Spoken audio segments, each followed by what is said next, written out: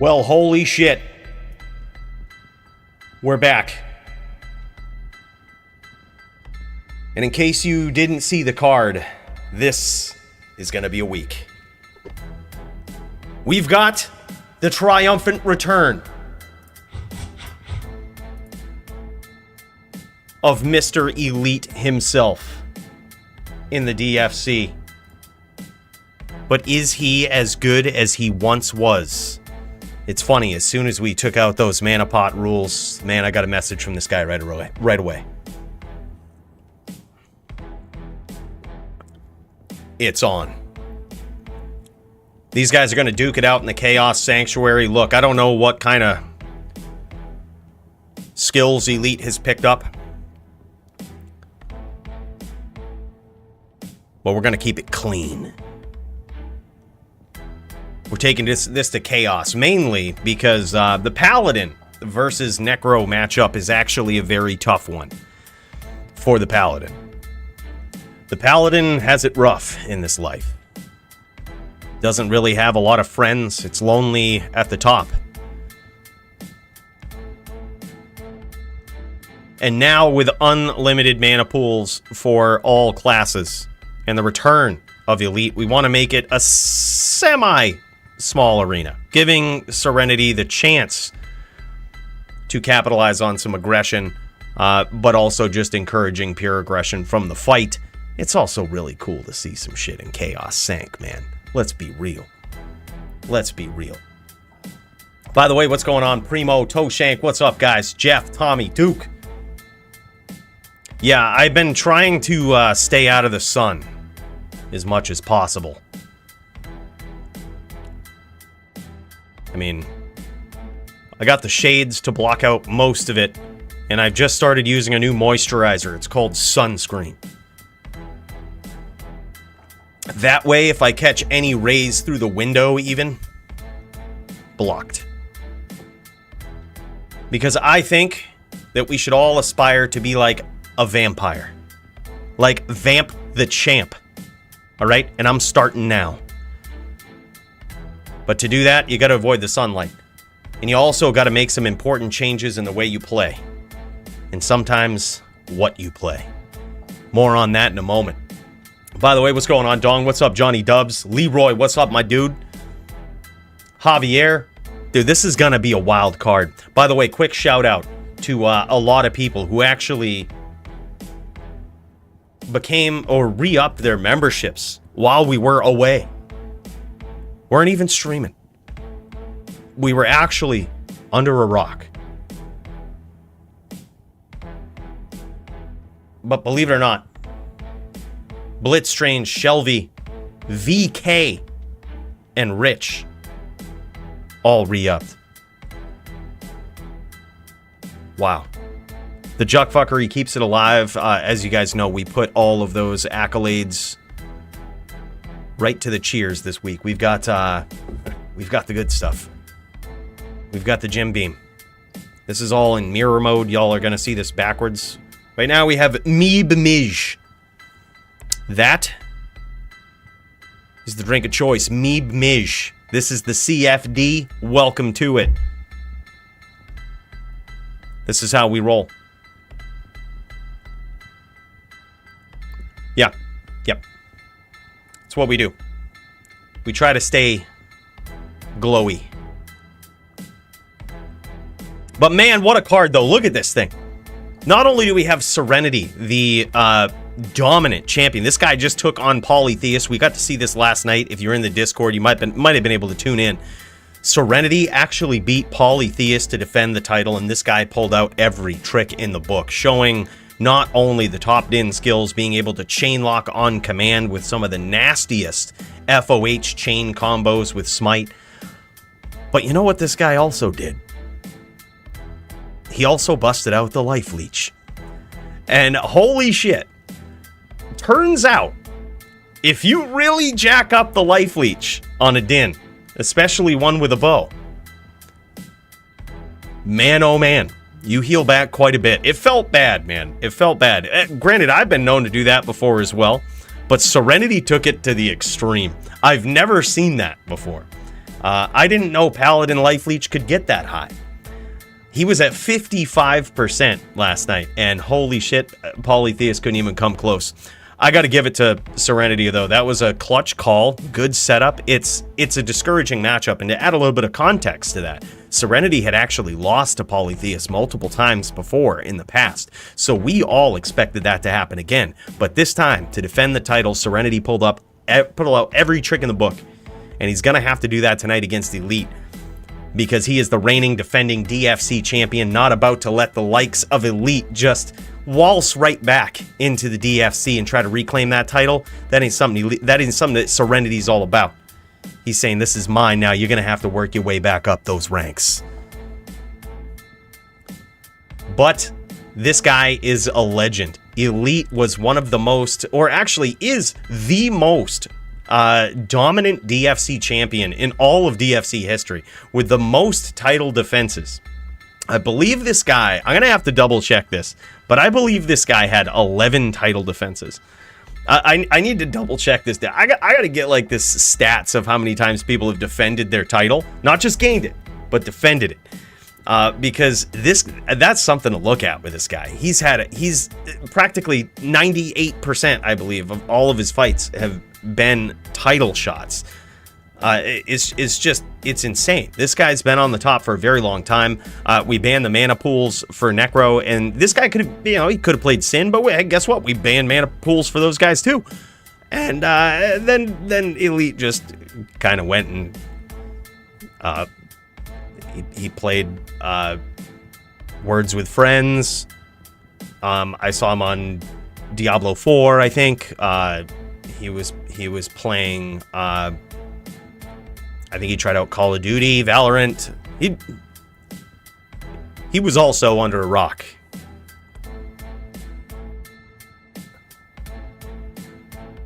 All right, there it is, Chris. Yeah.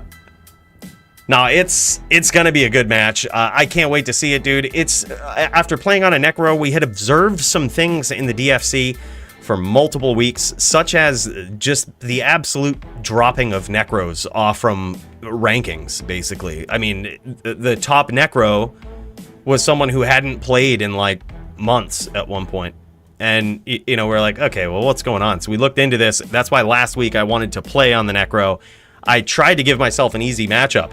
I figured Dio on his level 86 Paladin probably just be pretty easy. I was like, yeah, Dio on a Paladin, pff. I'm just gonna, worst case scenario, I can just spam. You can't even not spam. You can't even intelligently launch Bone Spirit with a Necro. So I gotta eat my words and say Eleet was right, man. He warned me about it when we first did it. He says other rule sets have tried this and never really worked out. I said fuck him. And here we are, man. He was right. I had to observe some data and see it for myself, but unfortunately, mana pools just are a necessity, I think, in PvP. It's the real thing is much like what Go Gators had mentioned a while back. I think we just got to get better at calling lates. We might have made some drunk rules last week about latesing and auto calls on shit. I'm kind of okay with them. Sometimes the fuel for the spaceship is good thinking juice. It just gets you fired up and you have these really good ideas. You don't always spell them right, but at least they're there. Someone had to point out to me that the Sin rule said, instead of saying you can't just sit in 5-stack traps, it says you can just sit in 5-stack traps. It was a week. All right. It was very long event. We'd been drinking for 7 hours at that point. And rocket fuel is good to calm the nerves and to get you in the zone, but thinking gets harder as you go along. Thinking, spelling, general bodily functions and activities, if given enough time as well. That's why Eleet is back, technically. Yeah, I honestly have some high hopes for Eleet. This guy is just really good. He caught a lot of flack back in the day. A lot of people would call him the Lates King, right? But a lot of times he was doing it because he had to. He had no other options in the duel. But this time we have options as just auto rules. You know, if duels get to that point, we kind of know how they're going to go, right? We can stop the rounds far before, once we've seen enough, you know, and in the spirit of entertainment. And we also have a new rule that all title fights are going to happen on stream to ensure, obviously, the top of the top tier mediation in these fights. I have, at this point, mediated well over 6 million DFC fights, and I've only messed up 0 of them. Like, never made a bad call. Everything was perfect. Never once. So, in light of that, the title defenders and title challengers deserve that sort of S-tier commentary and mediation. All right, but also it's kind of good to be able to hype up the events, right? When we get Serenity versus Eleet, this is a big fight, man. Like, this is crazy. It's so crazy. I was just saying last week I miss this guy. I was like, man, you know, I kind of miss this dude. I'm happy to see him back. Then we also have Primo versus Gertie in a neck v neck matchup. This is going to be cool, man. I have never personally had any luck with NVN. I actually have personally never had any luck on a Necromancer at all. I don't believe I've ever won in the DFC on a Necromancer. And it's clear to see, only from the data, only if you're looking at the data, right? Don't get too wrapped up in the data. But if you were to only look at that, it would appear as though I really suck on a Necro, and I'm horrible, and that may not be my class. But that's only the data. You can't trust it too much. Yeah. But then we have DJ Johnny Dubs versus Brand L in a Sork V-Neck matchup. Now this is going to be interesting. ES Sorceress is not allowed mana pots still. That piece of the rule was the only surviving change from the era of mana pools that didn't change. ES Fireballers does not matter, or ES Sorceresses in general. Doesn't matter what your ES percent is. You cannot use mana pots at all. Otherwise, if you don't have ES, enjoy your mana pools. They are back. So now Doombringer doesn't have to worry about that. With his Blizz costing 400,000 mana per cast. That was insane, but it was true. We looked at it. He doesn't have to worry either. We're gonna have some action, I'm hoping, and like I said, I think that the recent changes will hopefully be the last changes to the DFC rules for a while. I know we've gone on a tangent, on a tear these days, changing them, but hopefully they're in a good spot. We're gonna see. But regardless, that's going to be a good fight between DJ Johnny Dubs and Brand L. Brand L trying to get back up on the horse. DJ Johnny Dubs trying to say, nah, your time has come. Then we got Dio back on his Druid. And he's going up against a Hellion. He was just saying this, going up against a really good Barb can be a tough matchup for a Druid. We're going to find out tonight. Hellion really proving himself, kicking some ass in the DFC. We're going to see if he's got what it takes to take on Dio win. And then hopefully we get to see Riz versus Duke. This is an interesting match. Theoretically, it should be very tough for the Ghosts. But we've seen Riz do some insane shit when it comes to matchups that he shouldn't win. And it's really entertaining. So as much as I hate to even make this matchup because it's really not in favor of Riz, something tells me Riz might still take it. I got a feeling, and I gotta see it. It's definitely not in his favor, but I really hope we get to see that tonight. That would be a fun one to see. Also, Duke is a savage on a Barb, man. Oh, you guys are doing a DVN mirror? Okay, good. Even better, man. Even better. NVN can be fun, but it's over very quickly, and I don't personally understand it. I don't know how you win. I don't know how you lose. You just got to have a lot of life and not die. That's all I know about NVN. I've played multiple matches of NVN. None of it makes sense to me. That's reserved for the top neck players, man, and that's one of the big reasons right there why that rule is back with the mana pools. Like, It seems so straightforward on a Necro, right? But you actually kind of have to be skilled to play a Necro well. So why should mana pools be standing in your way? But I'm happy to see that. I think that'll be a good one. Oh, it defaults you to that. All right, good stuff, dude. Yeah, no worries. Here, we'll get it changed right now. We're gonna go Drew V-neck mirror. Look at that. Right on command. Easy. No problem. All right, and then we've got Javito PvP versus Jammy Jams. This is going to be nuts. Din v Sin. Now, technically, with mana pools, I would think this would favor the Sin, but it's really hard to tell. If Javito PvP goes Hammered in, it will almost certainly favor the Sin, but if he goes VT, it could be a good match. Could be a very good one. But we're going to see, man. That should be a fun one to watch. Even if he does go Hammered in, it's completely possible to win that. You just have to get creative. You have to be unpredictable. And you can't get caught in those 5 stacks, man. That's the hardest part. But it's still possible. And the good thing is when you do hit with those hammers on a Sin, man, they hurt. You might be able to take 3 of those, maybe, if you have a lot of life on a Sin. We're about to see what Jamie Jams has got. And then we have Mr. Armand Hammer himself, Armand P versus GVN. Now, this is interesting. I believe Armand is on a HDIN, which is why we set this up. We probably should have put HDIN down here, but I believe he's on an HDIN. So versus VT wouldn't really be that fair. Here, look, we're going to switch it up right now. We're switching it up. HDIN. I don't know. It's typo. I must have done this card like a week ago during the last event when I'd had too much rocket fuel. Just noticing that, it seems really unfair for GVN, but I believe Armand is on an HDIN.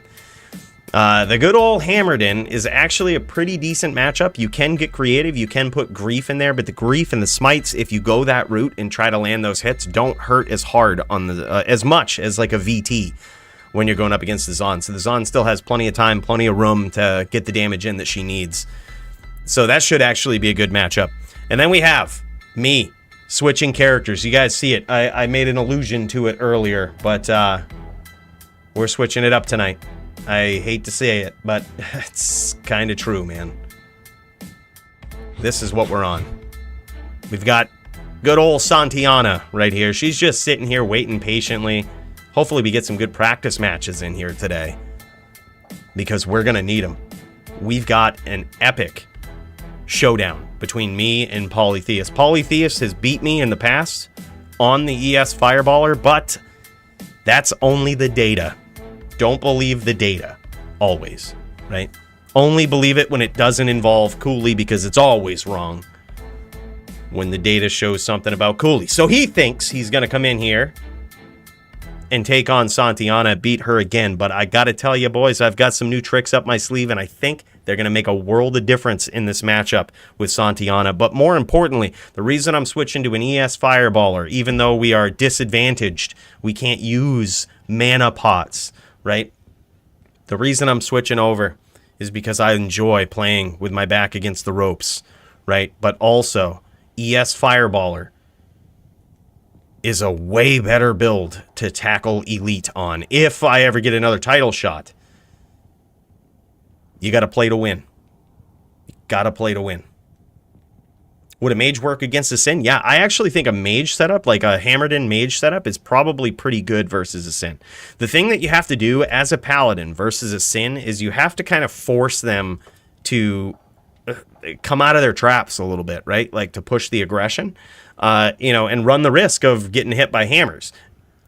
And the way to do that, a good way to do that, is to just FOH them from the outside. If they sit back a little bit, they're not coming on your screen, FOH them. Like, it just pings them down. It's annoying. Like, they have to do something about it. So I do like that approach. If he goes HN, probably mage is one of the best ways you could do it.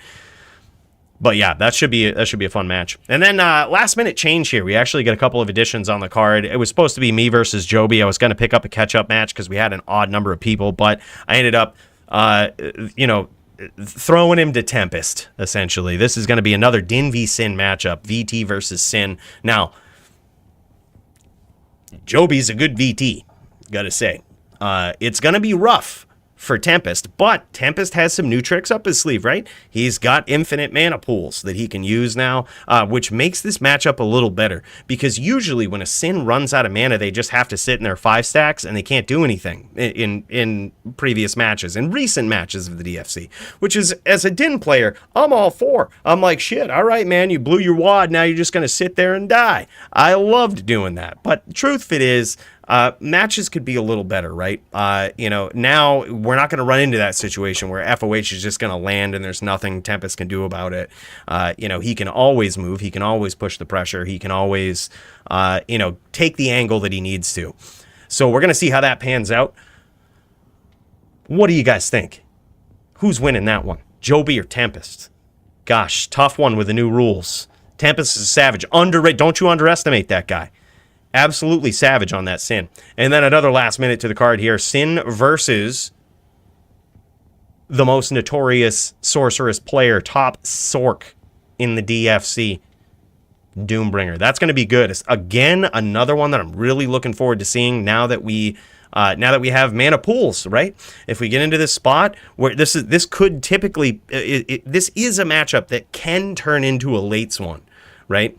But now we have some new guiding principles here, and we can kind of make calls. We can end rounds. We can do what we need to do if we need to do it. We may not need to, though. So this would be a good test. This is a card that is a good test of the new rules, and we're just we're going to see how well it goes tonight. Cannot wait to see it. We got another couple of minutes here, I can imagine. Eleet and Serenity said they'd be ready to go at about 6 p.m., so these guys might be jamming, slamming, and Alabaming. Polythea says he'll be home around 6 Pacific Standard Time for our match. Maybe a little after, traffic dependent. No worries, bro. I'll be here. That is going to be a fun one, man. I really can't wait to go up against Poly.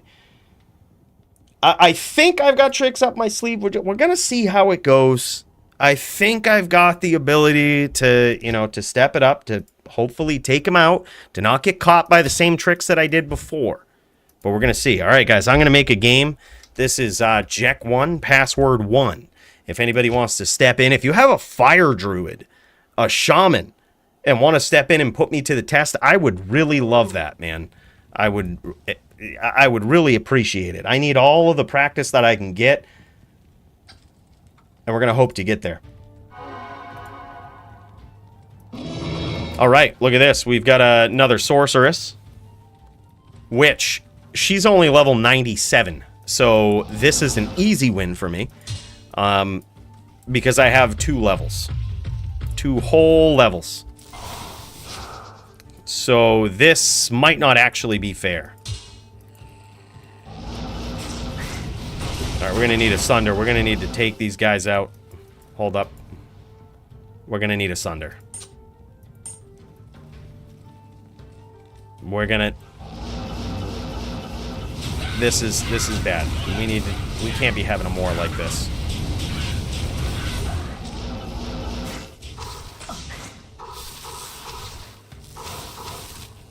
Make sure we got the right potions for the duel in the belt. Gotta have the right potions. Always. Make sure we got some of these, some of those for sure. Alright, belt is looking good. For a good-mannered, laid-back kind of duel. Alright, I got him. Where's Mr. Ilzan?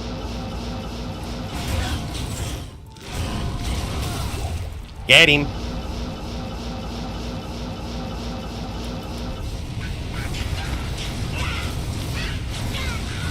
Yeah, it actually does. I think you're right. Hopefully we can find some. Well, I gotta take off this Sunder. That's not good in this matchup. You don't want none of that shit. Go, bro.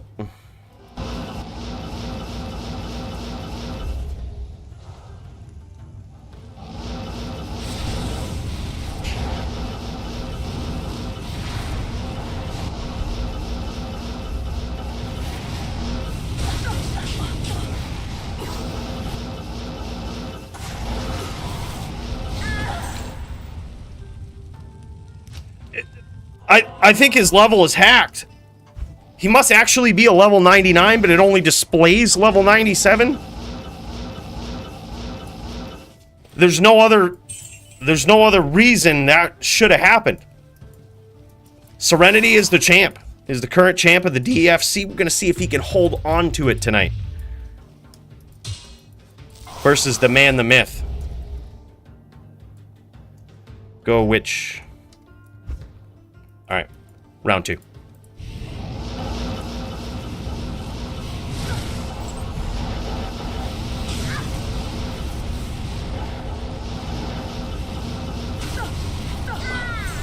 What the fuck? Did I not have battle? How did I just die?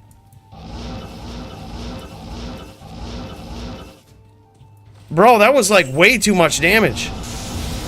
Does he have... Is he sundering me? He might be sundering me. That's what it is. Might be ripping my resistances away.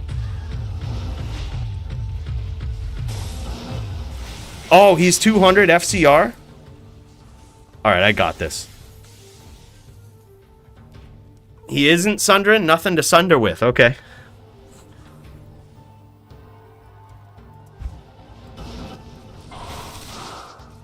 Alright, let's try it again.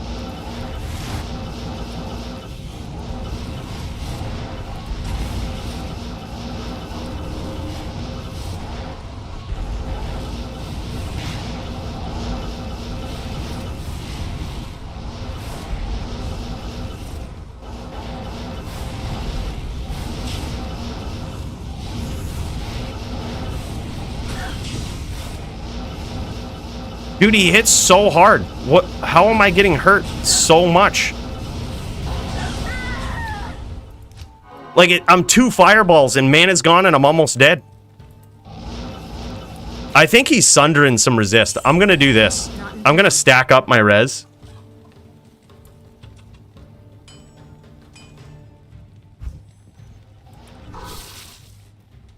I think he's sundering some.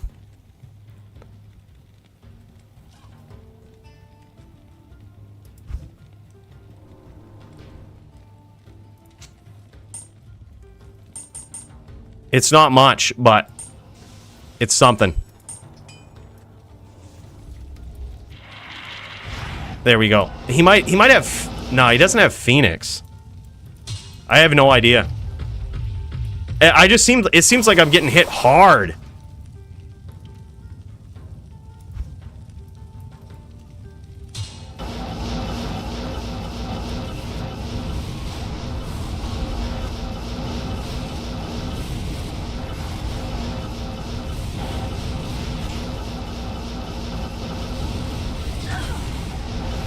Look at that. All mana gone with 1 fireball? That's so nuts.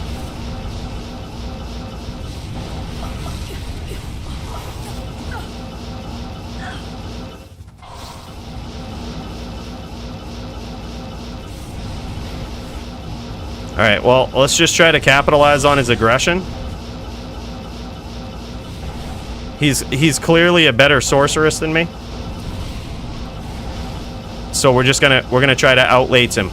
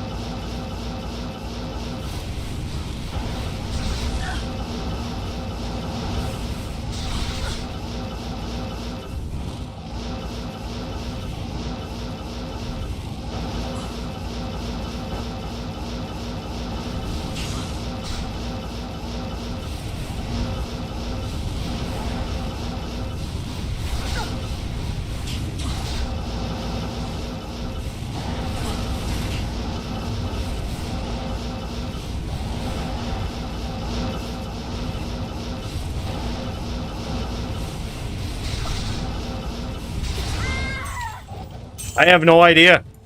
He's just a really good sorceress, I guess. I've never actually been beat on this character at all. besides by polytheist. That's nuts. Y'all are about to duel? Alright, good stuff. Hold on. Hold on. This actually did help, so he must be sundering something. Alright, one more. One more. Because I can't believe this. I've never met a sorceress on my level. I'm clearly one of the best.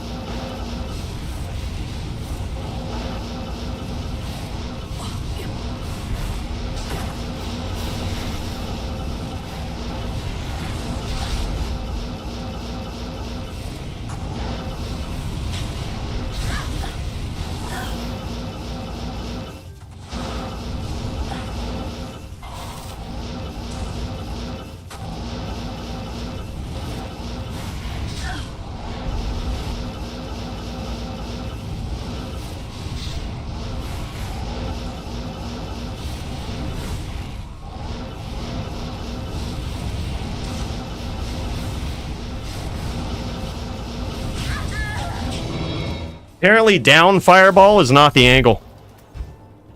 Yeah, I have no idea. I don't know who this guy is. I've never seen him before in my life, but he's obviously cheating.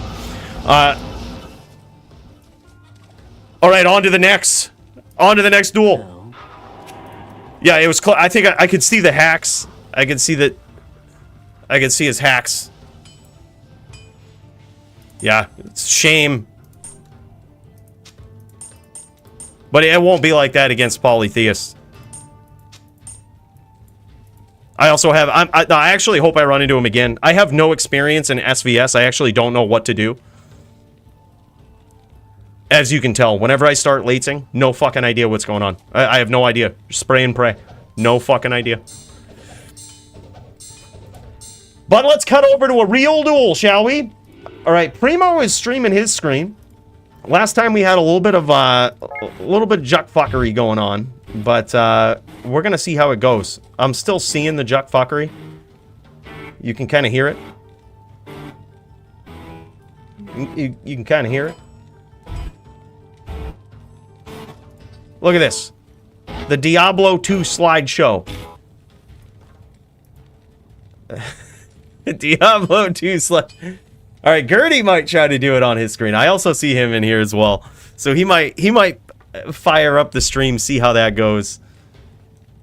Yeah, no worries, Primo. Primo's playing on a gaming laptop, which is, you know, good for playing Diablo 2, but not necessarily good for streaming it. In search of more RAM, yeah. What's up, Caleb? Yeah, it's a great song. It was the remix, man. All right, Gertie is streaming. Let's see if this is any better. Let's check it out. All right, this is looking smooth. This is looking smooth. All right. Who's going to take it? This is NVD Mirror. So these guys are going to start up back and forth, FT3, then another FT3.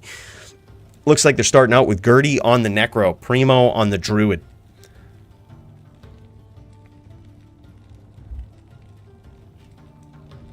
Stop motion. Yeah, that's what it is, Xander. All right, and here we go.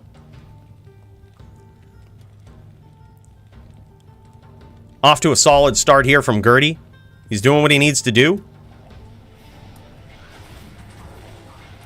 Oh, good shots there, actually, from Gertie. So the whole point with this matchup is that Gertie wants to be a little bit evasive.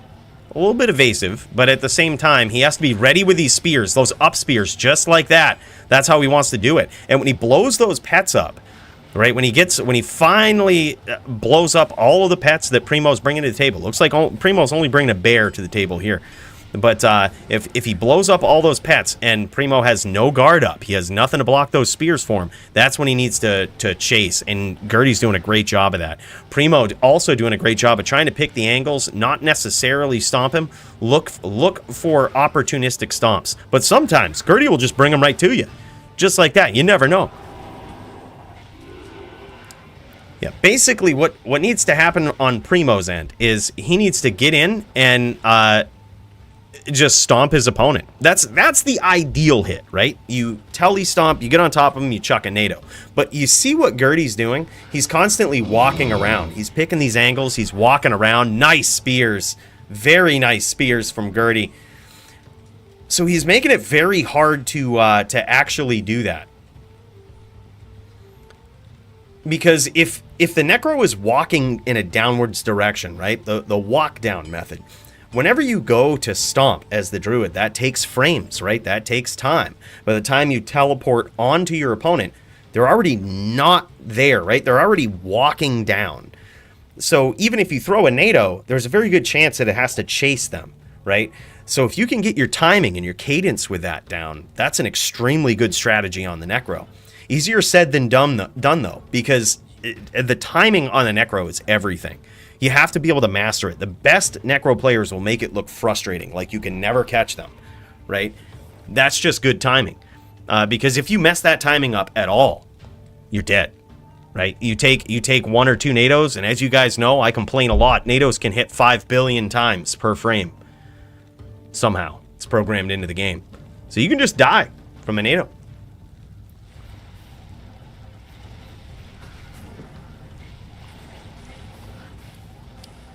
Yeah, this is actually phenomenal gameplay here from Gertie. I like the double spirit train that he had going on there. Oh my god, and Primo almost got it. That was a surprising turn of events. A surprising turn of events there. I did not expect Gertie to actually turn the corner and stomp. And what he did in that moment was next level shit. So he realized that Primo knew he landed a hit. Primo knew that one of those NATOs landed. So in the natural cadence of NVD, what you would expect is that the Druid would chase and the Necro would run, right? So I think Primo, instead of firing off the NATOs in that split second, he was ready to chase. I think he probably had his hand on teleport. He was ready to chase, right? Gertie immediately turned the corner and actually pushed the pressure, knowing that there was a chance he might not be throwing NATO. Right in that moment. That was very clutch. Very split second is what that happened, but that was a very good choice.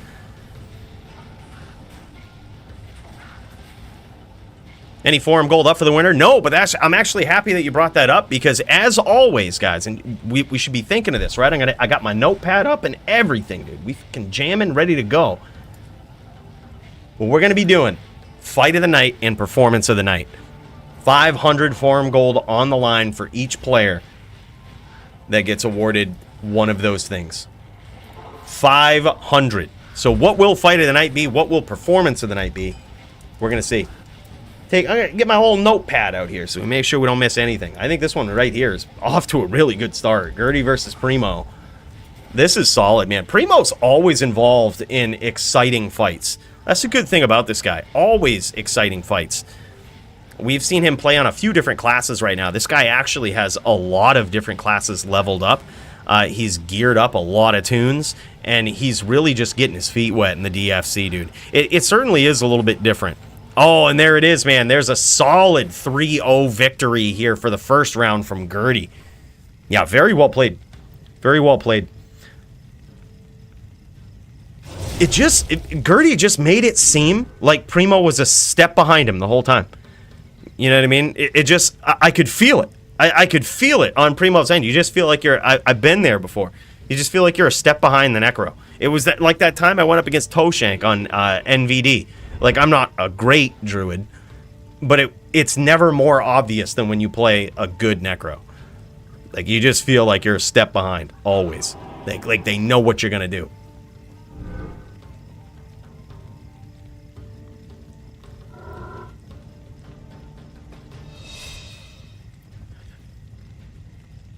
All right, I think these guys are swapping it up. Are they swapping realms? These guys coming for different parts of the map? Or did we just lose Gertie's stream? Man, I can't even get over that witch guy. He was a good fucking sorceress. That or I'm just really bad SVS. That could be the case. I am very bad. I mean, I've played Sorceress a lot. The only reason I started up the ES Fireballer is because it's just good versus a Necro. and it's good versus a druid, which are the two most powerful classes in Diablo 2, and it can beat a Sin, right? So that's the reason I have a sorceress. But I've only had experience really in those matchups, and I guess versus a Din too. All right, these guys are back live again. Let's pop in. Let's check it out. Yeah, there's certain matchups I just haven't played. Like Necros. No Necros ever duel me on an ES Fireballer. Like, they all just unhost, which is smart. You know, but I know it's technically good, but I don't really have any experience in that matchup. I don't have any experience SVS. No idea what I'm doing.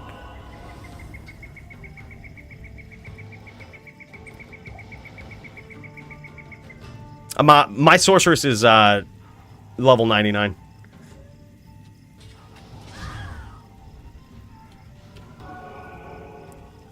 She was my first level 99 ever, Santayana. Dude, I took her into a pub the other day, and nobody could beat me consistently with it. And I was like, dude, I'm bringing this to the DFC. I think it was Ares on the Paladin. We would go back and forth. He'd win one, I'd win one. He'd win two, I'd win one. Like, you know, it was good. It was a very good VT.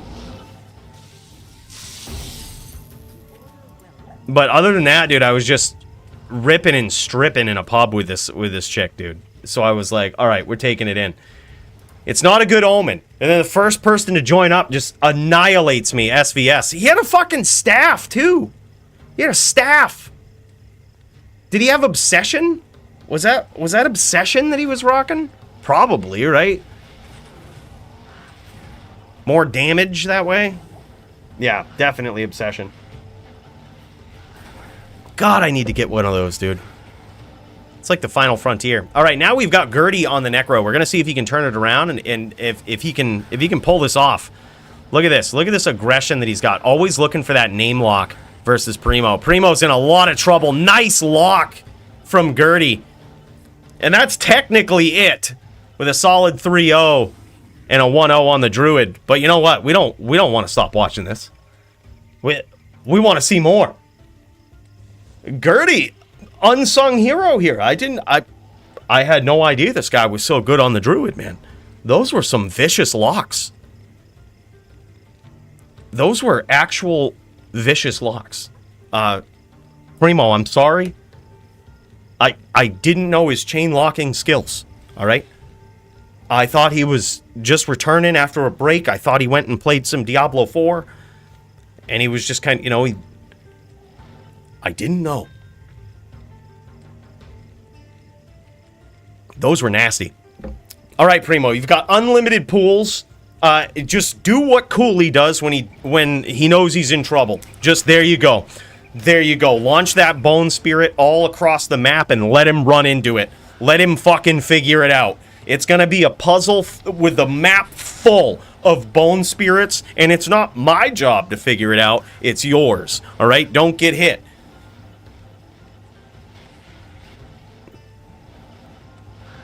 Yeah, that's probably not the greatest advice. Bone Spirit doesn't hit as much. Oh, nice up spears. Very nicely done by Primo. He could actually get there. He could get there. He landed a real nice one. Yeah, I like this. He's going to try to make him run into the spears. Oh, man. Now he's probably Hurricane PK, though. That's the shitty thing. Oh, man.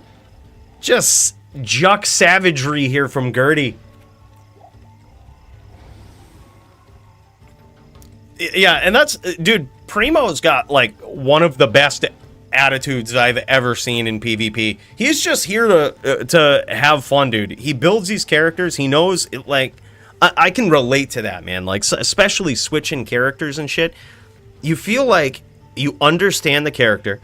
You know what to do. Executing it on the highest stage possible is tough. But you know what? It's fun. And there's no pressure. You know what I mean? It's entertaining. That's why, yeah, absolutely love that about Primo, dude. He's so fun to watch. I'm actually impressed at how well he plays multiple classes. Even this Necro here in this matchup, we saw him last week versus Javito PvP. A very good, almost fight of the night. It was, I think, almost tied. Was winning at one point in the votes for Fight of the Night. It was really good, man. I think he should have got it for sure. But we could see the skill level there. He was picking his shots, just setting himself up with Bone Spirit. And this was before the rule change, right? He didn't have all of these... He didn't have the whole mana pool to rely on. And he still did very well. So it's like, it's insane to just see how he's picking up this Necro here and these tricks. I'm a little jealous, man. I wish I was that good on a Necro. It's a tough class. Way tougher than I think most people, and even previously myself, gave it credit for. GG, man. Hell of a matchup. That was actually a very impressive performance from Gertie. I did not expect that, dude. That was solid. Very good duel. All right, bros. Let's pop back over to this game. I need some fucking revenge before we get on to our next match. We should be seeing some good old... Some good old champion matchups here in a second. I can't carry anymore. We've got an F Naga here. I like where this is going. Cow Clapper giving us an F Naga so that we can hopefully... Oh, what the f...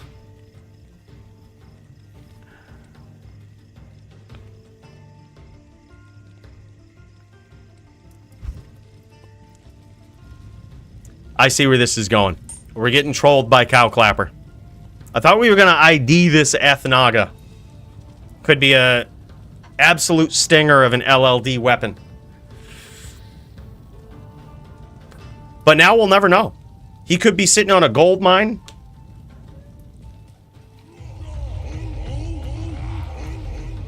But now we'll never know.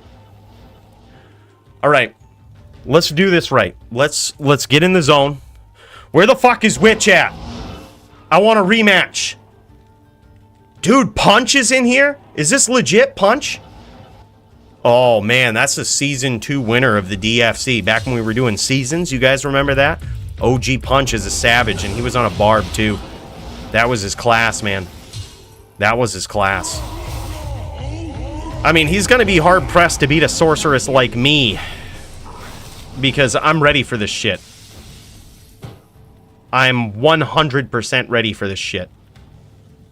Right? Like, we don't mess around at all. We are 100% ready.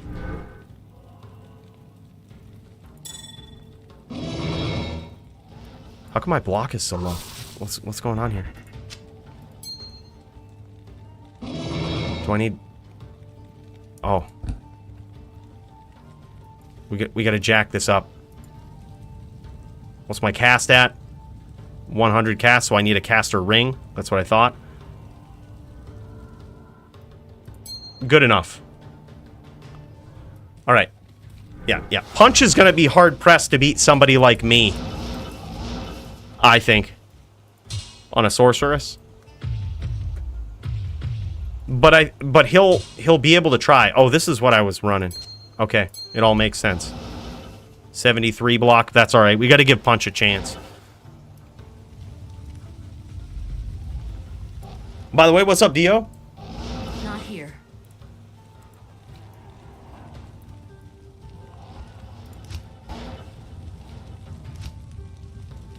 Oh, Witch is back. Hold up, I gotta kill Punch real quick.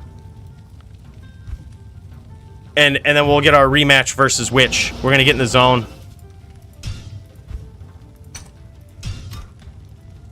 We're locking it in.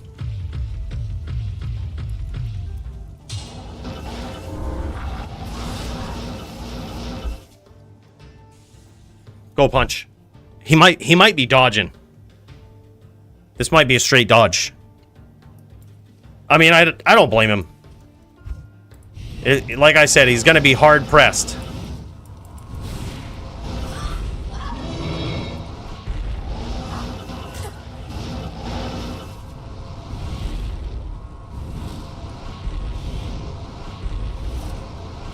See? He's nowhere to be seen.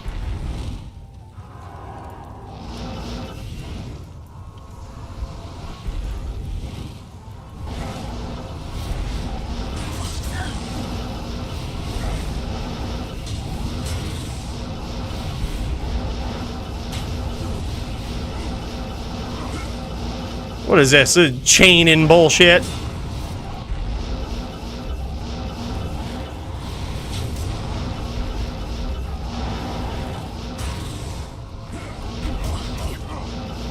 Not enough mana.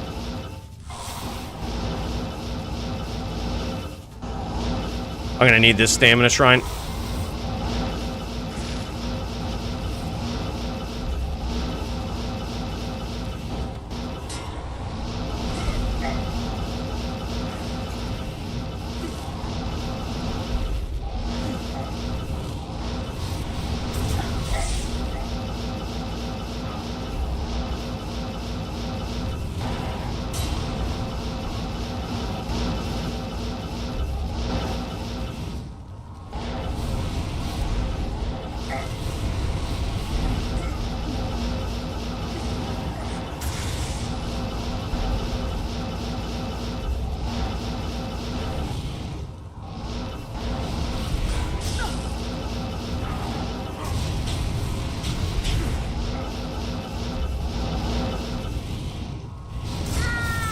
Close. Good duel.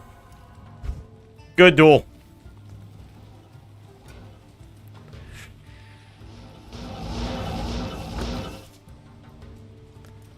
I actually enjoy that duel, man. Like, I think a lot of people run away. Why am I picking these up? I think a lot of people run away too much in this matchup. Not in town. That was really good. We don't need this crap. All right, let's get ready. Let's get ready for the real shit. We're talking the real shit. This is versus Witch. We got to know he has an obsession. So we have to be careful because he's using very expensive items. The best rune words. This is a budget character. We're just going pure budget. We've got the 40 Hodo, perfect Shaco Chammed, perfect Maras, near perfect Spirit, perfect Enigma, 100% perfect, perfect Santiana's Mage Fist, dual matching SOJs, perfect named Arachnid's Mesh, and 100% perfect Alders. But it is I don't want to hear nothing. This is a budget character, all right? And the people that know. Okay, if you know, you know. This is budget. Easily obtainable.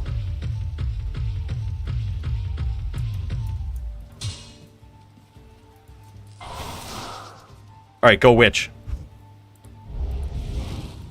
All right, here we go.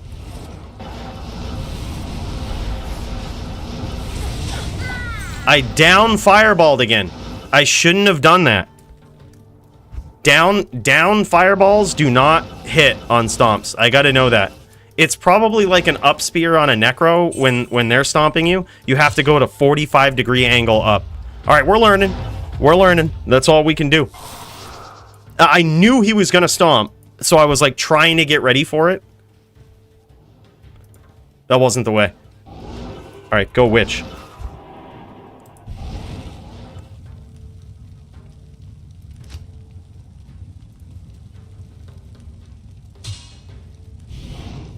BRB 5 mins. All right. Means I gotta beat up on. I gotta beat up on some other people. Oh, we got DJ Johnny. We got DJ Johnny Johns, Johnny Dubs, up in this place. Are these guys going at it? These guys ready? I got the stream up. I'm watching. When I see some stuff out in the moor, we about to pop over. But I do have it up. I'm checking it out. I see you in there, Mr. Johnny Dubs.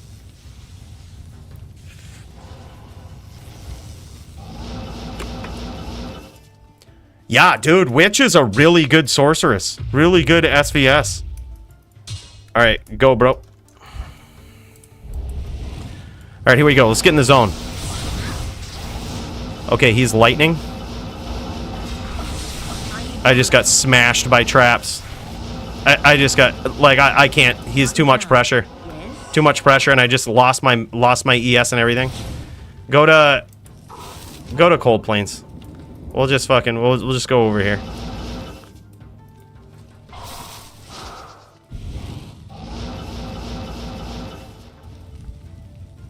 Go, bro.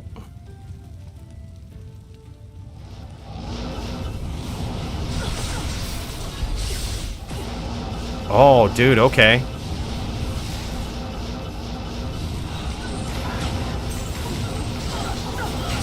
Oh, okay.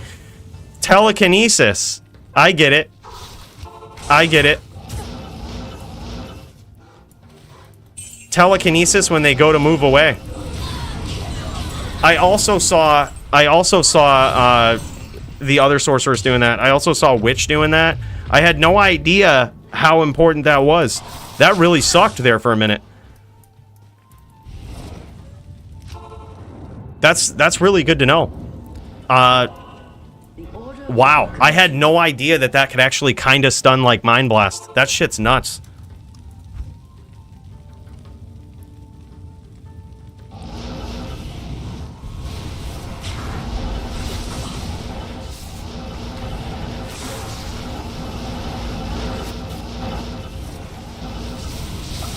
Holy shit! Bro, I need some... What am I doing wrong? What am I doing wrong? I feel like when I go up against good players and not just pubs, I 100% lose SVS. What in the actual fuck am I doing wrong? Like I feel like they're hyper aggressive and they always catch me, but I can't be hyper aggressive. Oh, I should also not use fucking CTA, huh? That's probably pretty good. Go, bro.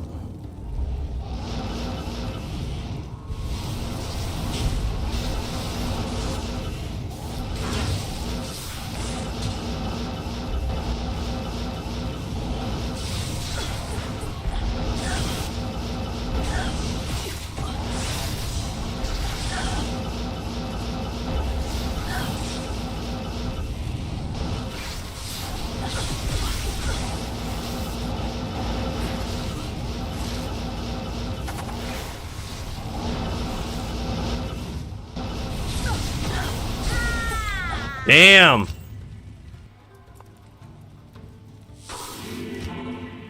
I don't get it. Well, he's probably not using chain lightning, or is he? He's probably just using regular lightning. I would highly doubt he's using chain lightning.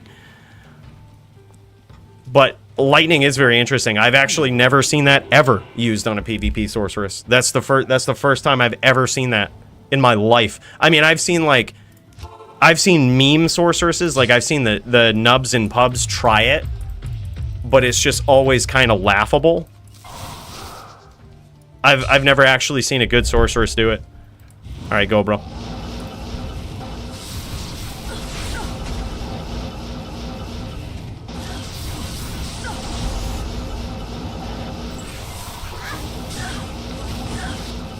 Jesus Christ.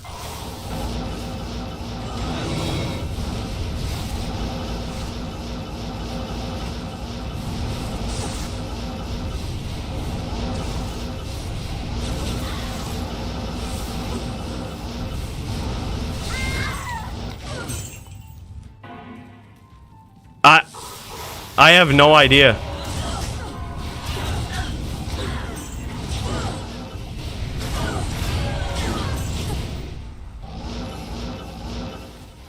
I have no idea.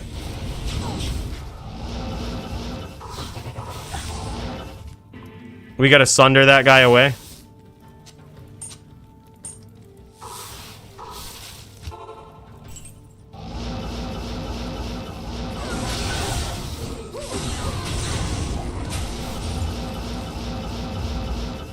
Wow, yeah, I have no idea, dude. SVS is really weird. I'll have to look up some guides online. I feel so lost.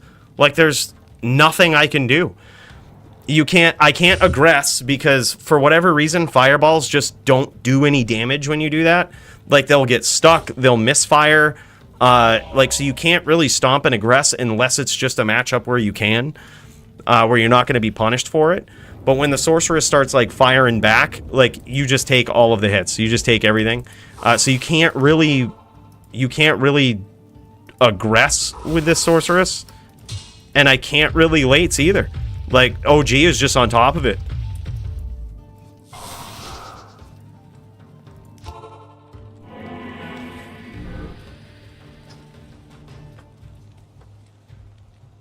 Greetings. All mana ES or full Vita might not be good splitting an SVS. My theory. I mean, you might be right. You might be right. But I didn't pay attention. Does OG have? No, he does not have. This is his SVS character. He does not actually have ES. So perhaps in this matchup in particular, ES is a detriment.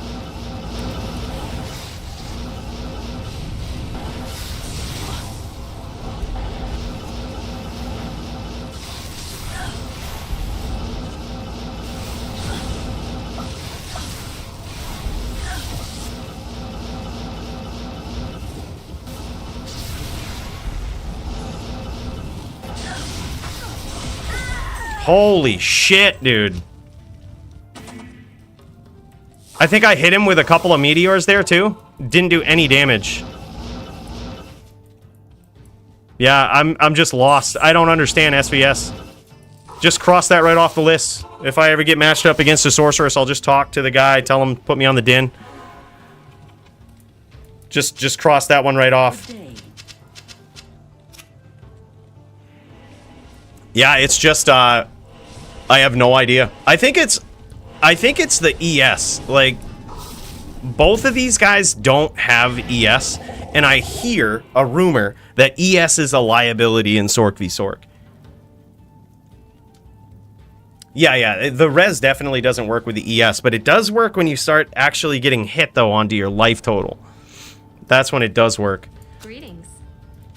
But it will still rip away the mana. So, yeah, I guess you're right. Like, it's sort of a detriment because then you can't do anything. You can't fire back, and you have less life that you're working with. Yeah, makes sense. By the way, what's up, Serenity? You guys gonna duel? I heard it was gonna be going down at 6 p.m. I was ready to go on the dot. Just for you guys. Where are you, Serenity? We want to see us a title match. Lightsork was mad popular way back. Yeah. Dude, I have literally never seen one in probably 10 years. Like a legitimate one. I put it this way. If you would have asked me, does someone like Punch, the Season 2 champion of the DFC, he has a character for SVS. If you ask me 3 guesses as to what it is, that would have been the last one. Like lightning. So if you gave me 5 guesses, I might have guessed different versions of the lightning sorceress before I actually ever guessed he would be on lightning. Like I haven't seen specifically lightning. I've seen Nova sorceresses, but even them I kind of see them as like a meme character. Like they're not really that great. Lightning though is insane. I've never seen a sorceress like that. It's very clear that I need some work on this character, right? It's very clear.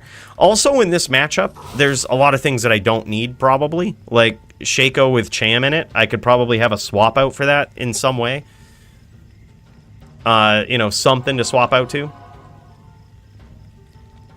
Yeah. I need some work, SVS, dude.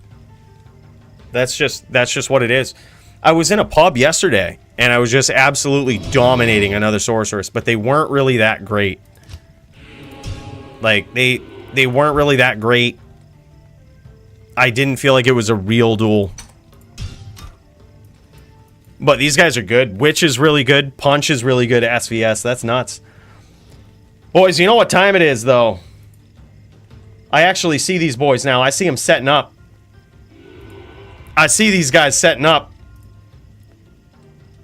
We got Eleet versus Serenity. And this is almost going down. I don't see Serenity's screen. I still see the little loading. This is what I get. He has to load up all of his hacks first, which I don't blame him. But that's all I see.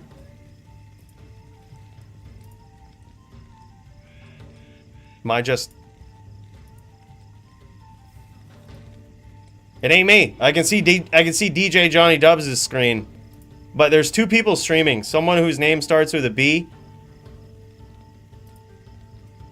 Serenity and DJ Johnny Dubs.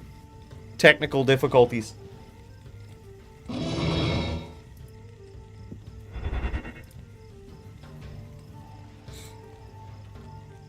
Where's the Eleet's ass at? Tell him get up in here. Start streaming. Serenity's running too many hacks. We can't see. I can't see nothing. Too many hacks. Here, let me, I'm gonna disconnect just in case, and then reconnect. But I really don't think that's the case. Nope, still can't see it.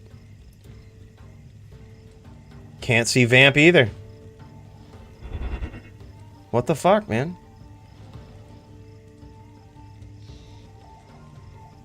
Well, that sucks.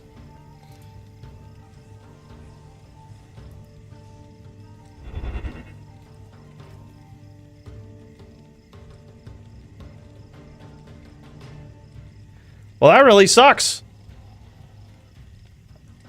Yeah, look at this. So this is what I'm seeing. I'll try to bring it over here. So we've got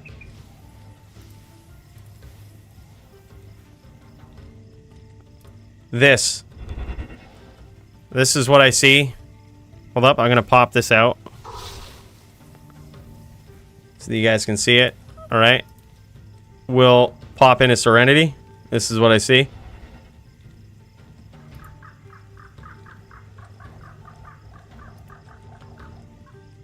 Or we'll pop in some other way. Vamp was streaming, but I don't see him anymore. He might be trying something different.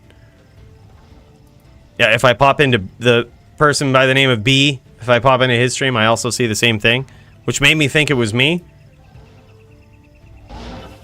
I could try to close completely out of Discord, maybe.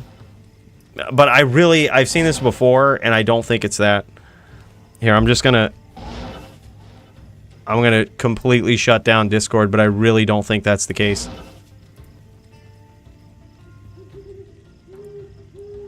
All right. Let's try it out. Let's restart it.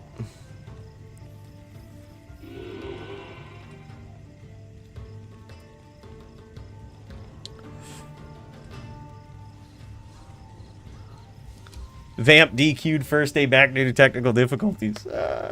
You need mana and SVS. Either build is basically one hitter quitter. No shit.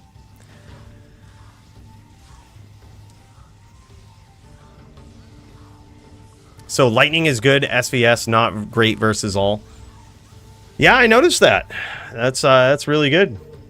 It was basically one tap. Like I had the ES protect me from one shot, and then I was TS kill. So that kind of sucked. All right, I'm popping back in. I just restarted Discord just in case. And nope, still the same shit. I cannot see B's stream. But if I pop over to DJ Johnny Dubs, man, we've got ourselves a show. Look at this. Look at this show. Just sitting by a Kara. Look at this. See, it's not me. It's you boys. Shut down the fucking hacks. All right, shut them all down. And let's do this.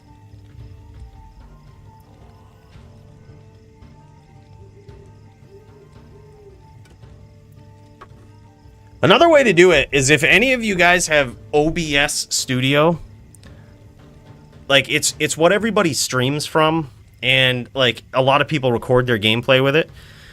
If any of you guys have that, an alternative way to share your screen that gets around any Discord juck fuckery is activate the virtual camera and then share your camera. So like we won't get the sound, but we'll at least be able to see like what's going on. Yeah, I still can't see Serenity's.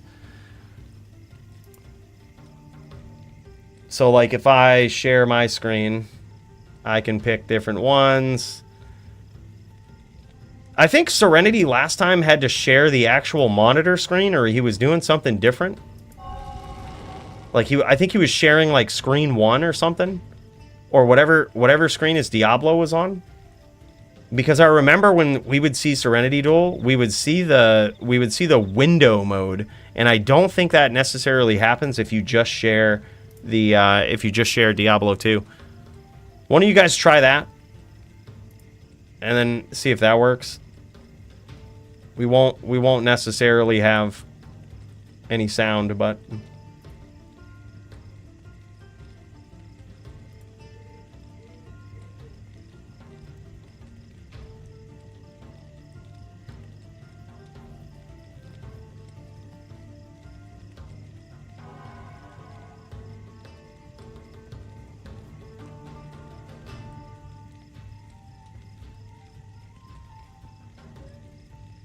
Nothing.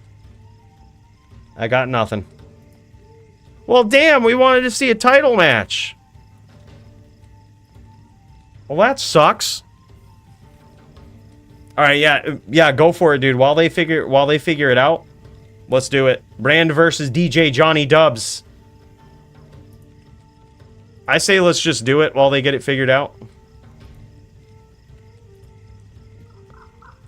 Yeah, I really want to see that, man. That really sucks.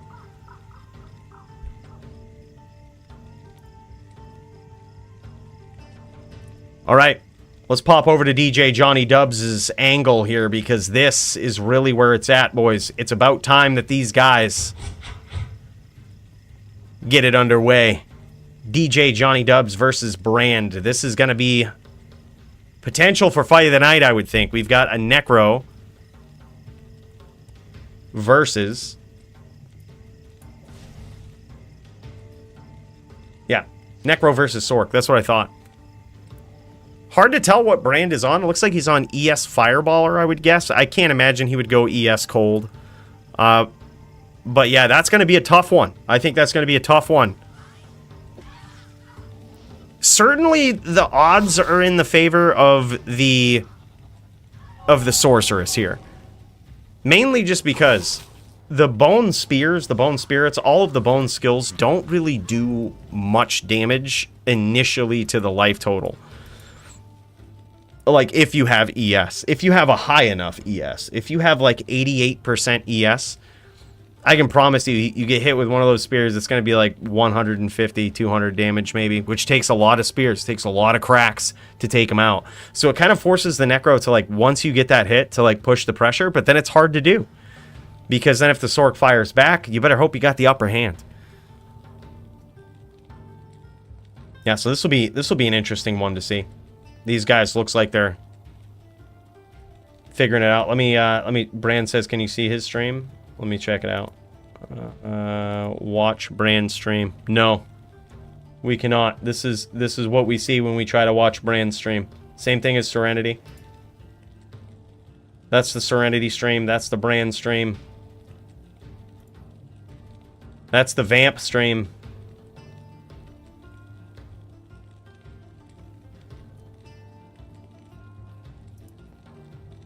But this is the DJ Johnny Dubs stream. This is where it's at. Yeah, I mean, I'm not 100% sure on why that happens, guys. Where you get the perpetual spinny thing. Does anybody have anything on that? Like, I could Google it. But I'm just not sure why that happens. Why does Discord just show a spinny circle thing when you share screen?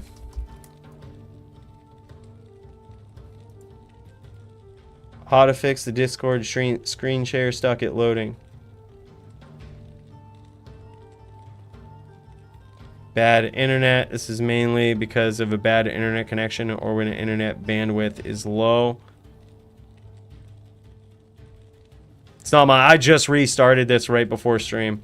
Just restarted this. Just reset the internet. It's not on my end. It helps to connect the components of your computer with Discord. But if the hardware acceleration is not working properly, it may damage your inferior machines. So turn off this feature while using Discord. I don't know how to do that. Outdated graphics drivers.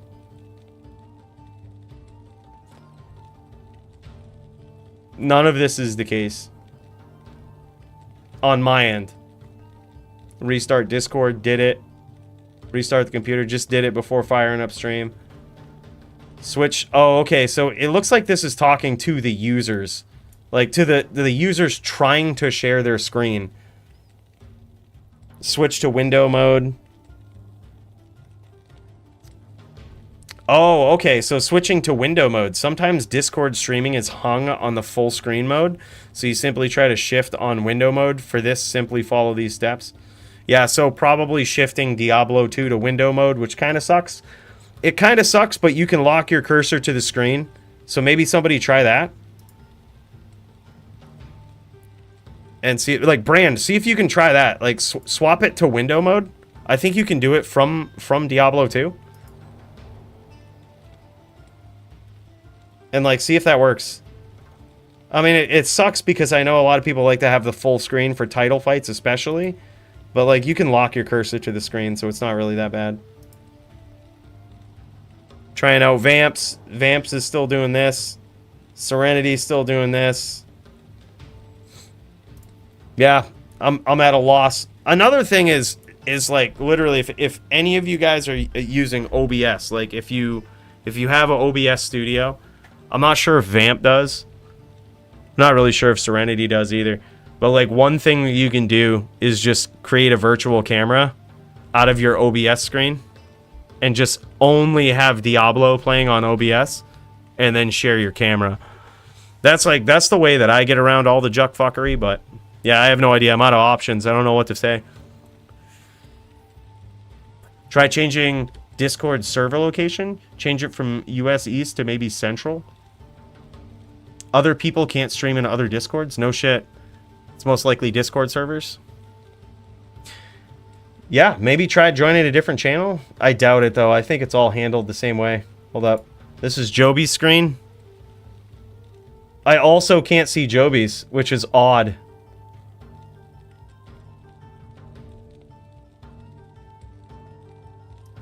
Yeah, that's strange. All right, I'm going to switch to a different channel. See if I can see it. You guys won't be able to see it. Hold up. This will crash out when I switch. But let me, oh, Vamp was streaming for a sec, but... Hold up, stream again, Vamp? Let me see if I can see it. You won't be able to see it on stream because I would have to switch the window. But no, still the same stuff. It's still got the spinny thing. God damn. Yeah, and it's like that with Joby's. Literally the only person we can see is DJ Johnny Dubs. That sucks. That really sucks. Alright, let's see if we can get it fired up. I gotta pop this out. Yeah, well, DJ Johnny Dubs and Brand, while we have one screen, we might as well check it out. Maybe it's a Discord thing, and like, from what I understand, it might be a Discord thing, and maybe they'll fix this. Maybe they'll have a lot of people complaining, and they'll fix it. I fucking hope so, dude, because holy shit, that's a pain. I can't even see Joby's, who is, we usually see his no problem. I can stream on Twitch for my duel. All right, GG. We'll do it. We'll do it, Joby. Then I'll pop over there. All right, good stuff. Good to know. Thanks, brother. Yeah, it sucks. That really blows. But the only option that I know is just to completely circumnavigate the share screen function, because it seems to be broken. Like, there's no other explanation. Like, there's people that we always can see their screens, and it's just fucked. Like, we can't see anything. But that's the only workaround that I've ever done. Like, if that's ever happened to me, what I do is just use OBS, turn on virtual camera, and then share your camera instead of your screen. Like, tell it to share OBS virtual camera instead. And then you don't even have to use the screen share.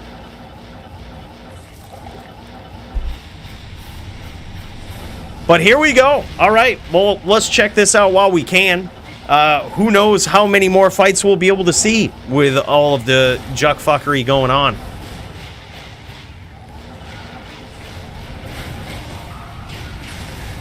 Necro can't run Spurs like against FB like it could in the old days. No, it can't.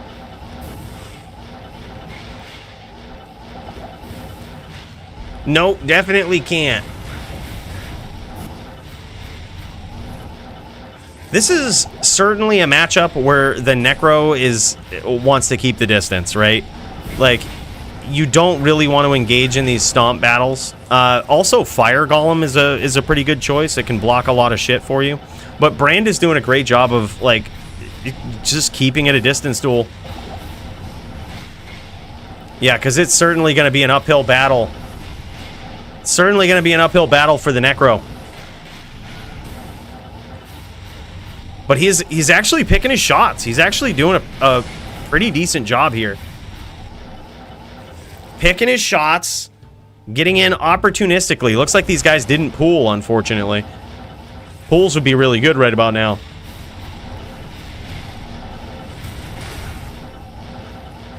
Oh, they do have one all the way in the corner. All right, good stuff. Wow. Gonna need more than that with a Necro, I think. By the way, what's up, Rolly? What's going on, man? Big cheers to you from Sweden. Oh, big hits from DJ Johnny Dubs. Pushing the pressure there a little bit. Trying to confuse Brand.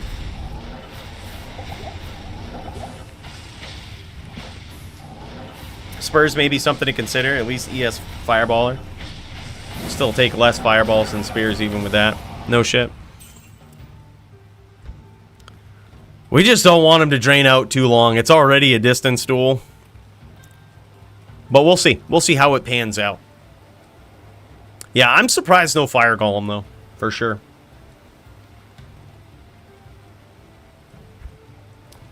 These guys trying to figure out their gold. Do some pools. DJ Johnny Dubs is broke, guys. He's poor. He needs some money.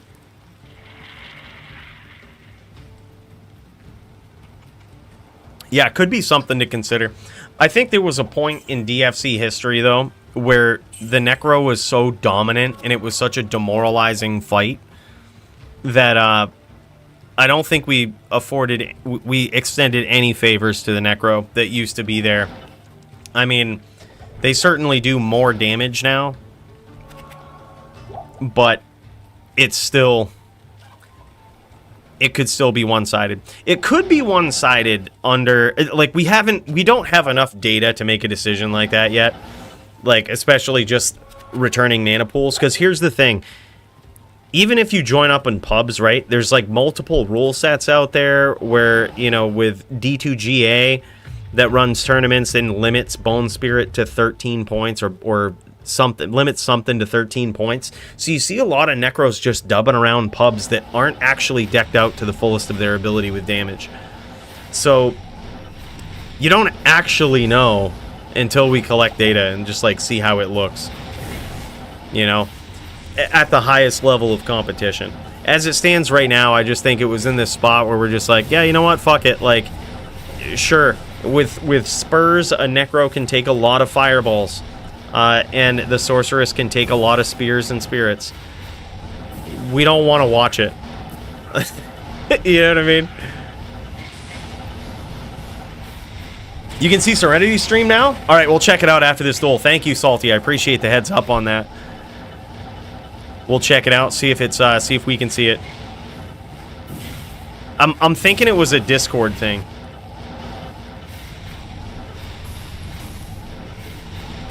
If that was the case. Oh man, nice setup there from Brand.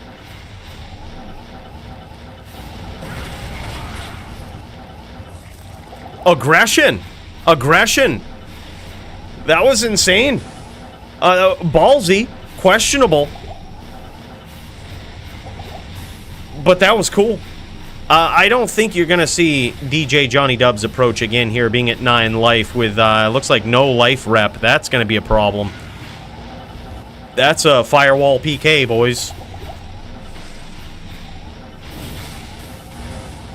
If he so much as teleports in the wrong direction of the map, he might get it. So he's trying to encircle his opponent here with Bone Spirits. Not a bad idea. It's pretty much the only thing he's got at this point. He's very, very low. Nice shots, though. Look at that. Even being opportunistic in such a time of fuckery here. Such a time of vulnerability. Taking the opportunity to turn the corner, actually shoot a spear in. That's ballsy. Can you just imagine the Necro here with no mana and how bad that would be? My God.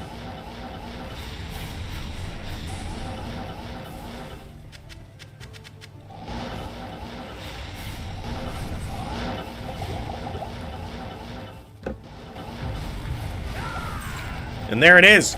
Bran got there for round 2. All right, let me check it out. Let me see. I got my hopes up. I'm hoping I can see it. Really hoping I can see it. All right. Oh, oh, we can see it. We can see it. All right, can I see Vamps too? Oh, shit. All right, hold up. Let me get this. Oh, it's fixed, boys. It's fixed. All right, that's good to know. That's really good to know. All right, let's check these guys out. Let's finish up this match right here. These guys were kind enough to be patient, wait for us, and duel for us while we could see this screen. Whew. We back. We can finally see it, boys. We can finally see the title match we were promised. Whew. Thanks for the heads up on that, Salty. Appreciate it, man.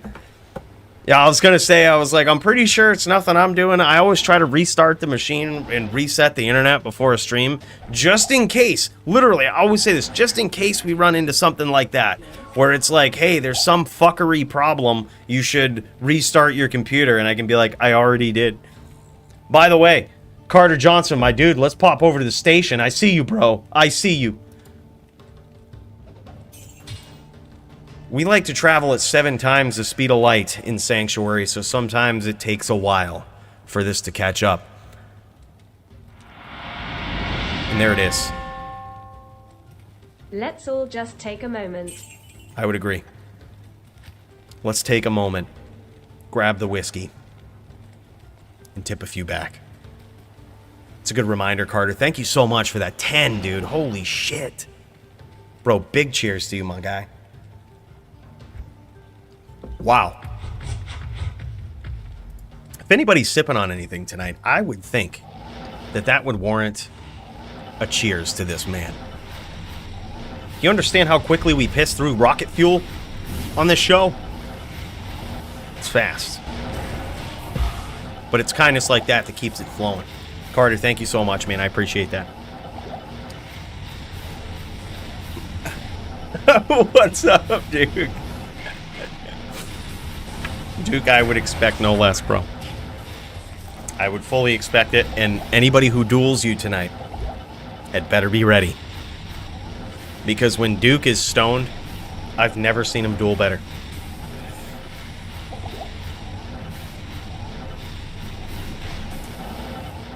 What's up, Max?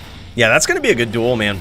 I can't wait to see it. It's going to be an interesting duel with the mana pools now, because no character... Nobody has an excuse to, like, not push the pressure. You know what I mean? Like, it can always happen. Oh, my God. Big shots there from DJ Johnny Dubs. That was ballsy, boys. I love how... I just got to point this out, okay? Because fight of the night on the line, performance of the night on the line, we got to point something out. And that is how absolutely ballsy DJ Johnny Dubs is here. Hey, yo. You forget to fuel up the station. Why the streams weren't working? You know, that's exactly what it was. We're going to go to the spaceship right after this round, Kyle. For a big cheers to that, man. Holy, $13.99 Canadian is what I see on my end. That is $1 American. No, bro. Thank you so much. Probably more like 10 or more. Bro, thank you so much, man. I appreciate that. Big cheers to you, brother. That's what it was. We didn't have enough rocket fuel in the spaceship. And as soon as that happens, boom, shit is fixed.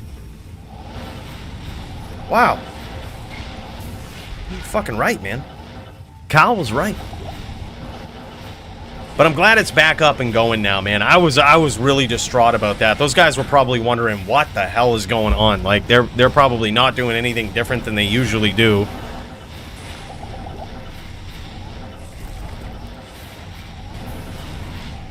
He has spurs on and he's still dying. Okay. Good to know.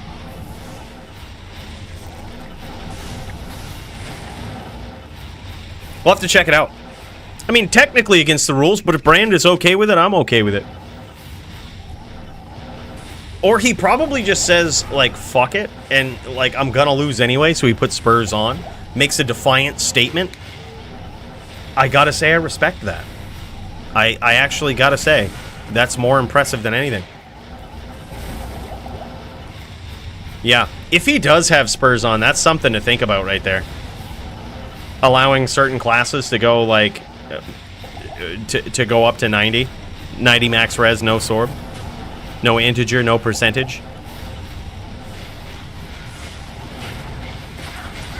There it is. Wow, does he have Spurs on? All right, show him off. If he does, we'll allow it. He does. I'll allow it.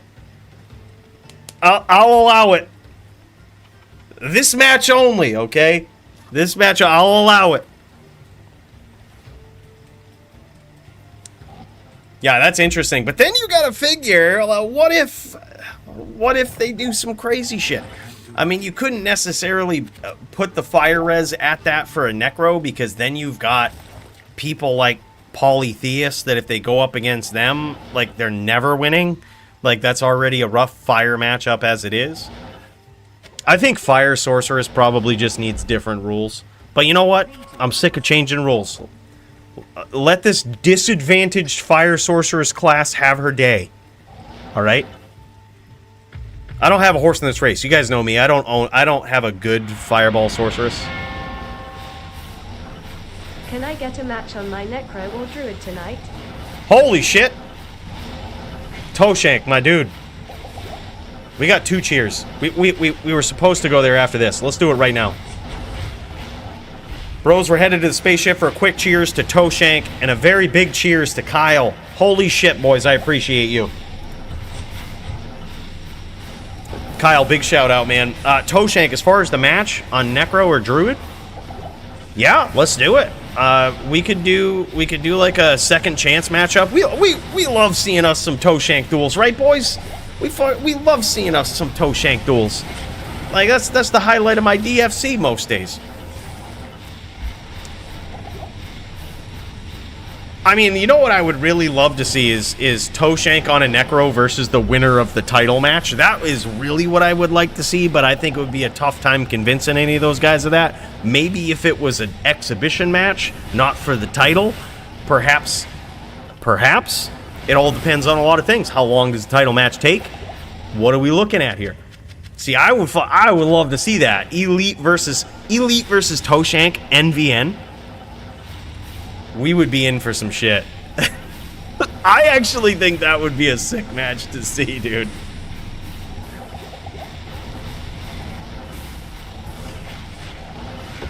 I think that would be a good match. I don't think Eleet's prepared for it, though. He might have to get out of Paladin mode. Maybe he's max block. I doubt it, but maybe he is. You know, he might have to get out of Paladin mode.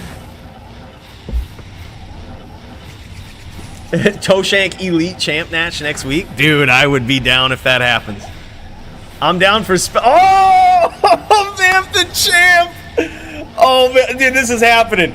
This is happening. We gotta see it. Alright, we'll call it an exhibition so that if Vamp wins the title, it's not for the title. It'd just be exhibition. Right? But if Toshank wins, you best fucking believe Toshank's going for the title next week if all of these things pan out. Serenity could kick your ass, Vamp, which I'm seriously open for. The din in me says Serenity is it. Serenity is the one. Like, I used to think Serenity, I remember when Serenity joined the DFC, I purposely did not match myself up against him because I remember saying this. I was like, I don't want to do that to somebody joining the DFC, go all Din v Din versus Cooley and shit. That would be undue punishment. That would be cruel and unusual punishment. And then when I finally went up against Serenity in DFC and got fucking 7-2'd, I was like, I should have shut him down early. Dude, it was crazy, though. He's so good. Dude is so good, man. He's such a good Din. Serenity is dueling Vamp the Champ for the championship belt tonight. It's going to be an insane match. Right now, we are watching DJ Johnny Dubs versus Brand L. Now, DJ Johnny Dubs has made a statement here. He's actually put on Hotspurs, and this is appears to be a very good duel. Again, I think I'm happy that Brand has agreed to this because it appears as though this is a bit more fair of a matchup. We're going to have to see some more data. And I don't want to hear nothing out of you, Vamp. You're very biased in this situation, all right? Nothing.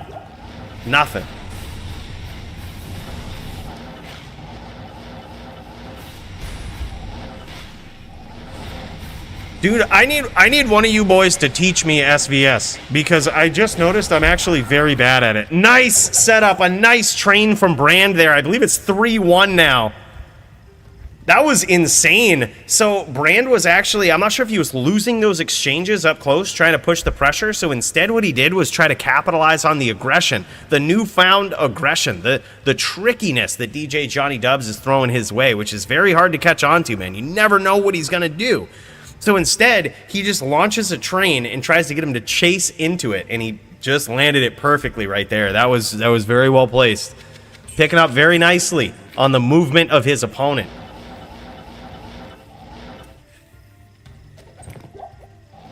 Oh, Vamp doesn't want to NVN? Wait, Vamp doesn't want to NVN? Bro, we want to see NVN. Oh, man, you know how many, like, literally, I was excited about that. Toshank versus Vamp, NVN? I was excited. I was like, oh, shit, dude, we've never seen anybody challenge Vamp at all on the Necro. Like, it's just programmed in my head that Vamp the Champ is the best Necro that's ever existed in D2R. But also is programmed in my head that nobody can fuck with Toshank FPK. So in my head, I'm like, I just want to see this. I just want to see this. Like, how would this actually go? Oh, man! Bros, please, don't do NVD. Don't do NVD. After the match, Vamp, NVN. You're gonna have to shut him up. You're gonna have to shut him up and remove all doubt. Or if you are the winner tonight, which I think there's a very low chance you will be. All right, Serenity gonna show and prove. He's gonna do it. Don't you fucking doubt him. He's gonna show and prove. But if you are, small chance, 2% that you are the champion, and Toshank beats you NVN. Toshank for official, NVN next week. It's fucking happening. You best be brushing up. Because that's going to be huge. By the way, Kyle, my dude. The smack talk in the chat, lol. You fucking know it, man. I still got the epic reverb on, so I don't have to switch over. But big cheers to you, man. Thank you so much for that, bro. I appreciate it. Yeah, I mean, even the spaceship is glitching out, man. That's what I meant. I don't know why I said epic reverb. The spaceship was glitching out because of Discord, because of the internet, because of 7 times the speed of light. That's what happened. But now we're back. Now it's all, everything's fixed. Everything's prime and ready to go, and now we're ready. After this match, this could be it. If Brand cinches out this round right here, he's gonna finish the fight. But can he do it? We've seen DJ Johnny Dubs actually pull this out, and what I love about this is not only the fact that DJ Johnny Dubs can just launch these bone spirits now into a sorceress that's teleporting around the moor. I would have never thought I would fucking say something like that, but I love the fact that he can actually launch a wide range bird shot style cannon at his opponent from across the moor. I have a newfound appreciation for this style of dueling, and I like that, but I also like the fact that he's being very patient and trying to catch Brand. Yeah, look at that. Brand is losing these exchanges, so he's trying something different. He's trying to play the ranged game, and every time he comes in, look at this, dude. DJ Johnny Dubs actually turns the corner, stomps, pushes the pressure, which is something that's actually hard to do, not suggested in this matchup, and he's actually doing it. Something to point out here, man. We gotta put this down. We gotta put this down on Fight of the Night so far, man. DJ Johnny Dubs versus Brand, because holy shit, this thing is nuts. And performance of the night, I gotta say, with his back against the ropes, the dominant choice to use the spurs, DJ Johnny Dubs, bro. We see you. We see you. That's how you make a statement. That's how you make a statement right there.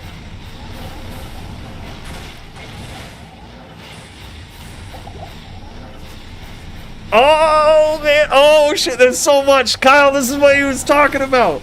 This is what he was talking about. Oh, man. You know that I don't even care what happens in the title match. We just have to see this after the title match. We just have to see NVN at this point. Unless one of these guys goes fake AFK afterwards. We got to see this shit. This shit is getting real. Oh, nice stop. Nice stop from DJ Johnny Dubs.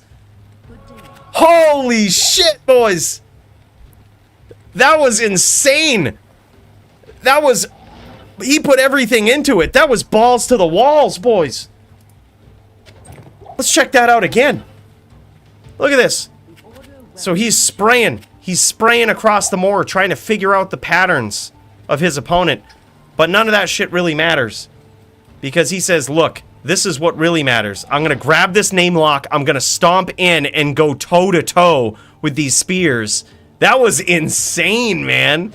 Good kill from DJ Johnny Dubs.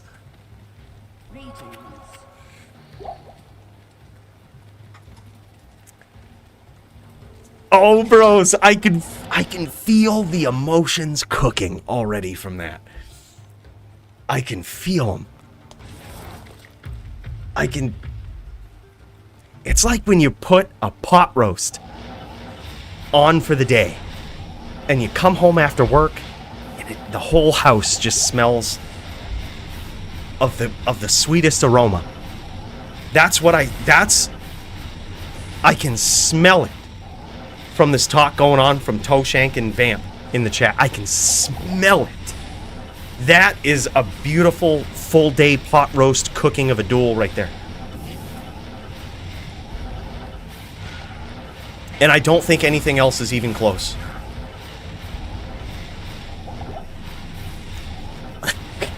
Damn, man, we need to see it. Yeah, that would be great.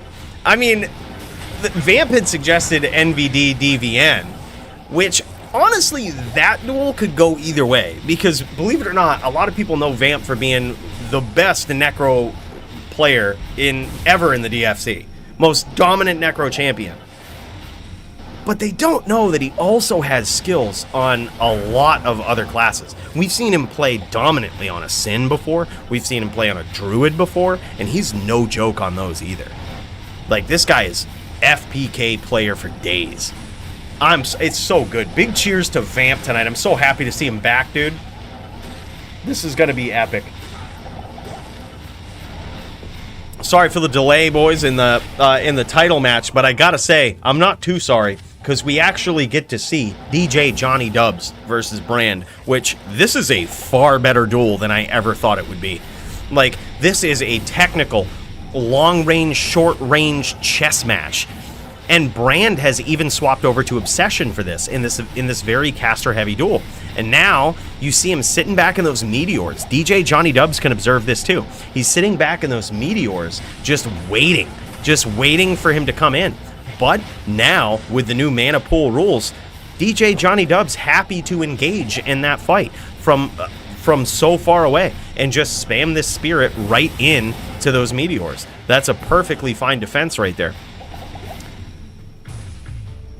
I don't know whose idea it ever was to ban mana pools for Necros in particular. I don't know whose idea it was. It wasn't mine. But it was a bad one, because you can't do these things. Like, you can't, the important piece of a Necromancer in their dueling strategy is to take advantage of devastating damage at range, right? we don't like to see, we really don't like to see the IBS trains for the whole fight, right? I'm not saying that. Those are stupid. People shouldn't do them. If that's all someone's doing, you should just lose the round, right? But this is a perfectly fine defense to someone who is either, like, if you're going up against an assassin or you're going up against Brand in this case, who is trying to bait you into these meteors, a perfectly fine punishment and a perfectly fine defense to that is to be able to off-screen IBS these people, you know what I mean, who are just kind of sitting back and not respecting the range of a Necro. I think Mana Pool ban was from the same guy who thought 2.4 was a good idea. Yeah, who the fuck was that? Now, 2.4, I think, I never said that it was perfect at 2.4. I just said it was a step in the right direction. I liked it, and I still do. I think it's a step in the right direction, but I don't think it's perfect. I've already said my piece. I think that they should revert the FHR changes and just do it for Mind Blast. Maybe Leap, right? Like the two most broken skills with the FHR mechanic. Fix those, right? But if you can't, or if you're not going to, this is a step in the right direction. That's all I'm saying. Oh, man. DJ Johnny Dubs tried to push the pressure there and try a sneaky stomp, but Brand was ready for it and was able to turn the tables in his favor.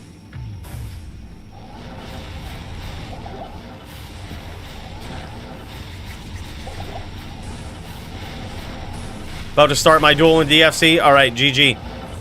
I believe this one right here is 3-2. Let's finish out this round, see how this goes. God, this could be a good one.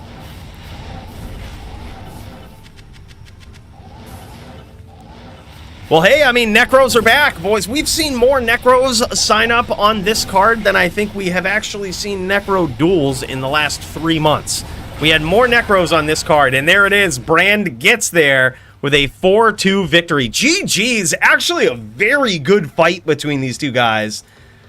That was solid, man. I gotta say, I really respect, and I think DJ Johnny Dubs being in consideration for performance of the night here can't be understated. This guy, recognizing the sort of stalemate that they were in, said, fuck it.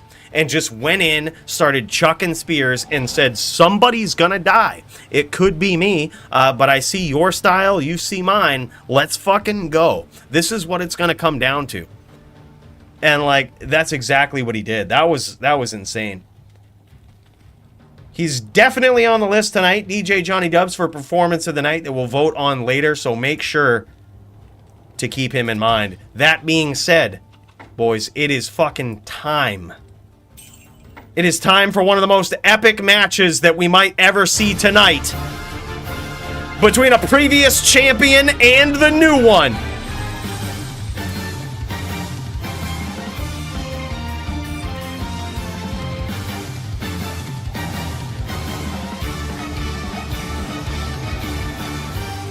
In this corner, we have Vamp the Champ, who is one of the most dominant, defiant, undisputed best Necros that has ever existed in the DFC.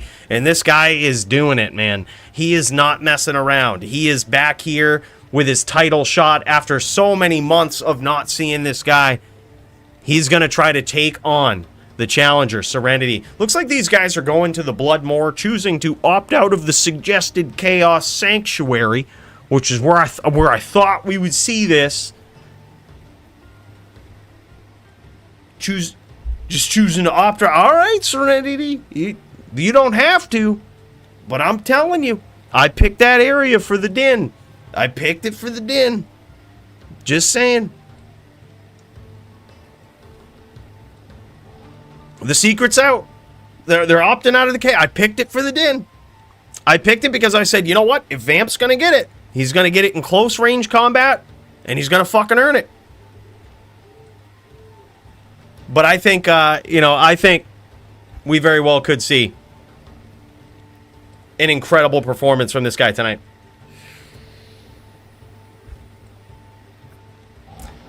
Vamp says, thousands of people warning me of your playstyle. Oh, what does that even mean? Let's make something fair and fun, please. Dude, this is for the title. Look at this. Look at this. He's put Vamp in fucking phase 2 right away. Phase 2 of the Vamp tilt is criticizing playstyle. You guys remember? You guys, he's back. He's fucking back in his entirety. He's in phase 2 right away. This could be a good sign for Serenity. He's in phase 2 already. Phase 2. This is, in case you guys didn't know, let's take a second, okay? Let's go over the tavern so I can explain something, all right? There's a couple of different phases to the way that Vamp the Champ plays. We know that in phase 1, he says, good duel. He says, good luck. He's a very nice guy. In phase 2, Vamp will start criticizing the playstyle. All right, Vamp criticizes the playstyle. He says, "All right, we don't like that." Right? That's phase 2. All right. The phase 3 is when he just stops playing in the more, starts talking. He starts doing the fucking Vamp strategic shit talk. All right. That's phase 3. And the phase 4 is the IBS train from all the way across the map and nothing else. All right. Which, by the way, banned in the rules now. Okay? Can't be doing that shit. All right? This is all situational. We'll take every duel into consideration. But I'm just saying, Vamp already starting at phase 2 here tonight. Something to observe, something to consider. All right, Serenity's got him in phase 2. We haven't even finished round 1. Go, Din, let's do this. You can do it, Serenity. Let's pop over to Serenity's angle here, see what we're looking at on this end. Now, he is playing in windowed mode here, so we'll see a little bit of a line up to the top, but don't worry about that, all right? This is how the pros play. This is how the best Din in the DFC chooses to play. So you can either respect that, emulate it, or be wrong. This is the way. This is Vamp right now. Oh, man. All right, hold up. I'm clicking this, but I'm pausing it. All right. Oh. Sorry, we gotta check that out. While these guys get going, Joby says this is Vamp right now. Hold up. This is what it is. Hey YouTube, it's me again, and the last 2 videos I went Super Saiyan 1 and 2, and it was a success for both of them, because I turned Super Saiyan. And this video, I will be turning Super Saiyan 3, requested by user A. McHale on my Super Saiyan 2 video. Yeah. So, yeah. I can see this. Guys, here you go. I can see it. I can totally see it. What the ever-living fuck?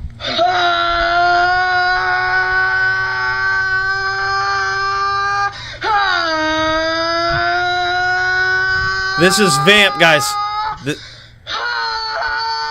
is Vamp. This is Vamp.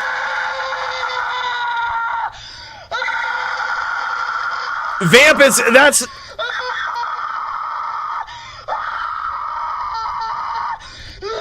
This is Vamp, guys. We are watching a live video of Vamp the Champ. This is indeed Vamp. Holy shit! I would not mess with this guy. Alright, I don't know what level that gets to, but... Holy shit. Yeah, Vamp, calm down, okay? Calm down. Like, Vamp, it's just a game. Right?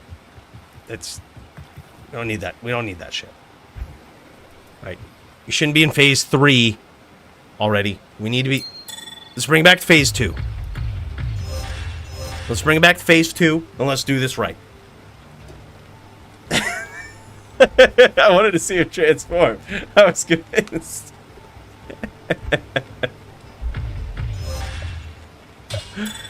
All right, here we go. This is Serenity right here. We can see a little bit of his gear. He's got Drax on, which is very interesting. He might be using that for the life leech, maybe even trying to aim at that golem when he can. These guys are going. This looks like round one right here. These guys teeing off. Wow, the nerves are real, man. Oh my God, Vamp casting Weekend. That is an interesting thing to do right there. Casting Weaken. Now, that does weaken damage a little bit, but I'm not sure how much. We've seen Vamp do this in the past. Oh, big hits from Vamp, and Vamp is just remaining invisible. Oh, look at this. He's got the bow. I gotta say, I love it. Mixing it up, making Vamp think here. Oh my God, did he hit him with a poison too? Has he got the poison arrows? Is he going straight poison, dude? Oh my God. Oh my God, he's going straight poison. He's gonna poison this guy. He's gonna poison this guy, dude. He's busting out probably an inventory full of 451s, and this shit's about to get real. I gotta say, much respect to this paladin right here. There's a reason he's #1. There's a reason he's a champ. Oh, and he just gets a life tap off from the golem or the player. One or the other, but he just healed some life back. This is why Serenity is the top din, boys. This is how you fuck with Vamp the champ. This is how you hold on to this title right here. And he's already got some massive damage in. This is insane. And another big hit from Vamp the champ. Charging around is a bit dangerous in this matchup right here. You never know. When you're charging around, you give yourself more surface area to hit these bone spirits, right? So it's very dangerous. But I gotta say, topped in for a reason, man. Topped in for a reason. This guy knows what he's doing. I trust his word. I trust his play style. And now he's going to make Vamp chase him. He's turning the corner a little bit here. He's turning the tables. He's going to make Vamp chase him. Let's pop over to Vamp's point of view. Let's see what's going on here. I don't want to miss a second of this. It could end quickly. Yeah, Vamp is about half life.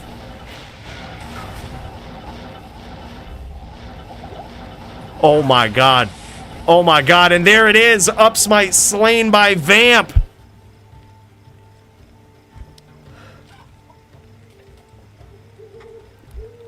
Oh, we're in phase 3, boys.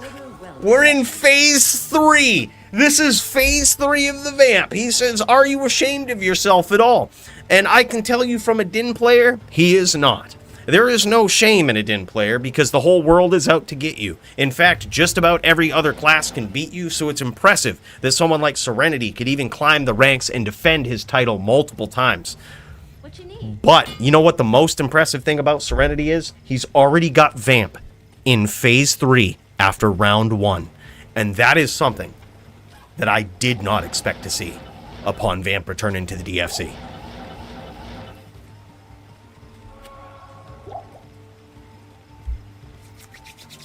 Here we go, baby. Round 2.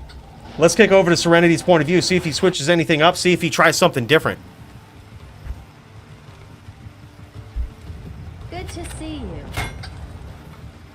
Right? Oh my God! If I got my fingers crossed, I'm hoping and praying here. Serenity's got some tricks up his sleeve, and then he's pulling it out. It doesn't look like so. I'm not sure if he decked his inventory out with 451 poison like small poison charms on the bottom, but he certainly isn't over committing to the poison, which also is very smart. That's some top in shit. Because if you overcommit to the poison, then Vamp will just change his entire build to be more resilient to the poison. Oh my God, nice hits. Incredible hits from Serenity. A nice chain. And that's something about Serenity, is that he goes into every duel with the right setup. I love the fact that he's got the bow here. I love that he's using that. And Vamp trying to turn this into a distance duel. Trying to say, all right, you want to fight with the bow, you're going to have to get real good with those guided arrows. But the thing is, if Vamp launches bone spirits from so far out, oh my God, just like that, the king of IBS, dude. And throws in the weaken curse for good measure. Now Vamp is in trouble. He tasted that combo from Serenity, and he's on the back pedal now. He's going to try to make Serenity come in. But Serenity is going to try to engage him from across the map. A very dangerous game. A very dangerous game with Vamp the Champ. Let's cut over to Vamp's point of view here. See how he's looking. Yeah, he is at less than half. A little under half. Now mixing in the teeth.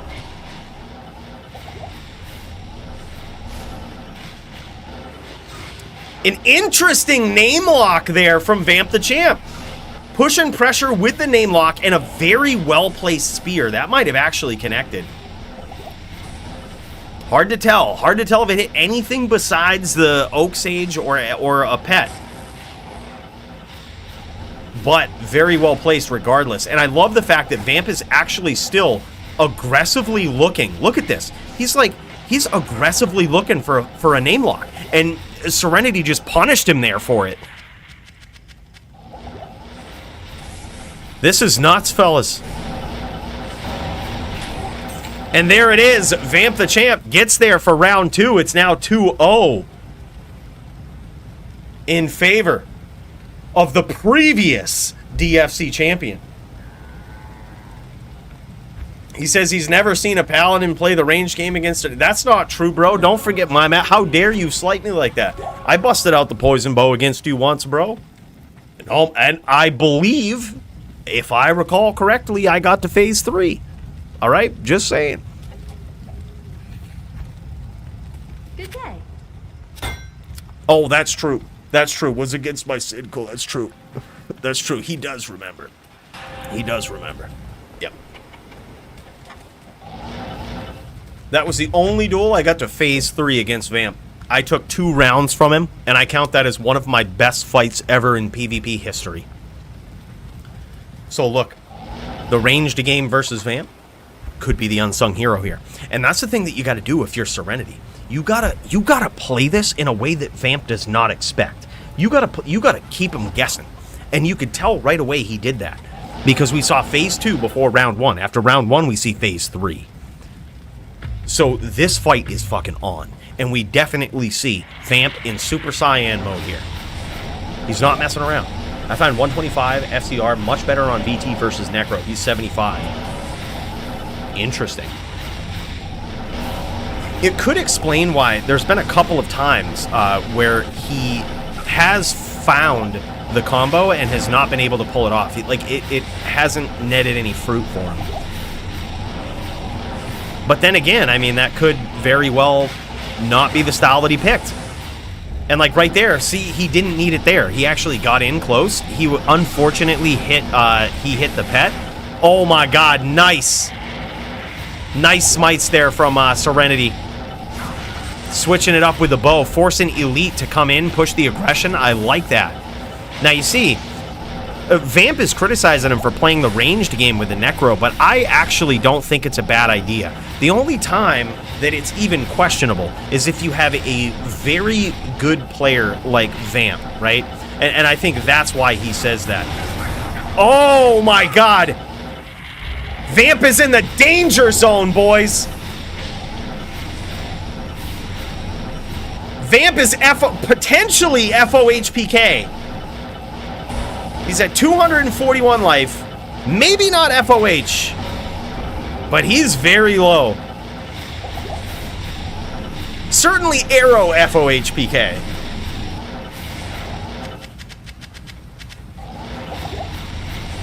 Yeah, 1 point in FOH is all you need. Oh, and that FOH right there did about 60 damage. So that means within 4 FOHs now, factoring in the rep life, within 4 FOHs, Vamp is dead. Now 2.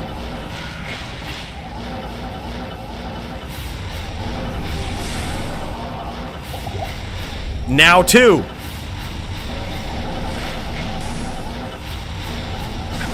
Can he do it? And Vamp is, look at this. Vamp is like not discouraged at all. He's launching Bone Spirit at like 45-degree angles. Now he's 1 FOHPK. Can Serenity get there? Oh my god, this is close. He is definitely FOHPK. Re-upping on all of the pets. trying to protect himself from getting randomly hit by the auto target of FOH. Still one FOH PK. Vamp is very low, he's doing his signature wall bang in there. Another few seconds, he will be above one FOH PK. Now he's one. Oh, and there it is! Serenity gets there with FOH, baby! I didn't think he'd be able to do it with Vamp at like 250 life, but he did. Oh my god. Very well played from Serenity. And that's some topped-in shit, boys. That's some topped-in shit. Look at that, repairing up that Nature's Peace. Nature's Peace is a very important item in this duel in particular. The reason it's good is because it has the most Oak Sage charges on it of any item. And the Oak Sage is the highest level of those charges. So it's going to give you the most life, but most importantly, it's going to give you a pet to block these invisible Bone Spirit trains that you could very well get hit with in this duel. That was insane. I gotta say, I'm so impressed with that. Yeah, this is FT4. FT4, it's 2-1 in favor of the previous champion, the Vampire. But now, Serenity looking to make a savage comeback. He's figured out his opponent. He's figured out the playstyle. But here's the thing. Vamp the Champ learns as well. You can't ever underestimate this guy. He learns as well. He'll pick up on your playstyle. He'll make adjustments. And this shit will get real quick. And we about to see it. We going into round 4, boys. From one of the most epic title events that we've seen in a very long time. I'm just going to go ahead and put this down for Fight of the Night right now. Vamp versus Serenity.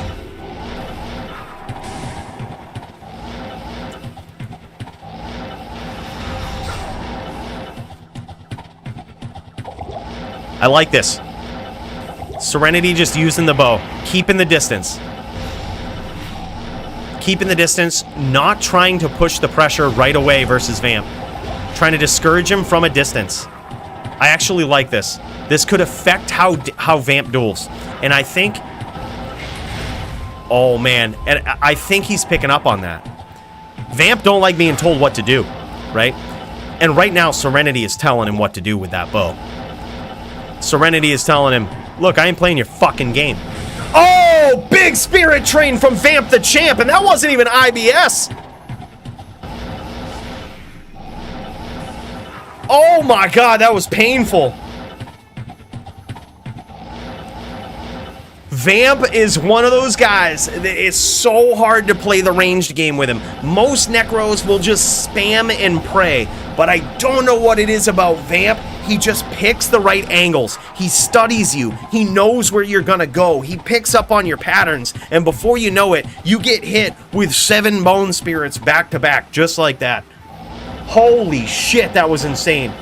You gotta figure, that's the sort of combo right there that takes a while to set up, right? You gotta learn your opponent, you gotta figure out where they might be, and you notice, even in Vamp's playstyle here, check this out. He's not just spraying and praying. Look at this, very calculated angles. Like, he's picking very calculated angles for these things because he knows. He's studying his opponent. He knows where he's gonna go. Almost picking a perfect angle of approach there. And Vamp looking really good. Vamp's got a decent, very, very healthy life total right here, trying to pinch him into this one spot. Look at this. He's got his opponent figured down to the exact spot. He's launching all of these Bone Spirit trains into one specific area of the map. That's the type of shit, boys. This is why he was at one point the most dominant, most undeniable champion. But Serenity's going to take that from him here tonight. He's going to say, look, this is how it is. He might. If there ever was a Din that could do it, it is Serenity. Oh, nice hits from Serenity and a combo! Oh my god, and he's still locked! Just like that, boys! That's how the corner gets turned, man!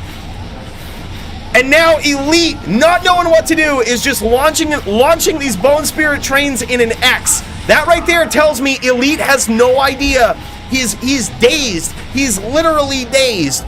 He got caught by surprise there. He thought he had the upper hand, and he's literally dazed. He's trying to recover, and as he did that, Serenity is launching arrows from across the map, not engaging in it.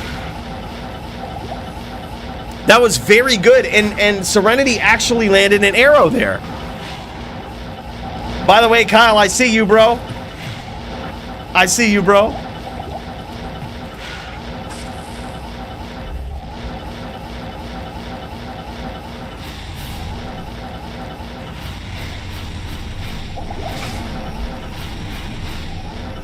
This is a very close round. Vamp going to stage 3.5, just shy of 4 for no DQ. He is. Vamp in stage 3.5 right now. That was insane. Holy shit. Big cheers, by the way. Just want to say.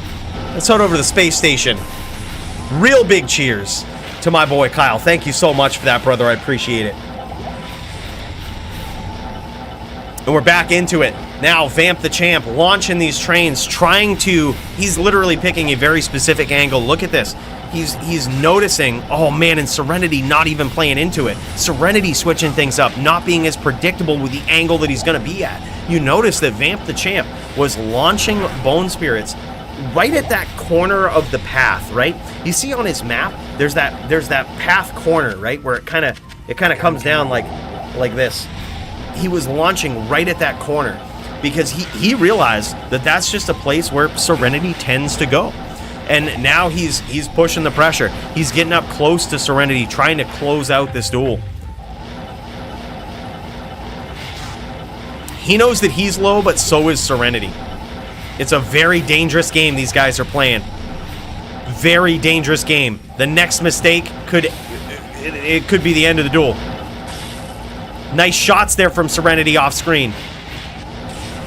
And some nice FOHs. I never would have thought that was something that we would be able to say, right? FOH used to be this auto-target spell. If you casted it in LOD, you could literally click just about anywhere on the screen, and FOH would come down and pick a target, right? It would pick the closest target. Not now. Now you actually have to click relatively close to your target. So the fact that FOH came down at all on any of Vamp's pets right there means it was a very close click from Serenity. He knows what he's doing. He's picking up on the patterns of his opponent too, connecting with some poison arrows. It doesn't appear as though he's committed much to poison damage. I think he wants Vamp to think that. He wants Vamp to think that, and he's already in his head, because you know Vamp does think that. You know Vamp does think that. He's already in phase 3.5 here, almost going to full IBFs. Because he thinks he went full poison. He thinks he's trying to cheese him. But truthfully, Serenity is playing by the most savage rules. He's playing by his own set. He's in the mind of Vamp the Champ.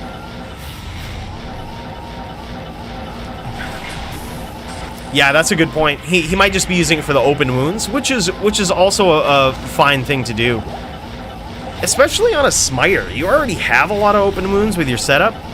So to use the bow to sort of supplement that is a very good thing. It also makes it so you don't necessarily have to play the game of the Necro. And he's just getting in with FOH right now. It's not doing a lot. Vamp is at just over 700 life, but it's certainly enough to make Vamp think about changing his strategy. But Vamp is landing some pretty insane. He's actually launching some pretty insane Bone Spirit trains here. Now he's doing the cross pattern in the map with his Bone Spirit trains here, which tells me Serenity is becoming a little less predictable. Vamp not knowing exactly where he's going to be. You see these cross patterns that he's doing. Vamp is guessing here. Vamp has no idea where Serenity is or what he's doing. Vamp is guessing. Vamp is going to have to get a little bit more intelligent with those Bone Spirits. A little bit more deliberate.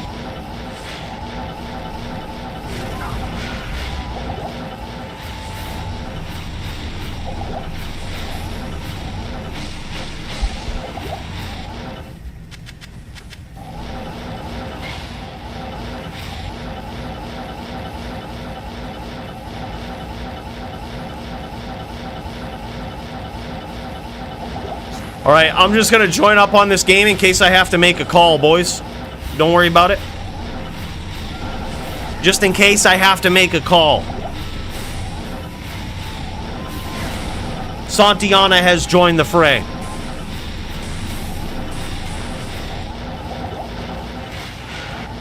Yeah, he might have run out of Oaks, too. That's actually a good observation.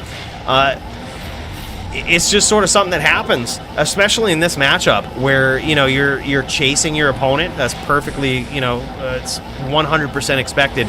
You can run out of Oaks with someone that really launches those Bone Spirits, dude. You can run out of Oaks real good. And then you have no protection. Looks like he does have an Oak up, though. He does have an Oak up. Or something. He has something up.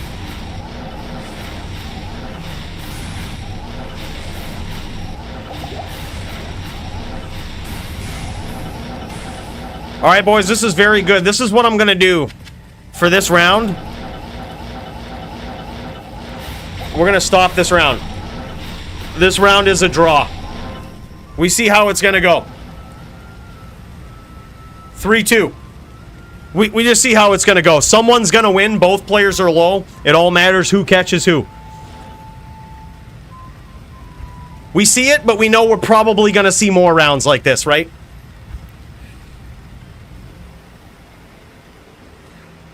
We're going to call this round a draw. This was very good. Please don't take this.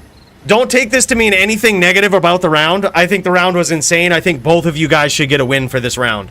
Like, if Serenity wins this, it's crazy because Vamp played so well in the beginning. If Vamp wins it, it's shitty because Serenity played so well throughout the rest of the fight. I'm just going to give it a draw. We're going to move on to the next round. Yep, that's what we're going to do. We're just going to call it a draw. We'll go on to the next round. It was actually very good. Wasn't bad. We just see where it's going at this point, right? We just see where it's going. It's nothing wrong with how any player played so far. We just see how it's going to go, and it's going to be a very, very long match. It's going to be a very long round. So we're just going to call it a draw. We're going to go 3-2, win for Serenity, win for Vamp. And we'll go on from there. Yep. I say call it a draw. We see how it was going to go. It was both players playing very well, doing what they needed to do, right?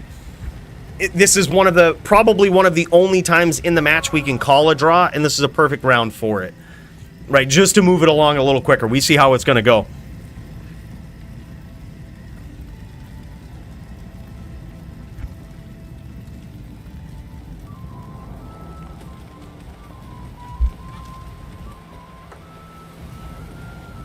Yep, I like it. I mean, eventually, it very well could have favored Vamp. Like, Vamp might have won that eventually. My guess is that's probably how it was going to go. Eventually, Serenity would run out of Oak Sage charges or something and just get hit with an IBS. That very well could happen. I think both players playing as though they should. Let's just move on to the next round, right?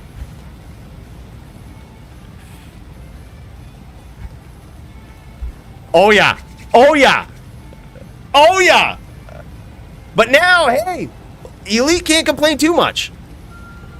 He can't complain too much. It's 3-2. He just needs one more win. Eleet just needs one more win, and he gets there. Serenity needs 2. But Serenity could easily get there.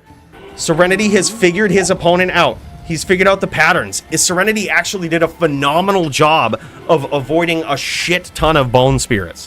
Like, there was probably 1 million Bone Spirits launched in that duel, and Serenity avoided just about all of them, except for with the one exception of that big train that he got hit with. I think Vamp should spear more, too.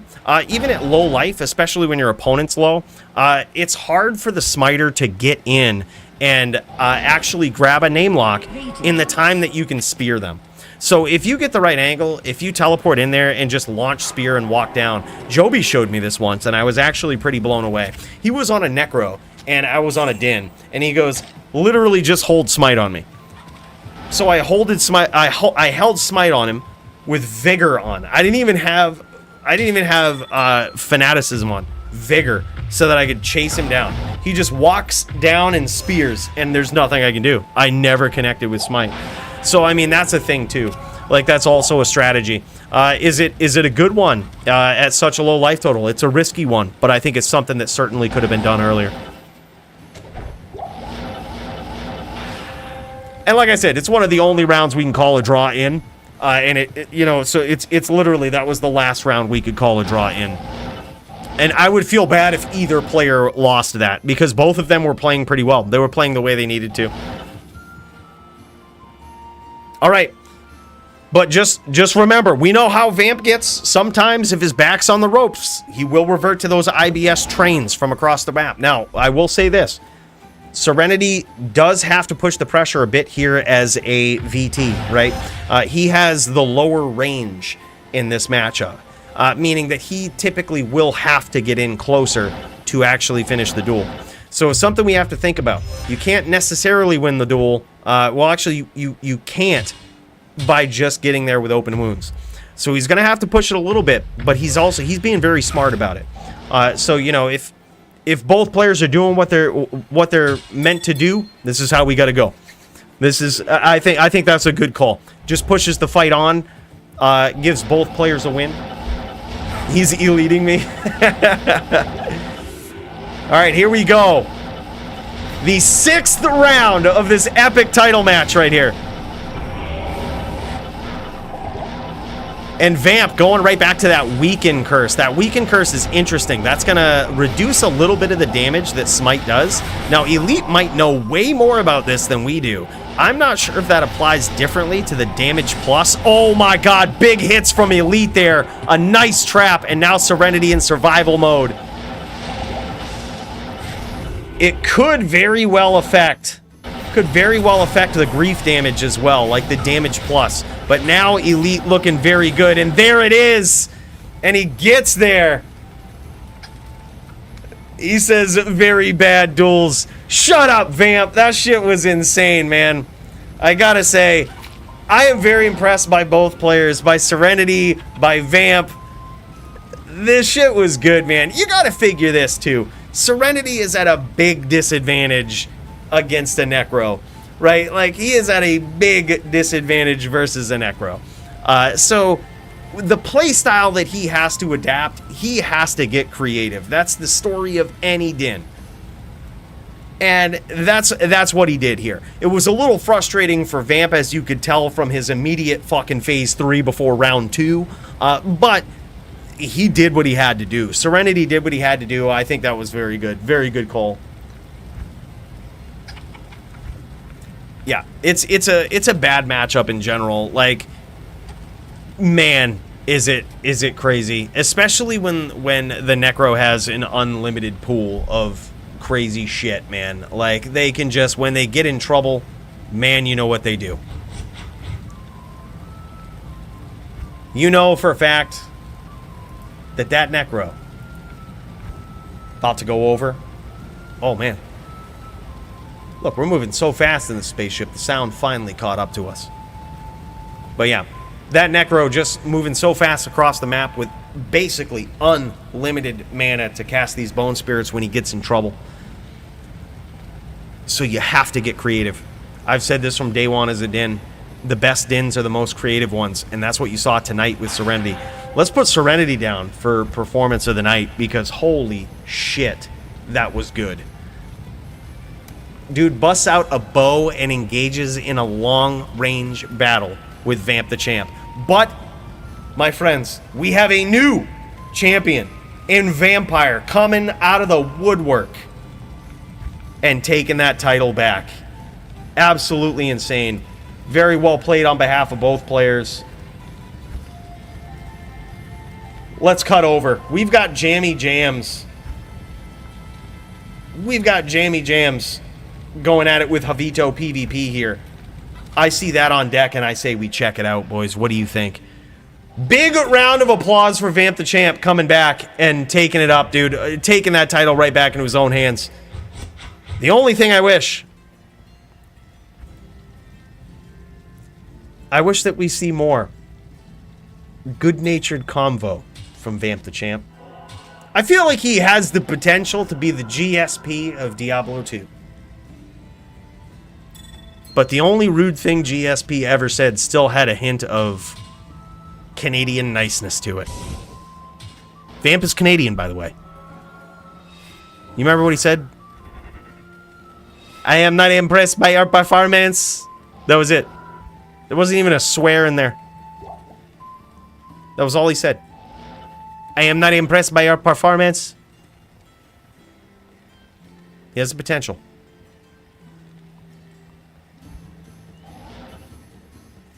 Oh, dude, I think making a comparison of GSP to Vamp is maybe not personality-wise a good comparison, but play-style way, that is, I think is pretty fair, dude.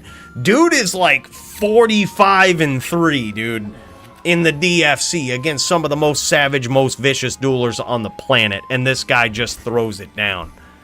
This guy just makes it happen.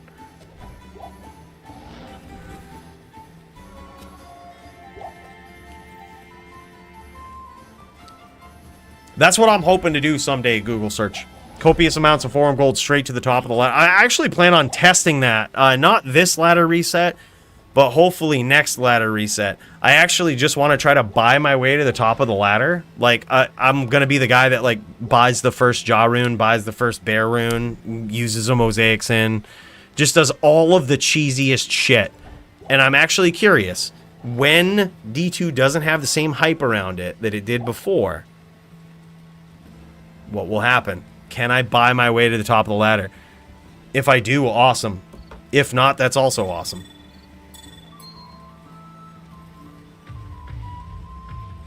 Me and Temp are going for it. We both have to leave soon. Okay, oh, you're streaming on Twitch? All right, let me find you on Twitch, Joby.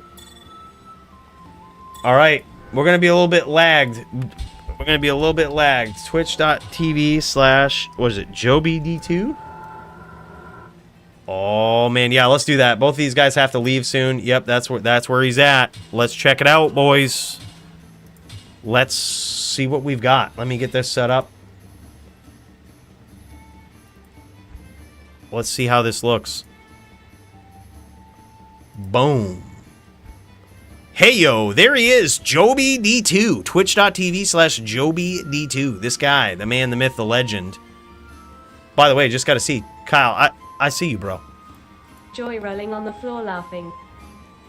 It didn't quite pick up all of that, because we didn't quite set this up the way we should have. But I just want to say this. Kyle says, was the mana pools allowed for everyone just to bring Vamp? Just to bring back Vamp? No. The data and all of this pointed to the fact that we probably needed to switch something up. You know, that was just how it was. The Necro just sucked and dropped off the map entirely. So that's how we had to roll. We had to bring it back. But all right, here we go, boys. I would highly suggest giving this guy a follow. He's streaming over on Twitch right now, Joby D2. I would say highly suggest. This guy streams a lot. This is his first stream, I believe, in like a year. But really creative of him to stream on Twitch and to show us this match. He is going up against Tempest, a very insane match here. This could go either way. And now that Tempest has these pools, Joby's going to be looking for these nasty... Look at this. Absolutely nasty. Is he on a fucking mage? Is Joby on a mage? Is Joby trying to prove a point? He's on a mage. He's chucking hams. He's chucking FOH and chucking hams. I think that Joby thought he was going to smash Tempest on a VT. I think Joby underestimated Tempest's abilities. Because, look, we matched these guys up because we thought maybe this would be a good match when Tempest has mana pools. But here it is. Yeah, Tempest untouched. Joby in a lot of trouble.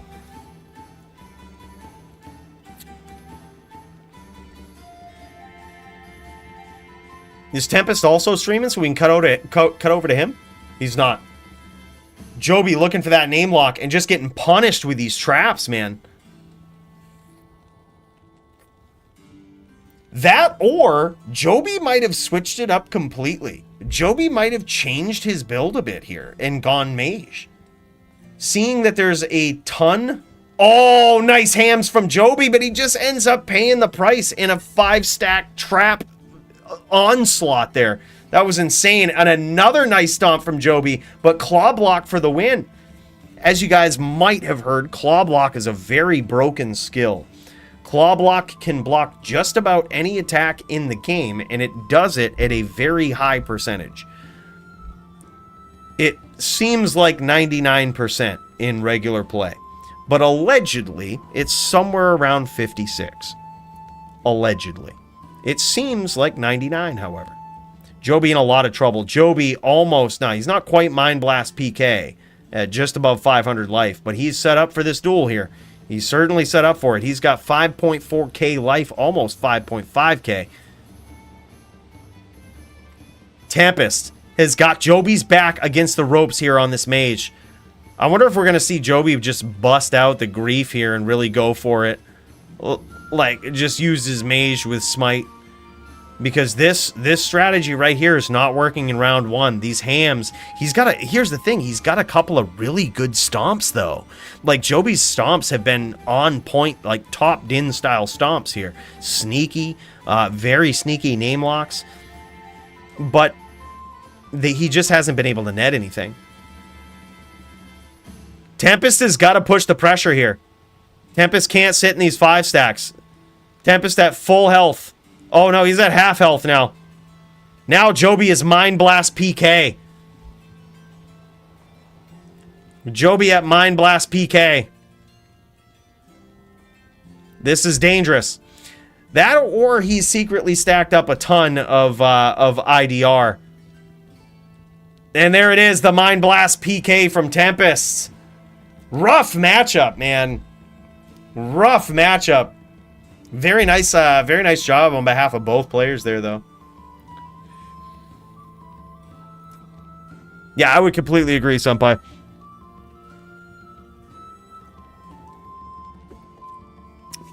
Yeah, I think if Joby went VT, though, it probably would have looked lopsided. Like, if Joby went VT there, I'm actually kind of happy. I gotta say, I commend Joby's choice of Din here. Joby chose the mage because I think that Joby believed, and he was probably right, that if he went VT, this could have easily been his matchup. 2 times there, he had a vicious, absolutely vicious, sneaky name lock stomp. Can you imagine if he was a smiter?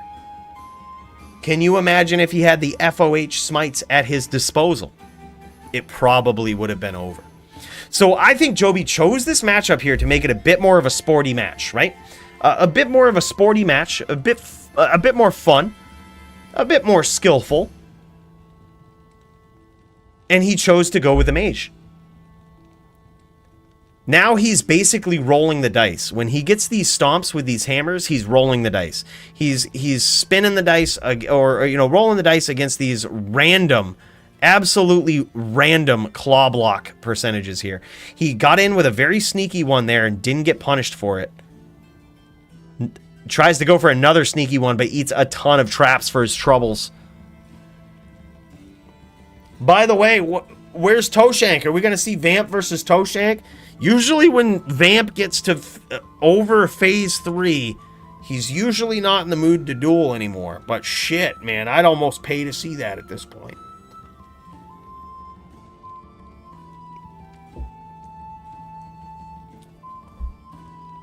Nice name lock from Joey, but again, rolls the dice, and that claw block is just paying off, man. Claw block for the win. Absolutely busted skill. And look at this, dude. Tempest just nailing those traps. Tempest, I think, is a very underrated sin. This guy is savage. Tempest is going to have to push the pressure here, though. No reason that he doesn't. No reason for him not to.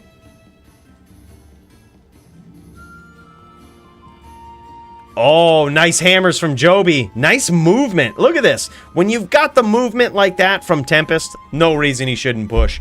We've seen some of the best sins, especially in this matchup with unlimited mana pools, push that pressure, right? Like, just never give the Din any breathing room.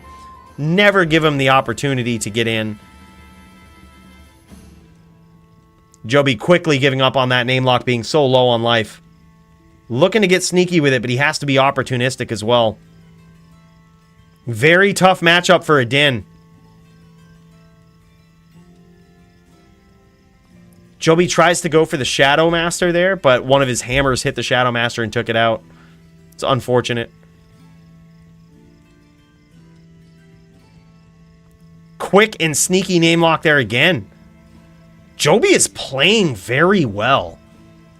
That's the thing. He's playing extremely well. I think he's just sort of at the mercy at this point of Claw Block. And I honestly wouldn't be surprised if Tempest just put Shadow Discipline's Grand Charms in his inventory just to max out that Claw Block. Because why not? It's the most broken skill in the game. It used to be Mind Blast, but they finally did something about that.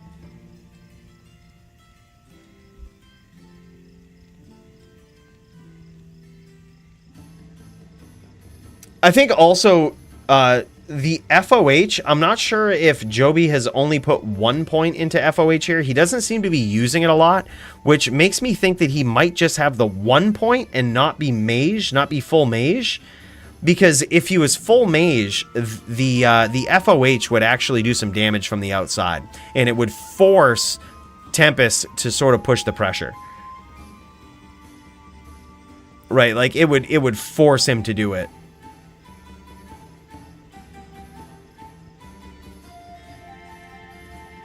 Ballsy name lock there again from Joby. Goes for it again, but misses. Wow, man. Is there an overlay covered juicy content? Am I missing it? No, this looks good. This looks good. You talking about Joby's overlay with his stream? Look. Joby does what Joby needs to do. Joby now in a lot of trouble, though. A lot of trouble.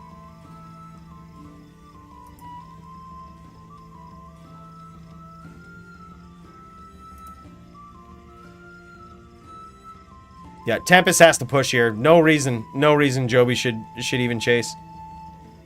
It looks like these guys... No, there is a mana pool.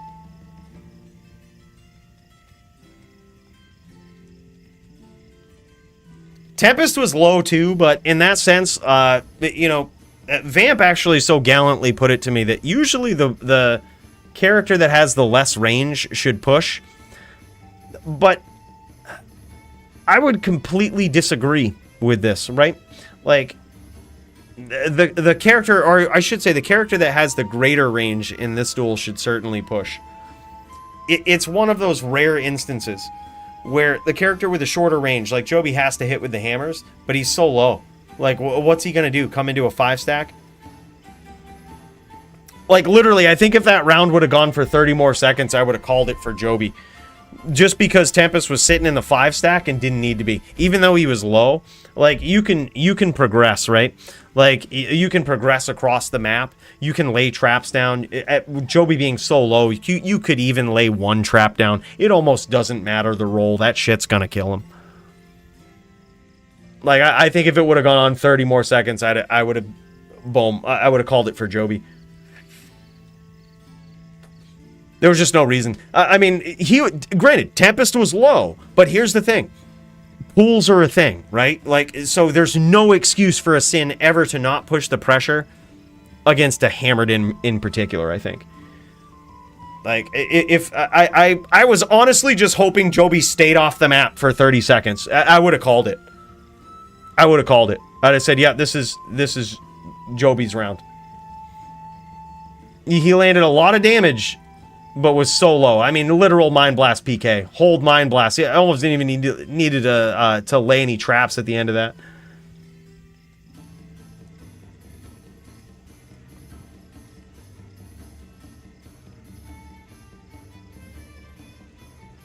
Nice job from Joby. Nice aggression. You see how he started spinning hammers when he was Mind Blast locked like that?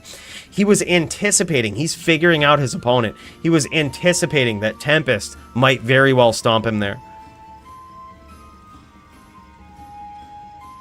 Tempest gonna have to push. Can't just sit. Can't just sit there. Nice aggression from Joby.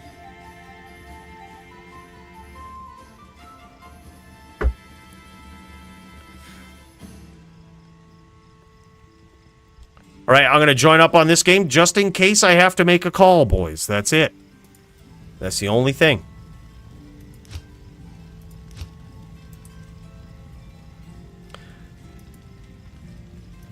I can't join up on Joby's game by friends list.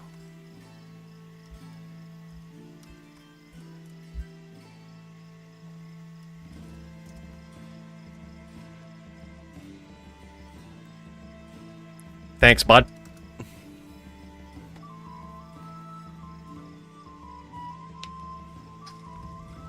He has friend list joining turned off. Because Joby doesn't appreciate his friends.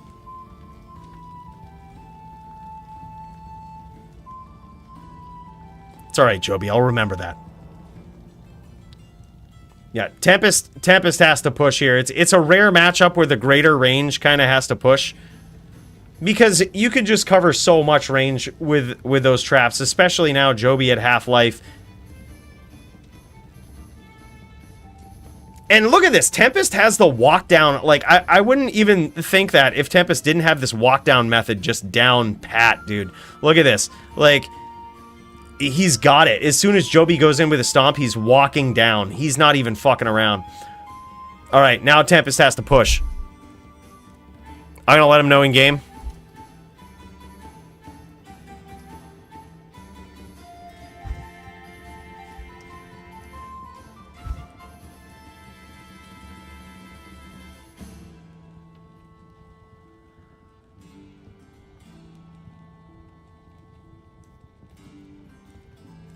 Yeah, and he can easily do it. Yeah, Joby's wisely staying on the outside of this 5-stack now, knowing that it will certainly be called if Tempest doesn't do anything. Wisely staying on the outside. That's very smart. Because Tempest, there's no reason for Tempest not to push here. Look at that. 17 claw blocks in a row. No reason. Even if he makes a mistake, he can be saved by the RNG. Yeah, very nice. That's exactly what we would expect. How Tempest is playing right now is perfect. Like, push the pressure. You know, you don't have to get all aggressive on your opponent. Just move in their general direction and lay traps, right? That's usually what we see from the Sins in this case. Just move in their general direction and lay traps. Like, that's it. That's all you got to do. Look for the, at this point, even look for the Mind Blast lock. That's probably not bad either. He's doing some damage with it. And there it is. He gets there. Very close. Very good duel. Yeah, and Tempest pushing the pressure there at the end. He was a little bit leery, as most players are going up against Joby. Joby's got some of the best name locks in the game. This guy, you don't want to be giving him the opportunity because he will certainly name lock stomp you right now. But Tempest showing some serious skill here on the Sin, as we would expect no less. And it looks like that might be what he's doing, honestly, Hood. He might be switching it up here. It's now 3-0. Joby's got his back against the ropes, bros. He is not fucking around. With that recent rule change, all of the T-Gods Paladin players here are going to have to find themselves a 10% Wisp, myself included. I actually threw one out for an MF video once. I now regret it. Found a completely anti-perfect Wisp.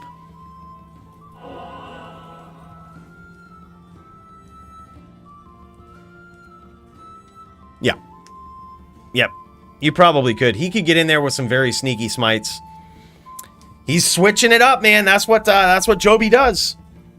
That's what Joby does. He's switching it up.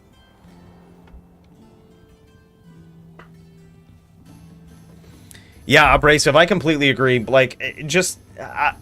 on a hammered in versus a trapper, I mean, you guys have seen me play like that before, and I've said this sort of semi-joking. You guys know me. I usually exaggerate things when I say them, but I'm only half exaggerating this, is that when I play against a Sin on my murdered in, which predominantly is a hammered in, by the way, I never plan on hitting them with hammers. I never plan on hitting a Sin with hammers. And I say, you just can't hit Sins with hammers. It's half true, right? Like, you can, if you're extremely good, you can hit them with a few.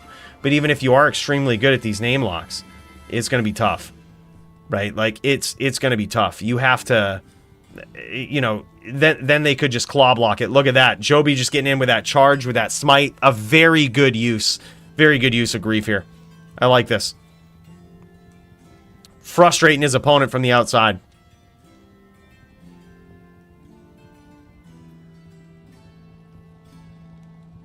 Yep, Joby's going to be a little bit more patient now.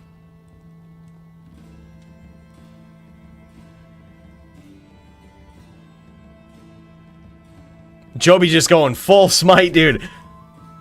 He's even put smite on F1. And Joby's still playing with the F keys. I gotta say, mucho respect for that. Dude's still playing on F keys. Look at this. F4, F3, F1, F2. I don't even think... Does he even have hammers statted?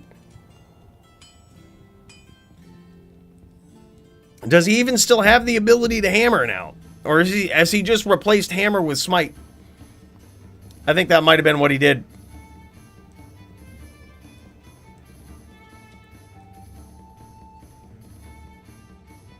Yeah, there it is. Look at this, dude.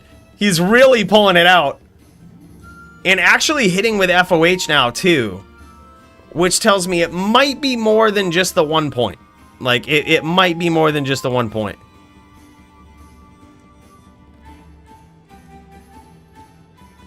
Yeah, this is netting a bit better of a performance here from Joby.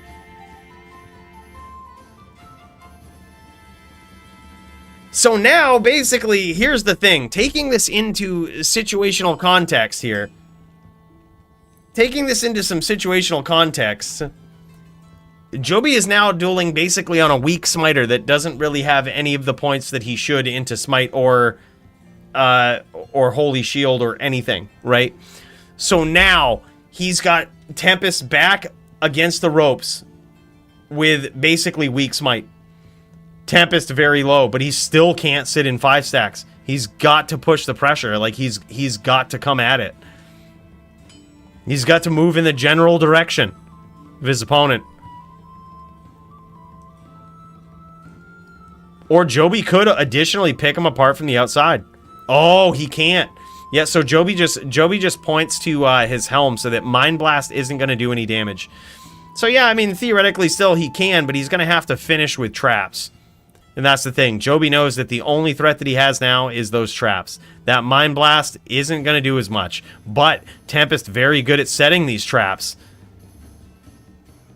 Oh my god, and now Tempest might be FOH PK. You see, the problem was there, though. Joby is on CTA side, and I don't think he notices it.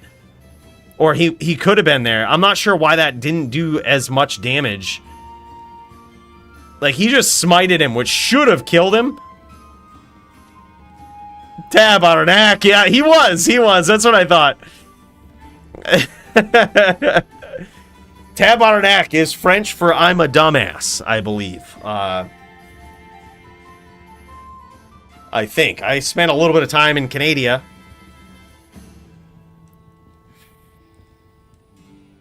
And there it is. I can see it coming. I can see it in game. Joby's stream is a little bit lagged. Close round, man. Holy shit. Good call on behalf of Joby there, though. That was nuts, man. Switching to that grief was just clutch. All right, hold up. We got a little bit of a stream freeze going on here. Let me fix that. Let me see if I can bring this over here. There we go. Clutch call. Let's put Joby down for performance of the night for this here. This was a clutch call. Regardless if he makes a full comeback, this shit's gonna be insane. All right, Joby versus Tempest. Definitely in for fight of the night, man. This is nuts.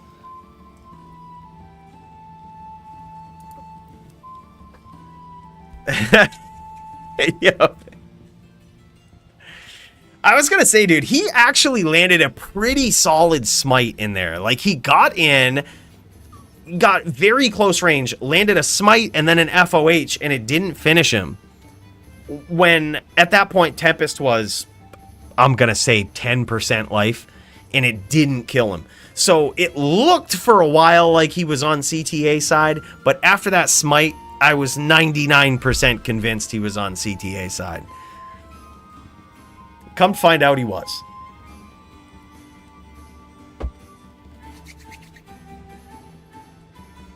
Yeah, and it's also that scepter. Look, boys, I use Astrion's Iron Ward in my regular rotation, okay? I know what a scepter looks like in that, you know, in the regular rigmarole of things. All right? Now look at this. Joby switching back to the hams, really mixing it up here. He does have ham statted. Okay, good stuff. Yo, what's up, Shirley? Serious? We're watching right now Joby versus Tempest. Oh, nice hits from Joby and nice hits from Tempest. This is a trade fest right back and forth, man.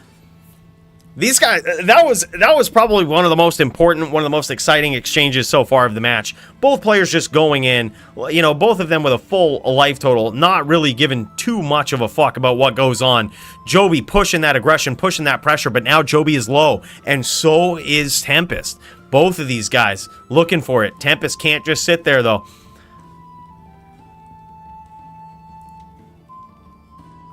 Tempest sitting in the 5.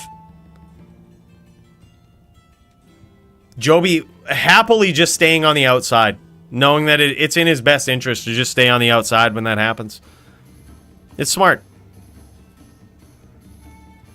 Basically, in this matchup, no matter how low the sin is, they can't really ever sit back. They no longer have an excuse, right? It's even in the rules. You just can't sit in a 5-stack really ever, right? Especially in this matchup, you certainly can't do it. The Din has the disadvantage in this matchup. It's currently 3-1 in favor of Tempest. He has plenty of room to mess up here. Plenty of room to push the pressure. He can mess up, no problem. And he's netting himself some damage from pushing the pressure, just like that. That's how to do it. Now, when I went up against, who was it, Chew 30, this is exactly what he did. I had a very similar strategy to Joby here. Frustrate him, try to get him to come in, try to chain smite him so that he can't fucking block these hammers, and it just never worked. And the reason it never worked is because you didn't have any room to breathe. Like, you never had any room. Every opportunity you had to grab a name lock, you were catching a trap for it. And there it is. Joby gets there again, making it 3-2. Still in favor of Tempest. Yeah, Joby was doing H-10 for 3 rounds. He's really turning it around now.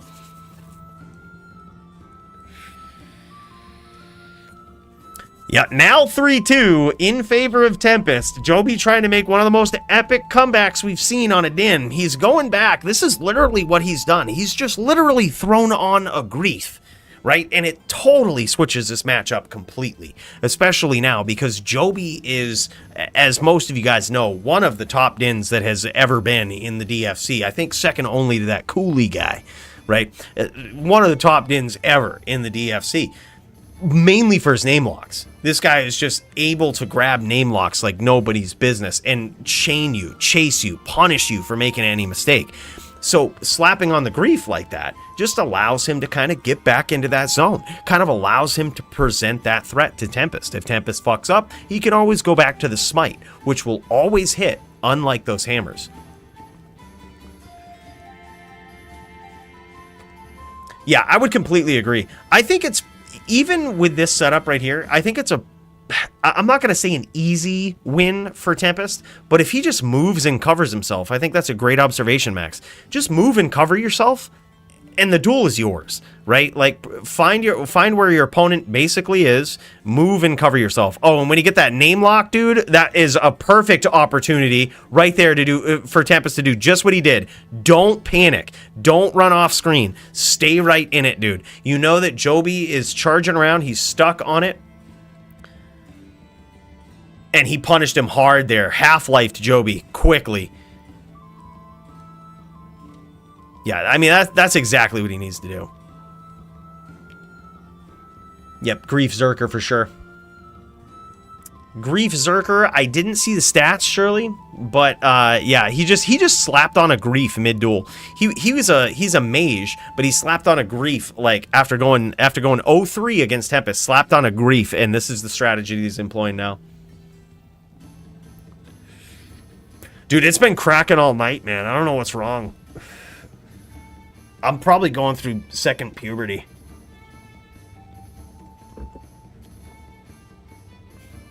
I think it's second puberty. I hope I regrow some hair because of it. It's my only hope. It's my only request. Just regrow hair. Second puberty.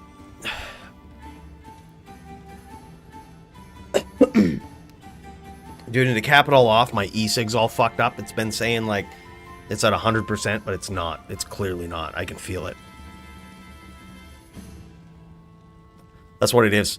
Calm the nerves. I still have that matchup against fucking Polytheist tonight. I'm kind of nervous about it. That's probably what it is. No voice cracks after Polytheist is done. Promise. Yeah, thanks for the reminder, Kyle. Yeah, you're probably not. It's like, but it's like smoking at a gas pump. Like, yeah, technically I'm not supposed to do it, but if it blows up, it's like, and I survive it, well, now you're fucked. And there it is. Tempest gets there with, see it happen again. Tempest gets there with a solid 4-2. Tempest gets there with a solid 4-2. Wow. Good duels, man. I gotta say, I love Joby's choice to go Grief. I was wondering why he wouldn't have done it earlier, honestly. It's just always good to present that threat to a Sin. Like, in my opinion, I'll say it, I said it before, I'll say it again. You can't hit Sins with hammers. Like, it's just, it's so hard to do, man. And, you know, Joby swapped it up there. He finally put on the Grief and really started to turn things around. But still, it's a rough uphill matchup for sure. GG, though. Good duel. Very good duel. Impressive. Performance of the night quality right there from Joby. We definitely put him down for that. Whenever anything stands out, we put people right on the list for performance of the night. I think Joby's choice to adapt there and switch to Grief definitely puts him in consideration for it, because then not only is he hammered and presenting those threats, but he's also presenting the Joby threat, man. The threat of that vicious Grief and those vicious name locks. Very nicely done so far. All right, sorry about the people in Discord about ready to duel. Let's swap over to you guys. We got Jamie Jams versus Javito PvP, my boys. My dudes, thank you so much for your patience. I appreciate that.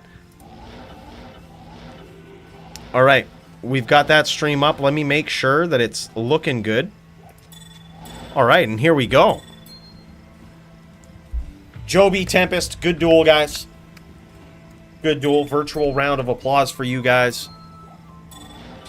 Yeah, here's the thing. I mean, that's why we brought the rule back, right? Is like, we were kind of sick of seeing Sins sit in 5 stacks, right? You know, so it's just one of those things, just like we did with the... I'm so proud of us tonight, fellas. Performance of the night should go to Cooley for the fucking calls he's making as top mediator of the DFC, all right? We did it in the Vamp duel, and we just about did it in the Joby duel. We almost did. We was about maybe 30 seconds away saying you can't do this anymore, right? Like, we're just on point. You see how much quicker that duel went? When we called that round as a draw, the duel ended a minute later. The duel fucking ended a minute later. The entire match did. From that one call. It might have seemed bad to maybe one, maybe both players at the time. But we got the general gist. We knew how it was going to go. Vamp probably would have won it. Not going to lie. Vamp probably would have won that round. But it didn't end up hurting anything. I think it was a great call. And we weren't there all night. That round in particular could have gone on for another hour. Easily.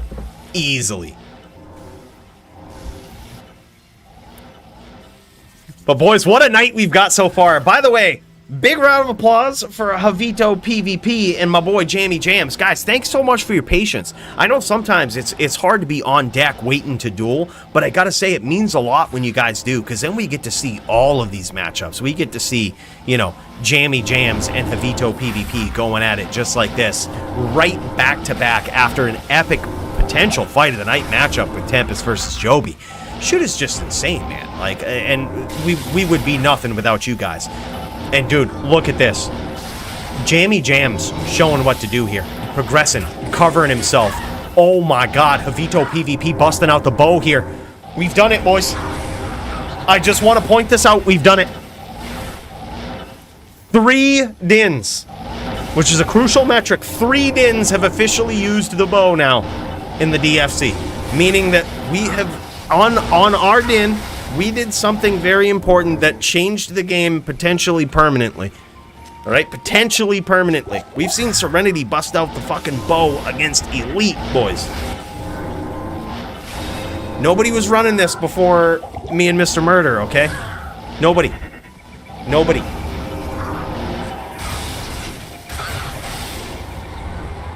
We've done something to change the state of PvP. PvP career complete, boys. Dins are using Widowmaker. That's a thing now. Look at this. And dude, it's not a bad idea. Like, I mean, against the Sin in particular, sure, you have the smite, you can get in there, you can punish him with the smite, but holy shit, man, look at this hybrid Sin style from Jammy Jams. That's a risky play against a din. You practically never whirl against a VT. Jammy Jams don't give a fuck. Someone ought to tell Jammy Jams that. He don't care. He don't give a shit. He's still whirling. He's still whirlwinding, boys. He don't give a fuck. The coolie meta is here bowed in. You're goddamn right. Big cheers to you, Kyle. The coolie meta is here bowed in. That's right. We had to hear it again because it is very true. Unfortunately, the text-to-speech thinks you're saying bow. That's because it was probably programmed by Chinese people. Don't worry about that. Most things are these days. Yes. But I know what you mean. And bro, we did. The Bodin meta is here to stay. I'm clearly not the top din in the DFC anymore. But the fact that dins like Javito PvP are using that bow is big. Big cheers to you, speaking of which, Kyle. Thank you so much, my dude.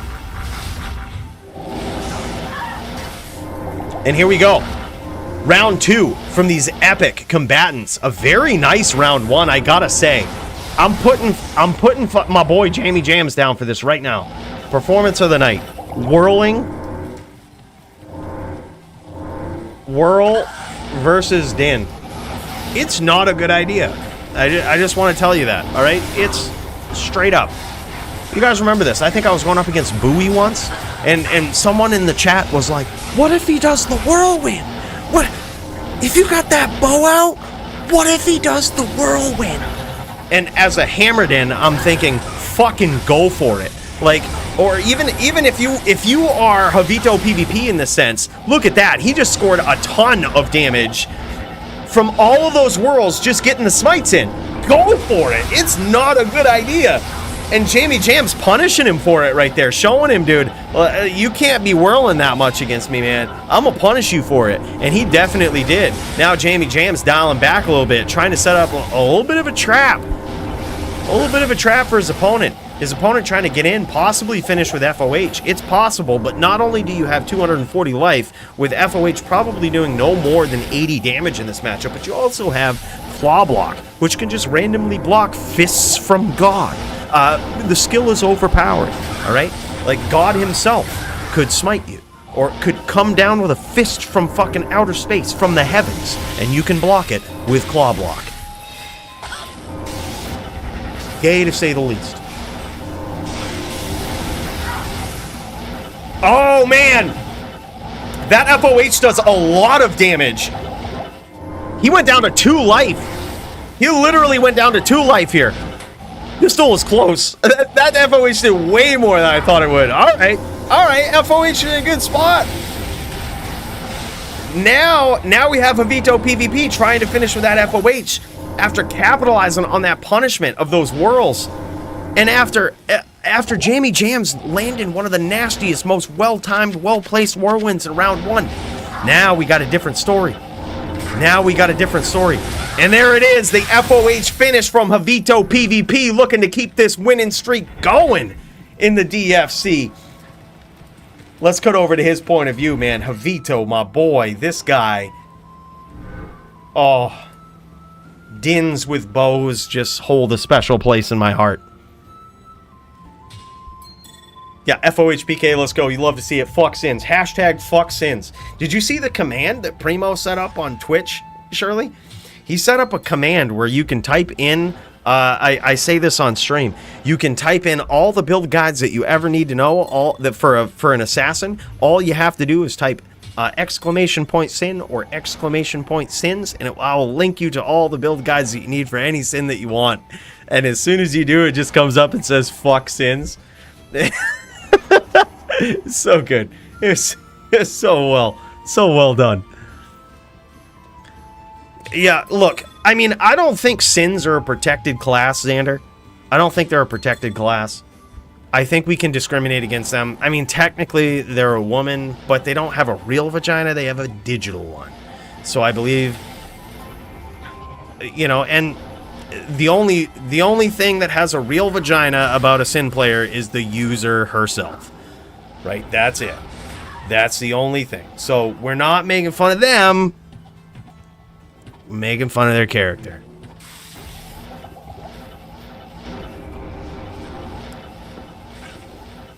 And that's it. That's it.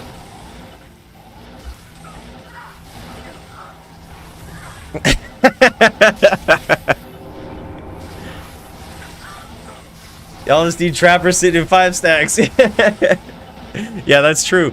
That's true, honestly. Elbon Villain, like, that was one of the reasons we brought back the mana pools, is because we were kind of sick of seeing that. Like, it almost did the opposite for Sins. They were just sitting in 5 stacks more often than they had an excuse to. They were out of mana. And it's like, okay, we get it. Nah, it's very true. Saying fuck Sins is like saying all cops are bastards. Not talking about... That's true. That's actually a good state. That's factual. Like, we can't say fuck Sins when someone like Riz is on the roster. Riz is the most exciting sin you'll ever see duel. There's literally no better sin that I'd ever want to watch duel than fucking Riz. Guy is insane. He's entertaining. It's always fun. The most aggressive player likely ever in D2R, let alone sin, right? You have that. You have Jess. Also, you have Chu30 is a very aggressive, very just hyper-focused sin player. And then you have just about everybody else, right? Like, that's the thing. It would be like saying cops suck if, like, 80% of them suck. If 80% of them were assholes, right? Fair, but not entirely true.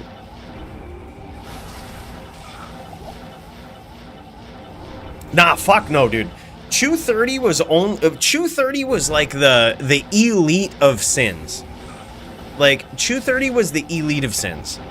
He was probably one of, if not the best sin player ever in the DFC. Close compared to Bowie. It's tough. But he's probably up there with Bowie. The only time he would lates is if he was super low and someone needed to finish him, right? Like, maybe he's going up against a Zon and he just lates the entire duel. It kind of makes sense. You can't really aggress. You know what I mean? Oh my god, and a whirlwind finish again from Jammy Jams. I can't even believe he's still doing that. That could have easily been a draw that round. Like, literally, if Havito PvP just landed a smite, that could have been a draw. He was so low. Got caught twice running, yeah. I mean, and you kind of have to. Here's the thing when you're running a Din versus a Sin, is even if they whirl, you have to run. And that is because you have to assume that whirling is a bad idea. So you cannot play towards a bad idea, right? Like, you have to run because it gets you there quicker when you get a smite, right? If you catch them off guard, you can run up to them quicker if you're running. It's just generally better to have better movement in close quarters combat. But right now, Jammy Jams is playing to that. And he's almost banking on the fact that he is faster at whirlwinding than Javito is at grabbing his name. And so far, for a few rounds, he's been right.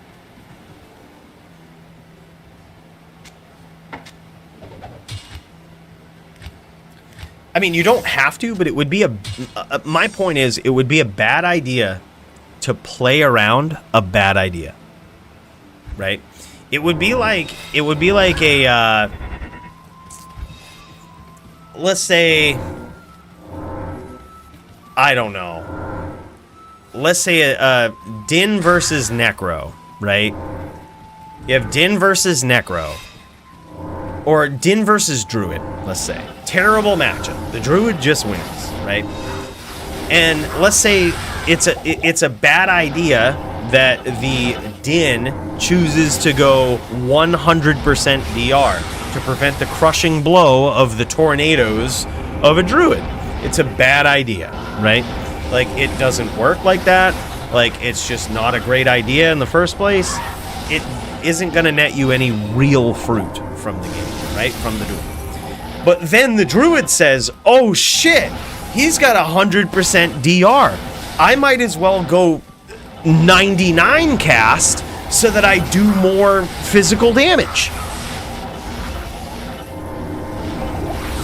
You probably just should, right? Like, you probably just shouldn't, because it's a bad idea that they went 100% DR anyway.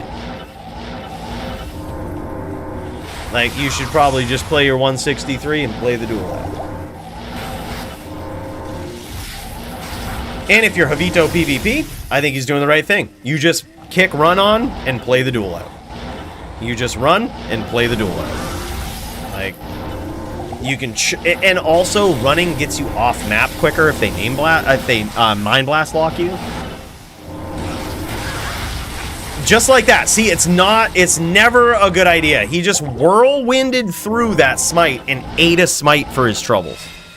That was, and almost perfectly, Javito chose to just get out of there. Like, you don't ever chase the whirlwind. You just smite them on their way through. Get out of there. Like, that's it. But additionally, man, like, whirlwinding just gives you so many opportunities for a name lock.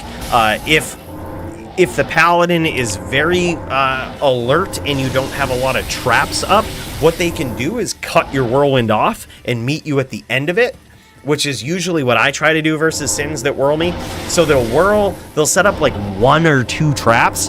I'll eat that all fucking day to smite you at the end of your whirlwind. So like, they'll set up 1 or 2 traps chasing me, and then they'll whirlwind. And instead of like running from their traps, I'll sit in them and try to teleport or charge to the end of their whirlwind. And just walk up to them, let them whirl. If they whirl through me because they've long whirled, I'll just tele past that and smite them again. It's so bad because they're stuck in that animation. He took 2 of them, yep.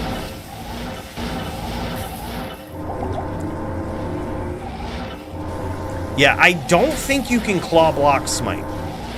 I think if it ever looks like it, based on just what I've seen, if it looks like smite got claw block, it's just the HP bug. GG. It looks like it's 3-2 potentially. I believe, unless I've had too much rocket fuel. I believe it's 3-2 in favor of Jammy Jams. 3-1. Wow. And Javito PvP corrected me there. He could have easily been like, Cooley said it was 3-2, man. I don't know. He must have seen something I didn't. It's clearly 3-2.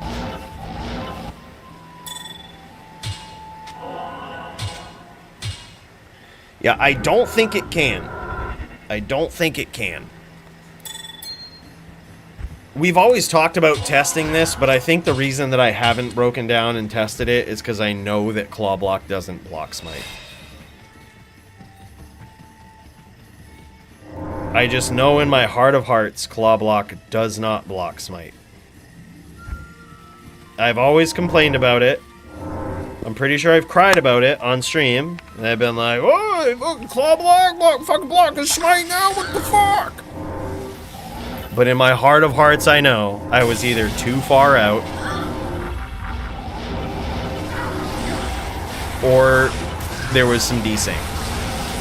In my heart of hearts, as a Din player, Claw Block does not block Smite. Are you sure, Control Z? Are you really sure? Is that for real? Okay, well then explain me this one. How come Joby's smites never missed in that duel versus Tempest?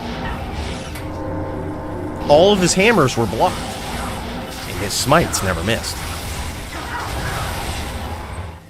The animation goes off. The animation goes off as though you blocked it, but I don't think you do. Tempest just hiding from that hail of arrows from off screen.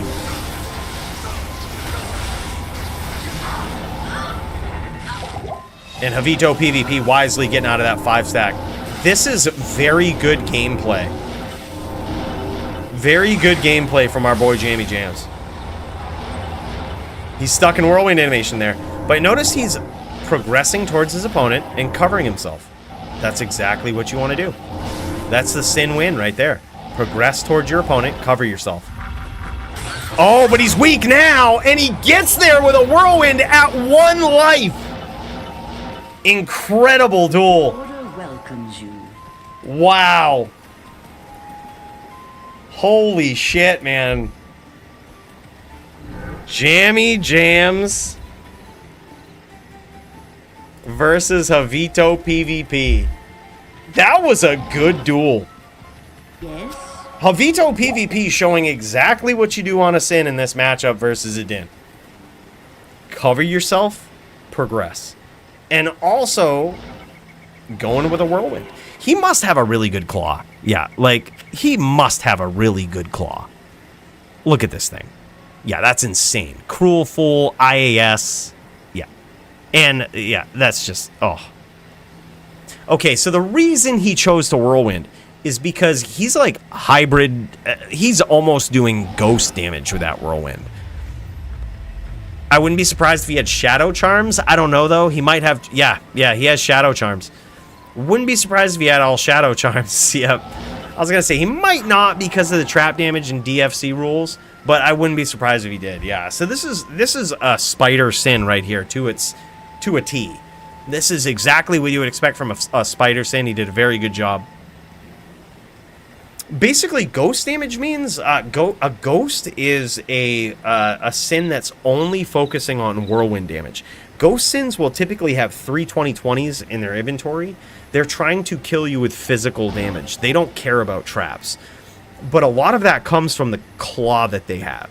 They need to usually have a pretty good claw to be able to pull that off, right? High damage claw in addition to chaos. So what we're looking at is Jamie Jams has a very high damage claw on top of his chaos and has decked his inventory out with Shadow Grand Charms. That's also something that sometimes you see with Ghost Sins. So what I mean is that when he whirlwinds, he's almost pushing Ghost Sin damage, meaning that like he's almost hitting like a Ghost Sin. Probably not quite there, but the closest that you could probably see on a Spider Sin. Yeah, they use Trap as a buffer. They use Trap as a buffer to either get their opponent to move or to stun them sometimes as well. But this was a very nice setup. Very nicely done. A very good duel from both of these guys. Insane.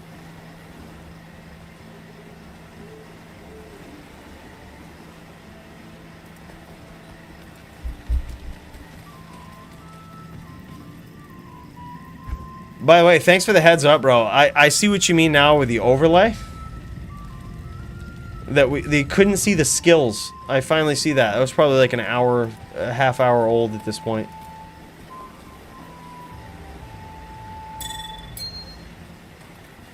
All right, I'm gonna message Polytheists to see what he's up to. See what he's up to. See if we can get this. See if we can get this going. These guys looks like they're switching it up, doing some more matchups here. Yeah, we'll check this out. See, the thing is, I got to get ready for Polytheists, man. Oh, doesn't feel good. I feel like I'm in a lot of danger versus Polytheist. I've got a strategy to beat him, but I don't know if it's gonna work.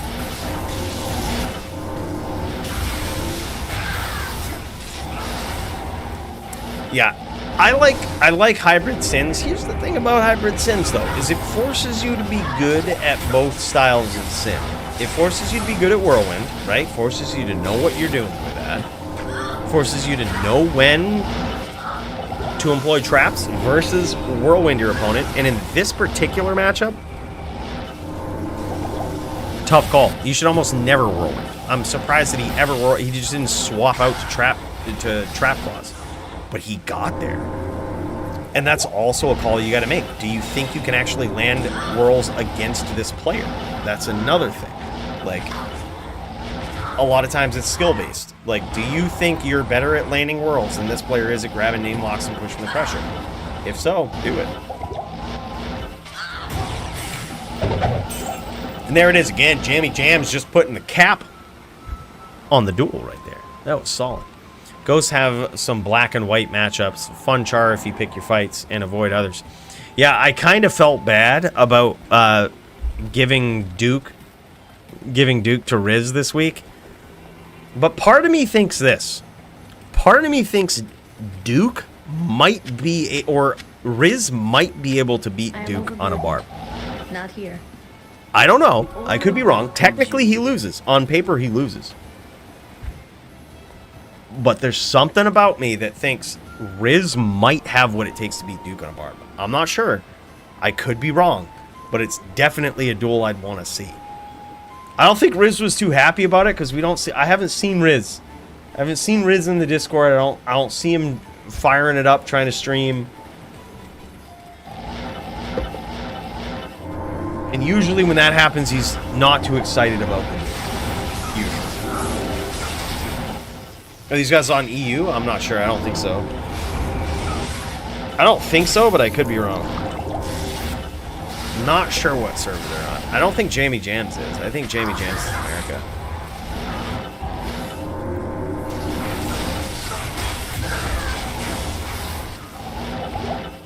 Yeah, true. He's super creative. And here's the thing. As soon as we saw the bow from Riz last week, I was like, Duke might not know how to handle that. Like, that was the thing that I was thinking about, is if we see the bow from Riz, Duke might not know how to handle it. Like, he might get too aggressive to the point where Riz can actually land whirlwinds against him profitably. But he certainly, it would confuse him, I think. Which is the only reason I even pitted those two guys against each other. Is because I think that Duke is good on a barb, but we haven't seen Duke go against these weird, creative players that, like... And I think, like, literally, I thought about this for at least 180 seconds before I put this on paper. I was sitting there, I was like, Duke clearly, technically wins the match. But if Riz busts out the bow and says, come chase me, he could win. So I'm like, all right, this could be something. Like, he could get there. Like, this could be a thing. All right, I'm going to make a game, boys. Jack 1-1. I need some fire druids to come in and get me ready for Polytheist. Fire druid. I don't want no SVS bullshit. People have just been joining this fucking stream, trolling me. All right. I feel like Chris Chan right now. People just joining up on this stream, trolling me with SVS, knowing that I don't know shit, sitting there probably making their own little memes about how bad Cooley is SVS. Well, the joke's on you, alright? Joke's on you, Sonichu. I'm ready to fucking SV Shaman. That's the SVS I want.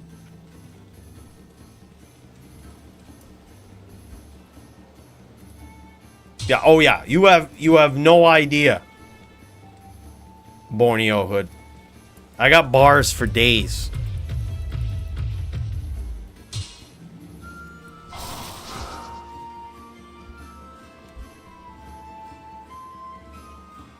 Big fan of Chris Chan, Marvel? Dude, I actually am too. I'm kind of rooting for the guy. I should say I was rooting for the guy after the last scandal. That was, if you haven't watched the history of Chris Chan, you should. Calling all SVS. Cooley is looking for a warm-up. You're goddamn right. Kyle, my dude, big cheers to you, man. Thank you so much. Bro, you've been too kind, bro. Like, holy shit.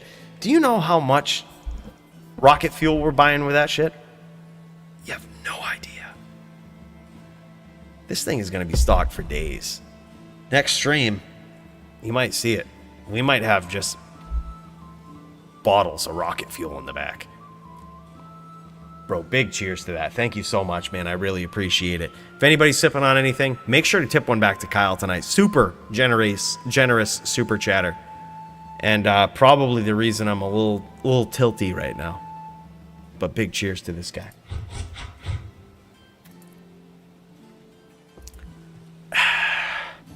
All right, besides OG and Witch, besides Punch and Witch, nobody can beat me on this Sorceress. I'm sure of it. Besides those guys. We're giving those guys a pass today. Oh, Polytheus is here. Polytheus shot. He didn't fucking... Fukia. I was going to say I didn't expect... I was expecting to get ready for this guy. I was expecting to actually duel him. Shit, dude. It's fucking on now. I gotta get fucking real. I gotta get fucking real. Paulie, go next game. All right, hold up. I'll message you on the Discord, bro.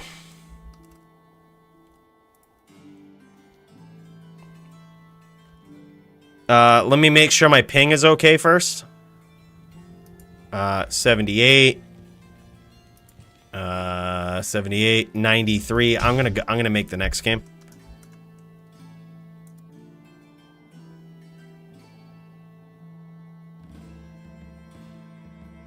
$94. What's my ping at? 63. All right, that's good. Jack 2.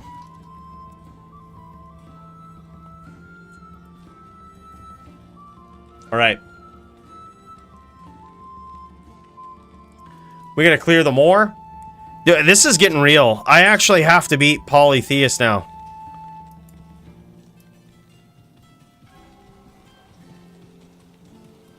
You can't guess it. I even made it so you couldn't guess it, Shirley. I went all out with this one. I got so creative. I added one character after the password that you think it is. I was like, even Shirley Serious ain't joining this fucking game unless he joins by friends list. Alright, we gotta clear this more. Holy shit, dude. This is on. Dude. This is a big match. Like, I have to beat Polytheus. I don't feel good about it because I've already lost to this guy on this particular matchup. I have to be ready. I have to be on point, no fuck-ups. I'm not trying to fuck up, guys. This is Polytheus. If I have to late this duel, someone's gonna have to call me on it, alright? because it ain't gonna be me. I'm technically the referee, but I'll allow it. That's gonna be my thing.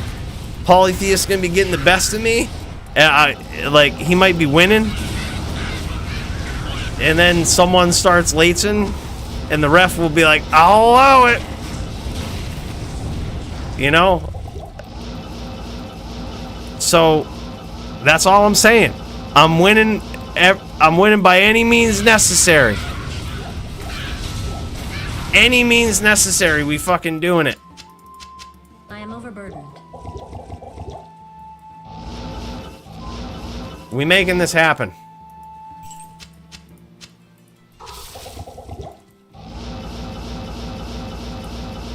Yep. I mean, it's a high profile duel, right? It's a high profile duel. Polytheist just coming off from a title shot.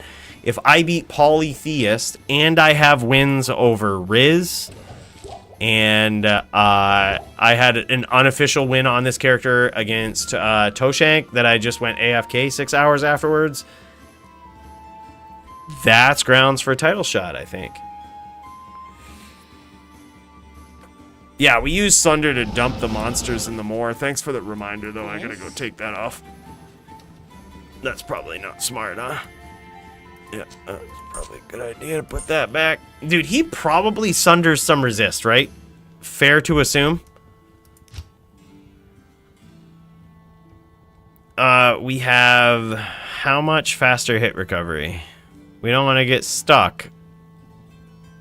We have 65%. What's the breakpoint for a Sork? D2 JSP. I have it written in my profile, so I always just go look at my own profile. All right, Sork, faster hit recovery. 65 or 86. 60 or 86, and I have 65. Yeah, we're good. So this means we should actually swap this out. Actually, put some fire shit in there. Casey fucking Sunders us. Casey fucks with us. Casey goes dark. We gotta go dark too.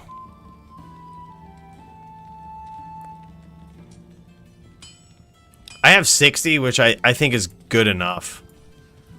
Like, good enough. I don't really need a lot.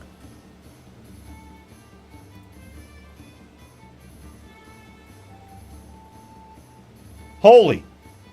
Hey, Yura, I see you, bro. Hold on, we're waiting for it. We're going to the space. We're going... Shirley, if you fucking call me out for my voice crack, I fucking swear. I fucking swear. I'm done with it. Good morning, Cooley in chat. DFC 82, let's go. Jeeds also. If you guys want some D2R PvP montage, check out my YT channel, Gaming with Aura Smile. You should definitely check it out. And you should definitely tip one back to Aura.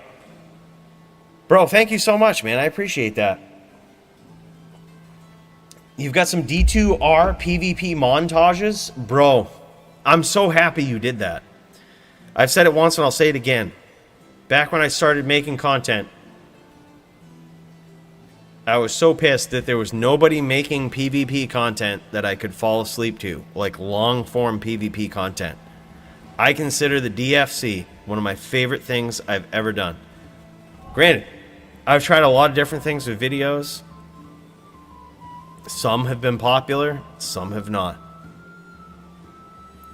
But I'm so glad that at some point in my life, I'll be able to fall asleep to PvP videos.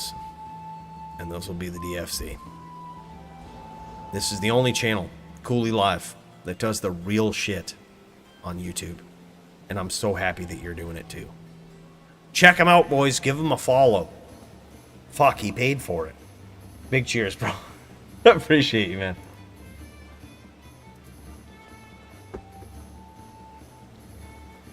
Philippines. DFC International. That's right, man.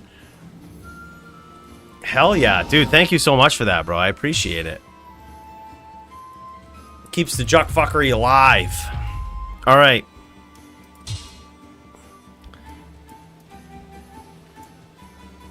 I got some new tricks up my sleeve. You ready to die?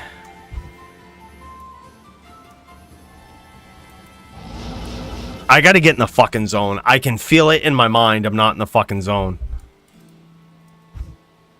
I gotta get in the zone. I gotta get in the zone. Guys, just remember this. I know sometimes it's hard, all right? But people who go up against Cooley can also get Performance of the Night. They can also get rewards, all right? Just remember that. All right, let me make sure that I can swap between me and Polly.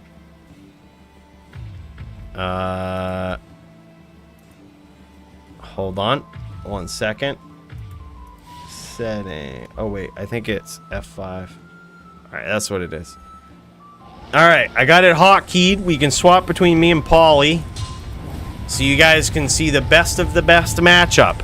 But just know the best side is always going to be on my side, because Polly doesn't know what he's doing. All right, he doesn't know what he's getting himself into. All right, I'm just gonna hold up. I'm gonna mute Polly so that y'all don't hear like multiple shit. He's beaten me before, and this is my chance to redeem myself. All right, this is my chance to redeem myself as Santiana. I'm level 99 and so is he, so this should be a fair match. Alright, shouldn't be any juck fuckery. It should be pretty even. I would say a 4-3 by the very least.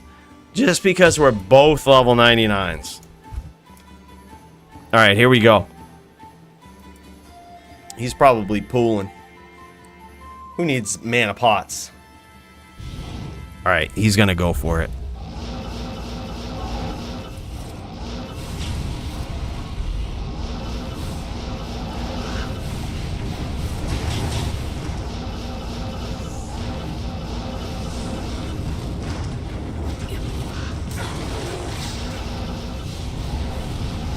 Yeah, he sees my new trick. He sees my new trick. He don't like it.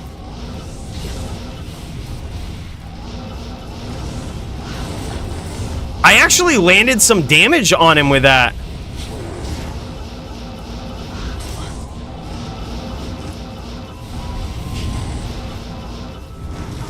I did it again.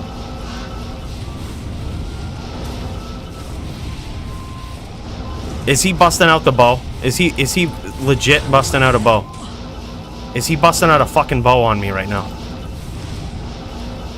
Is he gonna fucking do this to me?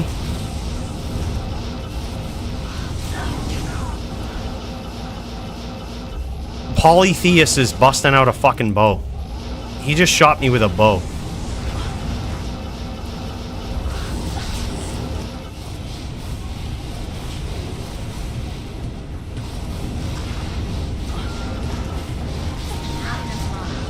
Oh my fucking god, dude. What the fuck? Polytheus just busted out a fucking bow.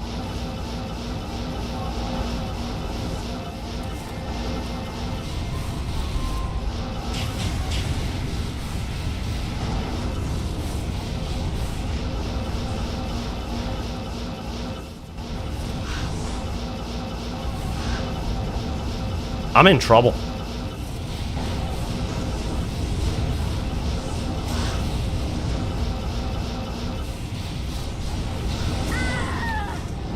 Bros.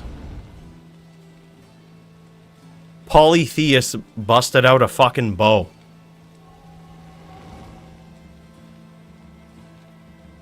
On his shaman druid.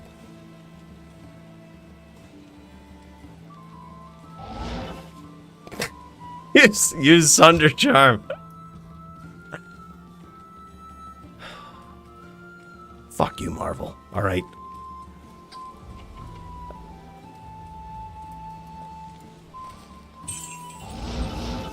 I gotta piss. I think that's why I'm failing. I have to piss. And I'm gonna blame it on that. I'll be right back. I have to piss. Polytheus. He ain't winning after this.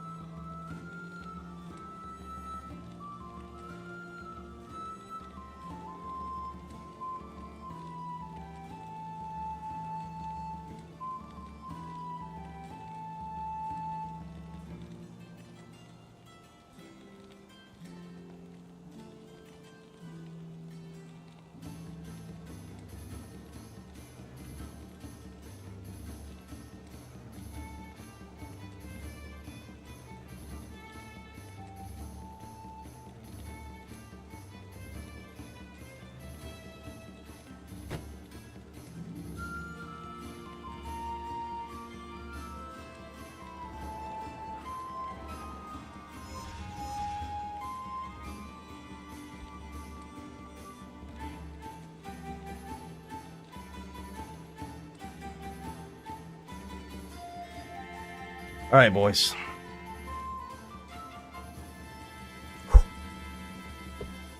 He beat me once. The cat's out of the bag. Okay? Cat's out of the bag. He knows what my trick is. I would like to think he did observe what choice I made in case we see any of his juck fuckery. But you know what he did in response already? Is he implemented more juck fuckery.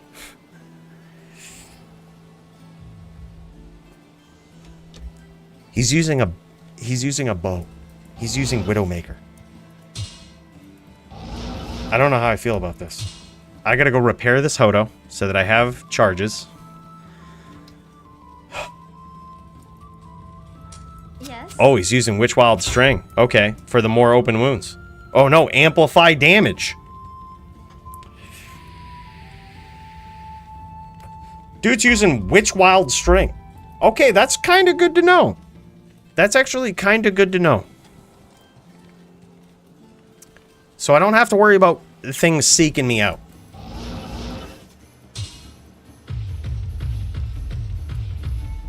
Okay, good to know.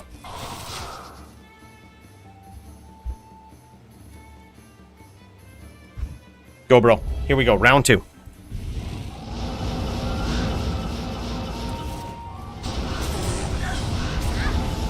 That's okay. That's okay. That I'm okay with that.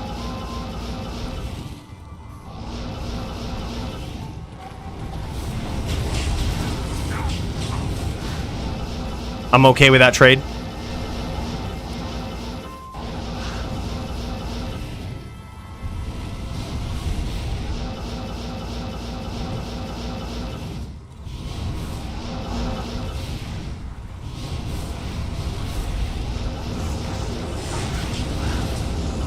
I'm kind of okay with those trades.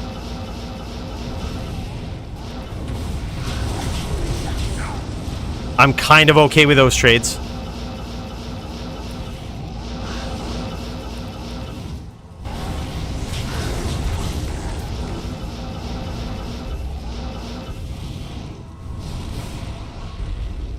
Dude, he's cutting me open pretty good though, I'm not gonna lie.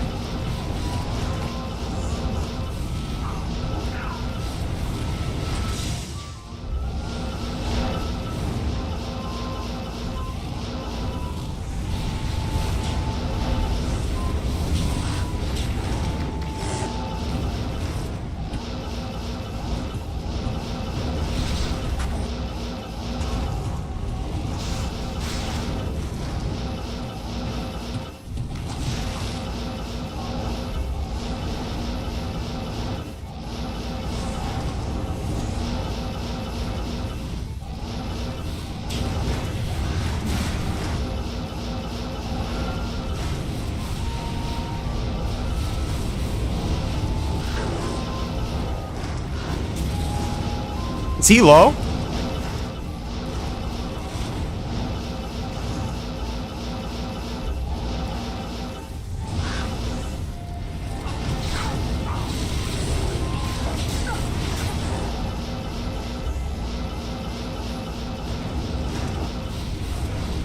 He is now.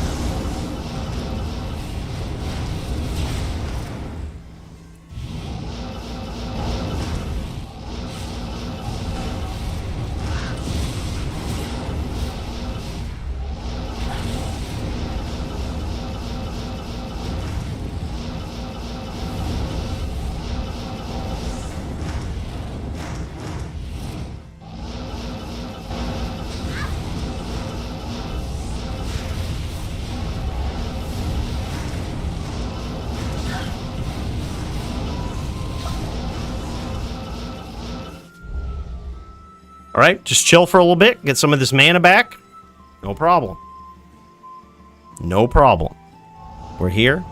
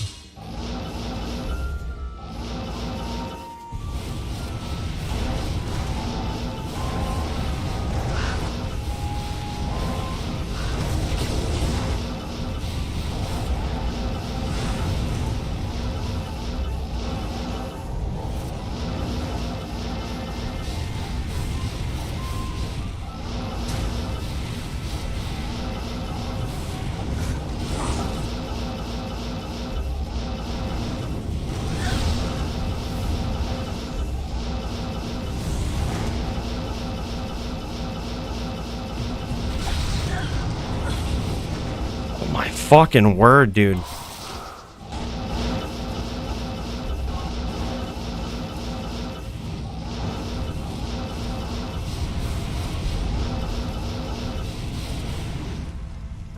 Holy shit, dudes.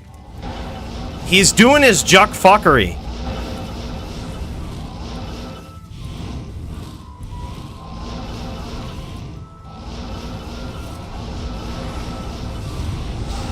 There it is, boys. You might have thought that was a rando meteor.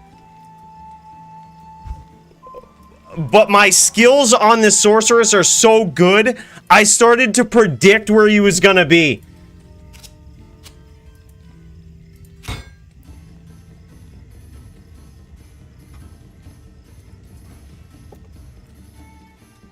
Yeah, Odin noticed. Odin knew what was up.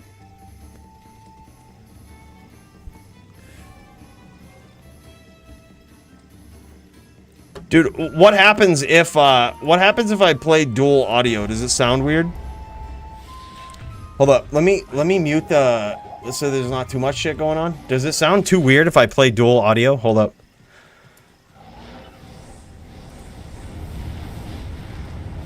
Like, so I'm over here.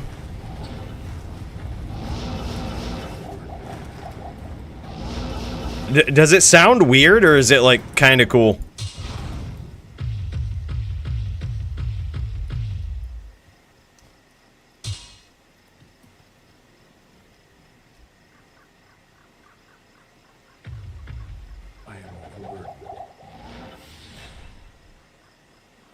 Kind of cheese. All right.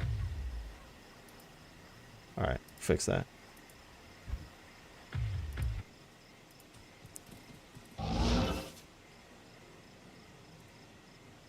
All right. Let's get souped up. It's 1-1.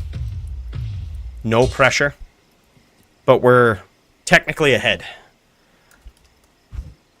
Because it's tied. And I am Santiana, the level 99 sorceress.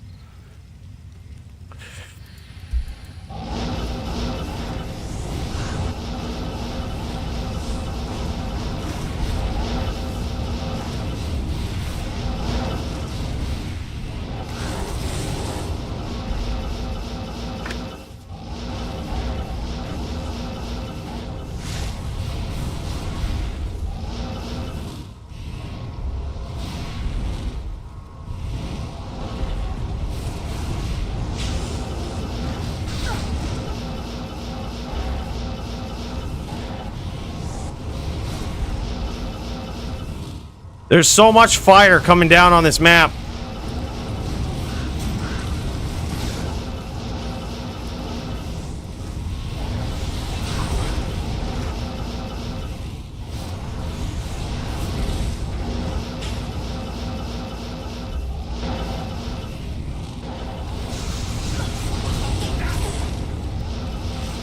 I think a meteor hit. I'm not 100% sure.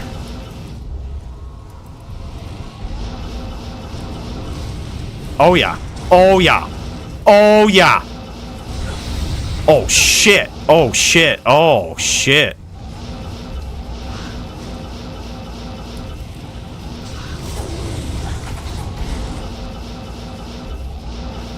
Oh shit. All right. All right.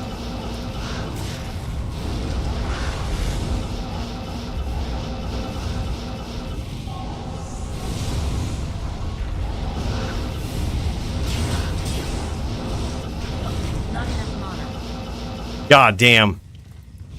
God damn.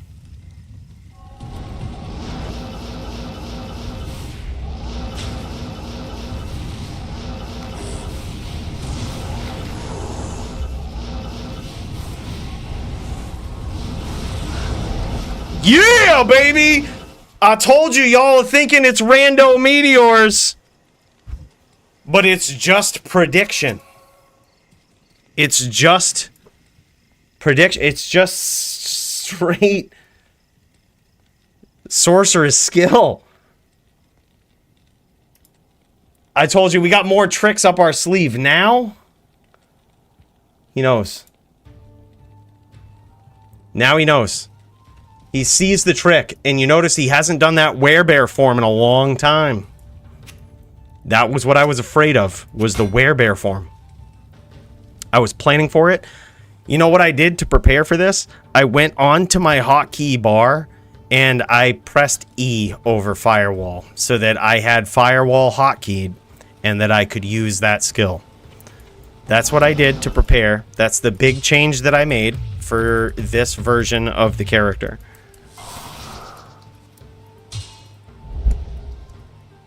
And now we're 2-1. Yep.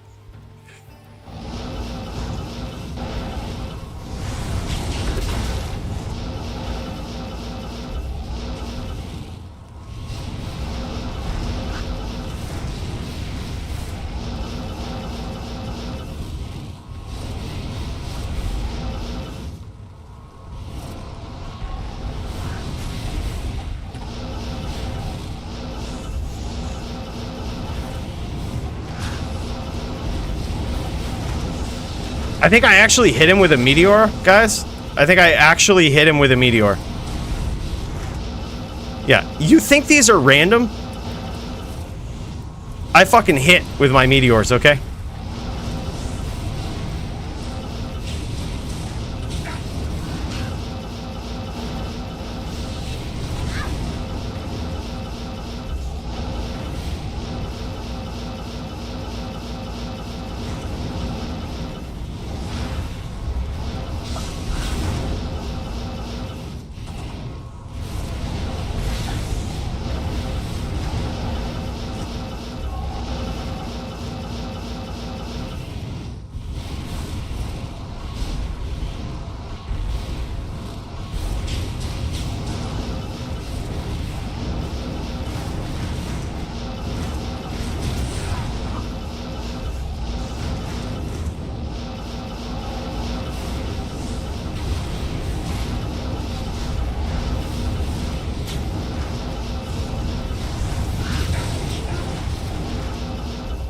I'm happy with that exchange.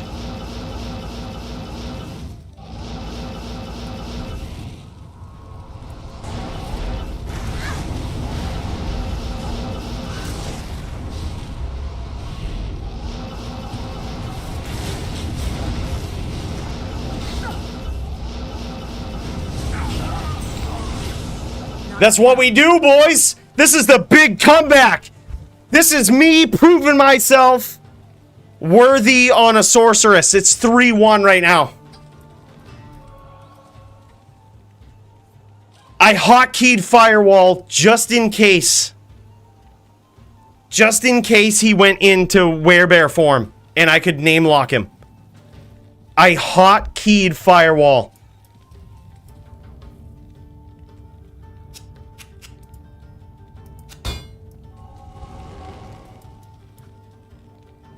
I'd like to put myself on the list for performance of the night for pressing E over the Firewall skill.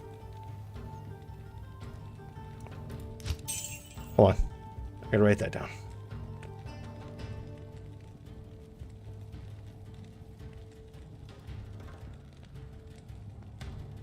That's it. The Amian rings are very, very creative. We've got a 100% perfect Maras and 2 matching SOJs.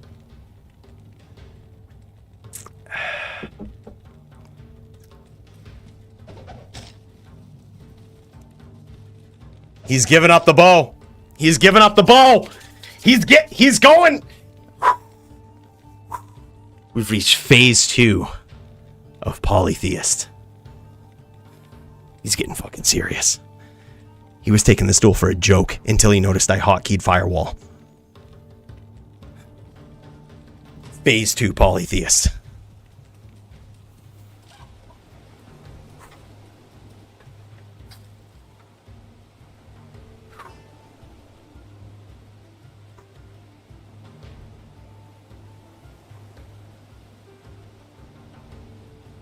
Odin, we're not cheating.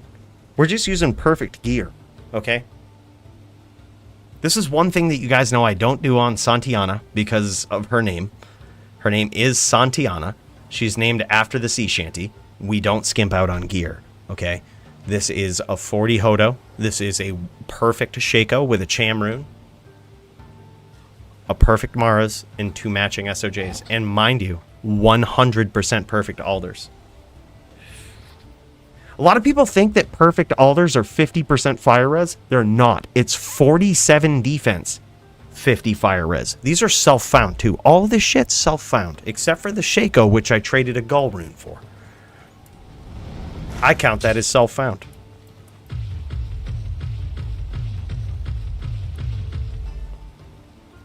He doesn't have fire immune summons though, does he?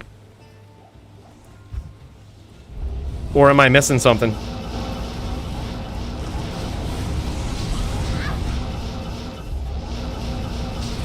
Oh my god.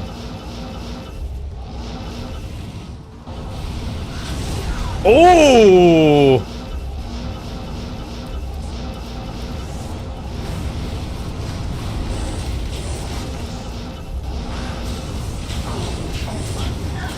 I'm happy with that exchange.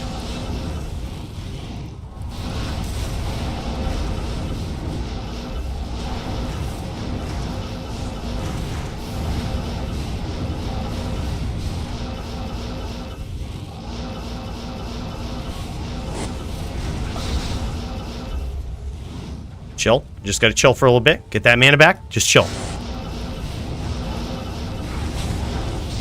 Oh my god, dude. That shit hurts.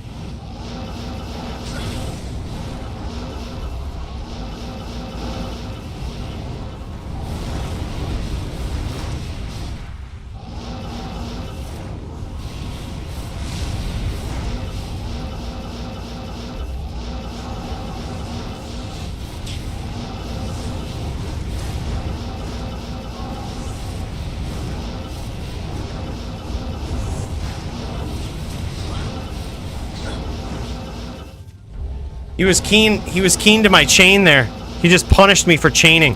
That was one of the best chains I've ever done in DFC history, and he fucking punished me for it.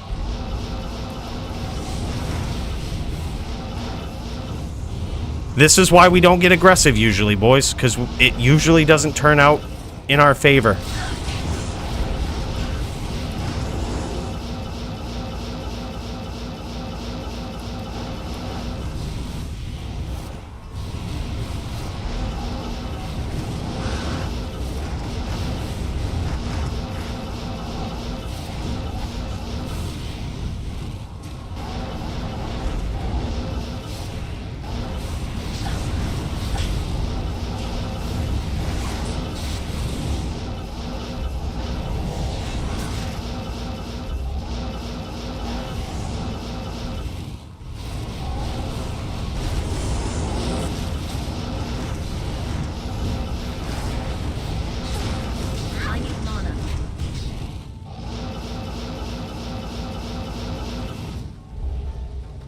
Just chill.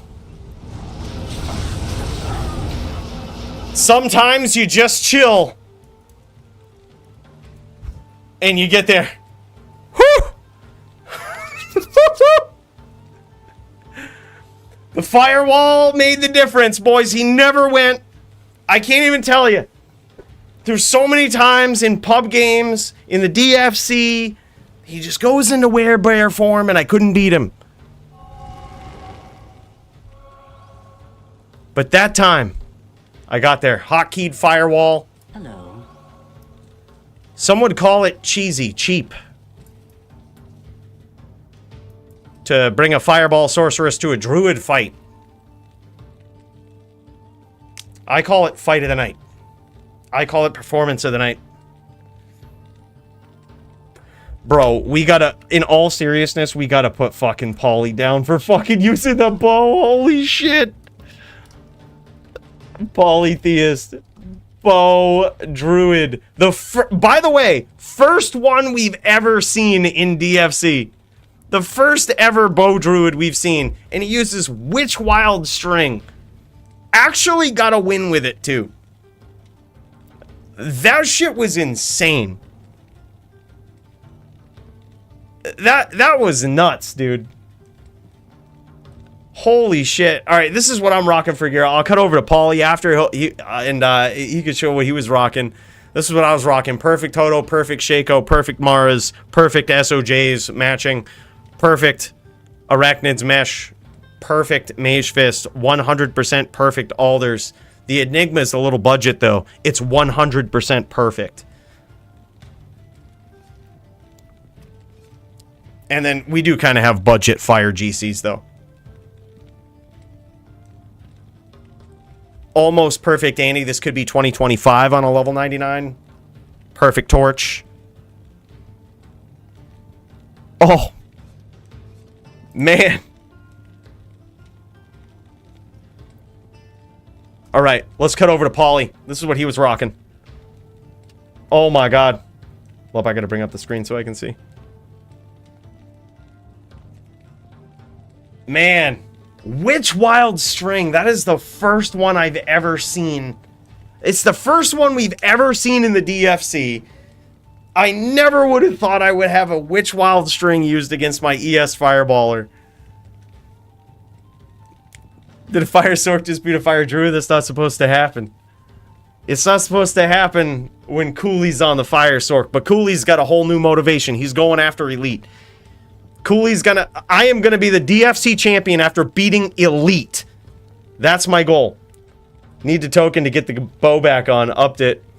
Damn, dude. That's crazy. Yeah, I think he tokened out for the bow. Completely don't blame him. Like, that was an interesting choice. I think he used the bow thinking that I would not firewall, because I have never firewalled Polytheus ever in my life. And I think when he busted out the bow, and like, yeah, I think Widow would have been better. Widow with open wounds would have been a nasty play. Yeah, and he has it too. He has a 100% perfect Widow with an Umrune in it. Like, he has it right there. I think that would have been 100% better play. It was something I definitely didn't expect. There was no shot I was swapping out for max block with that. That caught me so off guard. I was like, dude, he's gonna beat me with a fucking bow. I was like, because I didn't expect this. I was like, here I am thinking that I'm just going to beat him with Firewall, make it so he can't do his fucking Druid more form shit. And I was like, and now he's going to beat me with a bow. Oh yeah, and he also has Poison Charms. Poison Charms, bros. Like, he was hitting me with 2 kinds of damage. Like, this shit is insane. This Druid is so well thought out, dude. It just so happened that my poison resist was also 75%, which isn't really fair because I have perfect gear. You know, I got the perfect Toto, right? I got a good spirit. Not really fair. But dude, good fucking duel, good setup too. And he did sunder a bit of resist. I wonder if he did that seeing me in practice, seeing that I couldn't really deal with the sunder too much. I had to over prepare for the sunder. Luckily though, in practice, I actually did. Like, in anticipation for him to sunder my resist a little bit, I thought he would go with the sword. He actually has a sword in his inventory that like rips resistances away and ups his fire damage. Yeah, he's gonna show it off. Yeah, it's this. It's the gemmed phase blade. So it's all 6-faceted phase blade. I thought he was gonna use that. After seeing my sunder debacle, I was like, oh, if I get sundered by my opponent, I'm fucked. Yeah, and he also has that. So I like literally overstacked, overprepared, just hoping he would switch to that. But He never did. He actually had a really good strategy, man. That bow was actually very cool. Bow with the poison damage was nuts. Bros, that is polytheist. The best shaman. I honestly didn't think that that would be so lopsided, bro. I feel bad about it. I thought you would honestly win. I was going to go on this tangent about, you know, just making a comeback or something. And then lose. And I thought it would be funny. But just because I expected to lose doesn't mean I wasn't going to play to win. All right? And now I'm motivated. I'm going to beat Eleet. If I can beat Polytheist, I can beat Eleet. You mark my words, guys. I will achieve my first DFC belt by beating Eleet, the most dominant, reigning, defending DFC champion of all time, and I'm going to do it on this build. Dude, no way. We missed it? Oh, shit. Dude, that sucks. We missed fucking Riz versus Duke. Duke took it 4-0. I'm impressed, but also kind of sad. I thought it would be more of a close matchup, dude. It was quick, huh? Actually, ES Fireball Sork is quite a match for a Druid. Flickering makes his pets immune. It's good in all types of Druid versus Fire Sork. No shit. Didn't know that. Flickering Flame makes his pets immune. So if I use... that's a good reason for me to use Sunder, which in this matchup is odd. Odd choice. Dude, I feel bad, man. I thought... I gotta say, two things about that, though. Props to Duke, because I honestly... I think I continue to underestimate Duke's ability on a barb. Like, and that's my fault. I feel bad because I thought that Riz would be able to get tricky, use the bow, just have superior whirlwind skills, and punish Duke on the barb. The fact that Duke 4-0'd it. Oh, Riz took it 4-0. Oh, my bad. Shit. All right. Well, I guess I was kind of good in guessing that it might be a Riz duel. See, the reason I made it was because Barb is not a good matchup for a Ghost. Let me explain why I made that duel. Barb is a terrible matchup for a Ghost. But my thought was that Riz was creative enough to, like, implement some weird shit that Duke wasn't ready for. You know what I mean? That was the thought process behind it. But yeah, so that was... I expected it to be closer still. I expected it to maybe be a 4-3 with Riz pulling some crazy shit. Oh, my bad, dude. My bad. I thought you said 4-0 for Duke. My bad, dude. Yeah, technically the Barb has the advantage there. But my thought behind making it was that Riz is a different kind of Ghost. Like, Riz is not the typical Ghost. Like, he's so good at Whirlwind that if Duke fucks up at all, he's going to punish him for it with Whirl. Dude, tell me about it. Did he use the bow? Like, did he get creative or did he just go Whirl Duel, dude?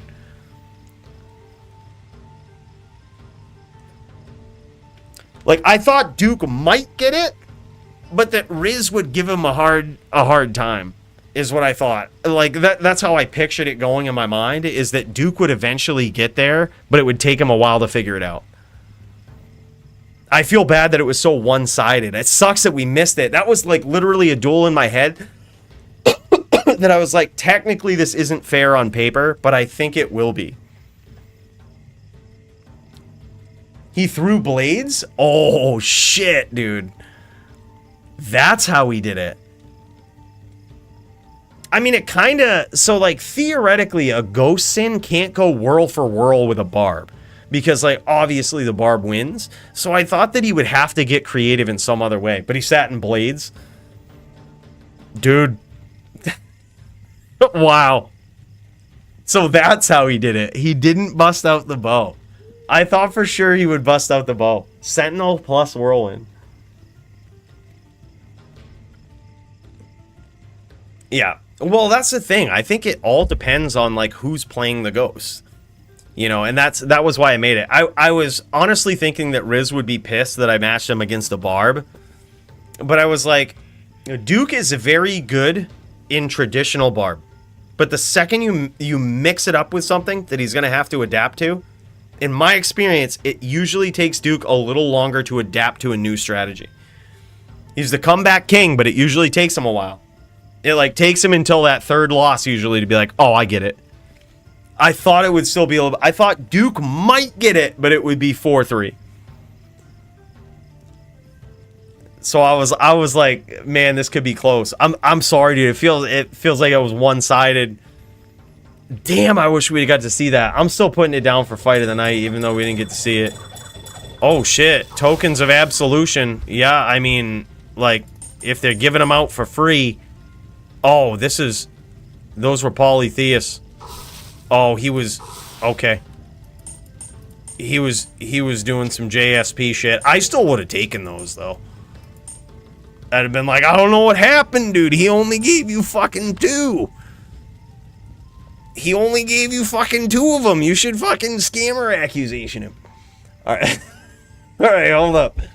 I gotta put that down for fight of the night. We didn't see this, which would be very odd. Bye. But I honestly think it should be considered because I don't know how it exactly went, but Riz used Blades and Whirlwind to beat Duke on a Barb, which I thought would be an extremely close duel. I thought it would be completely unfair for Riz, and if Duke figured out his game plan, Duke would win.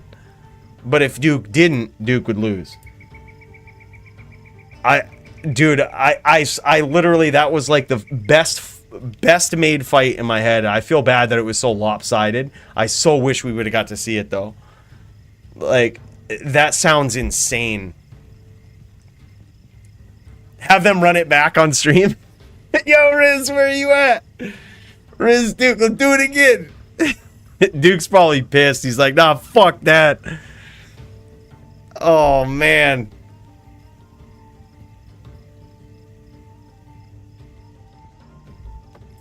Wouldn't say Sentinel Whirlwind, more like Sentinel only and Whirlwind when I'm at 1 HP. Yeah.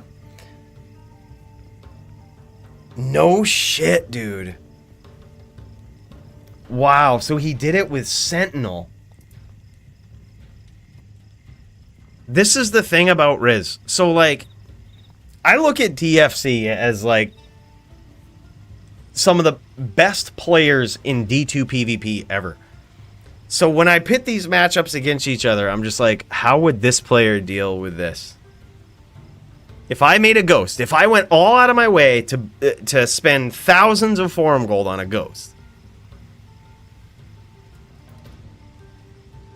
like, how would I deal with a Barb? You know what I mean? What would I do?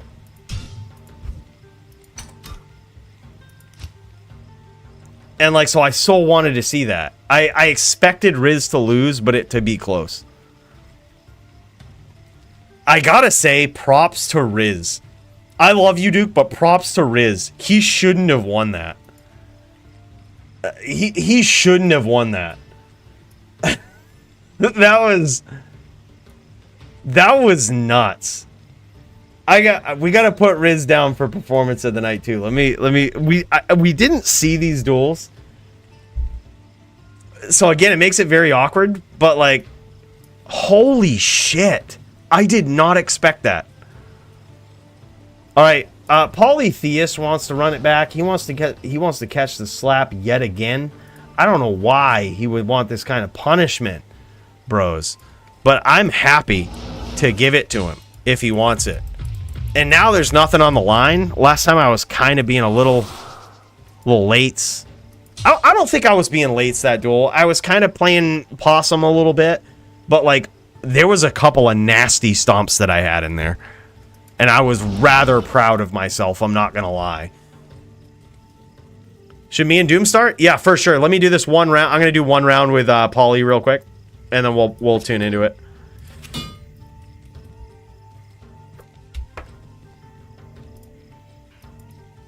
This is Polytheist thinking he's gonna win this. He's got guided arrow now. But it's not gonna matter. This is the best ES Fireball Sorceress currently in the DFC. Why? Because Root left. Root rage quit.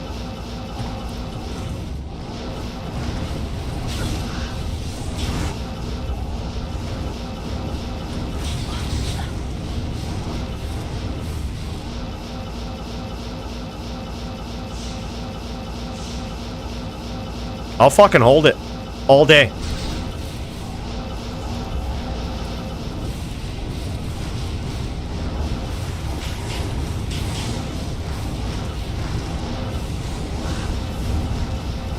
I'll just dance.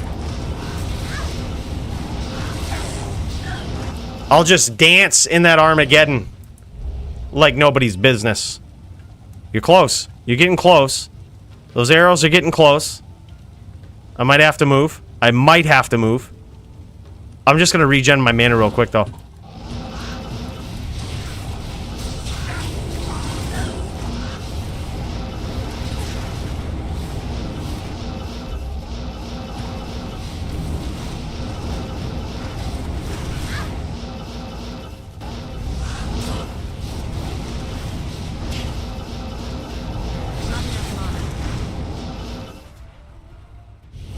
All right, we just got to chill a little bit.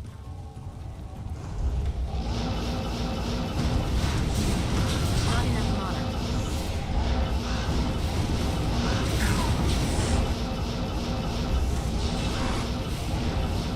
Not enough mana. Oh, shit, we're in trouble.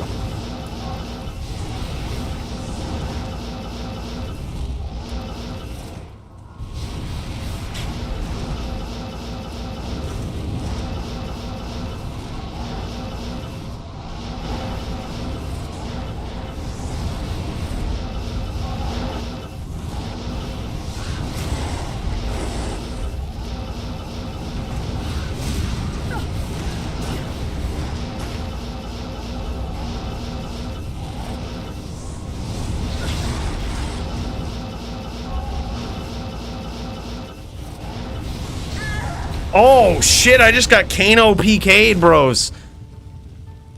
I just got Kano PK'd. Or GA PK'd. Yeah, GA is way greater. Oh, man. Paulie just took it double or nothing. Was much easier to tag, yeah. Yeah, that was a... that felt more detrimental. The only time I felt safe from the arrows was when I was super far away. I actually didn't know how much they were doing to me. I thought I could get away with stomping, but like I ended up eating so many arrows for it. That would have been way better the way to go. Well, let's hope I don't see him again on my title rise, because now he knows. He says, Flicker lets me exchange in close range with bow with you because of aura. So bow, that makes it so I have to sunder? That's so weird. That's such a weird, that's so smart. Dude, flickering flame, like Marvel said, makes it so your summons are immune and that I have to sunder them. That's so bad. That's so bad. Because then my fire resist is even lower, and I have to overcommit to it, which is no fucking room for it on this build. Oh, that's so bad. That's crazy.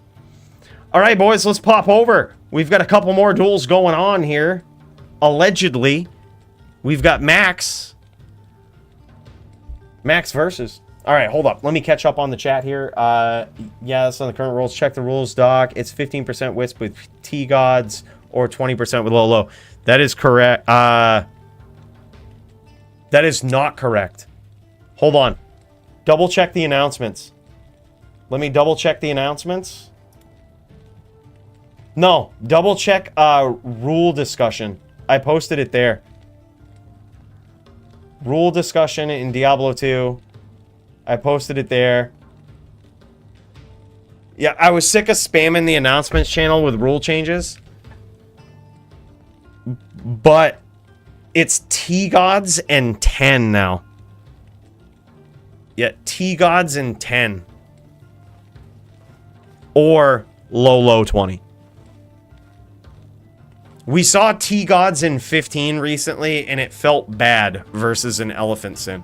Like, versus the highest damage traps and biggest minus res, it felt horrible. Right. So it's T-Gods in 10 now. If you use T-Gods, that's great. It's probably still the better way to go, but T-Gods in 10.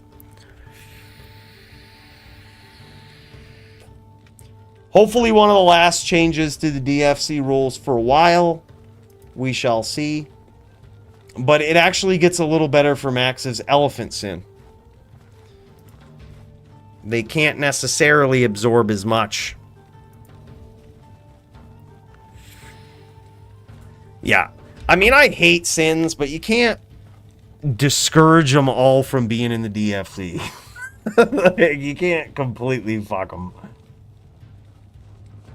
And after seeing Max's Elephant Sin go up against, I can't even remember who it was, Joby maybe? Somebody who had T-Gods in 15, I was like, this feels bad. This doesn't feel right. Like, I hate sins as much as the next guy, but it just doesn't feel right. There was something about 85-20 that felt good. When we tested that, I was like, okay, this feels like LOD damage. T-Gods 15 didn't quite. Like, it was a little too much.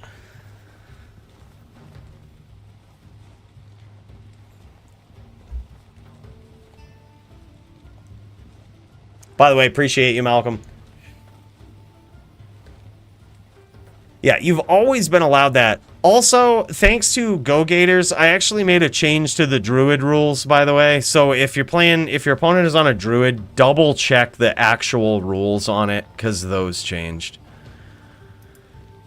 So I'll bring it up, show you guys real quick. Let me see what we've got. We'll show you the exact rules. I promise no more rule changes for a while.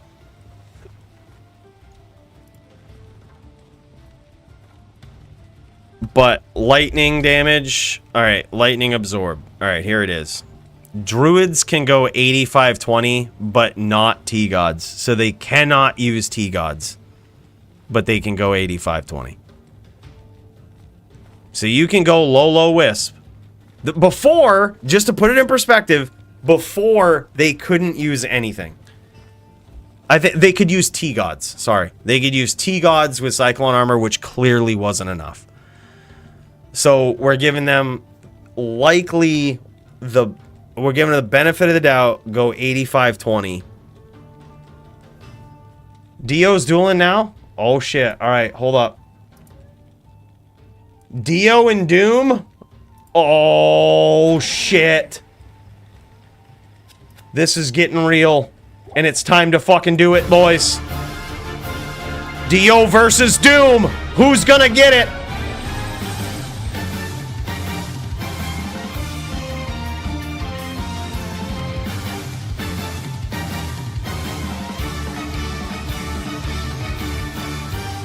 All right, these guys going at it, I think, maybe. It might not be Dio versus Doom. I actually don't know. I don't think it was Dio versus Doom, was it? I don't even know anymore. That wasn't on the card. I was thinking of that as I switched over. I was like, there's no way I did Dio versus Doom, right? Like, that's so unfair. That's, like, so heavily in favor of Dio. There was no way I did it. Okay, this is Doom versus Max. Okay, that's what I thought. Look, it's Max versus Doom, which actually should be a good match. Look, Carter, this is rocket fuel, okay? It's a nerve calmer, which clearly worked versus Polytheist. I got a 4-1 victory, okay? So you can shut right the fuck up, okay? Zero drunk. None.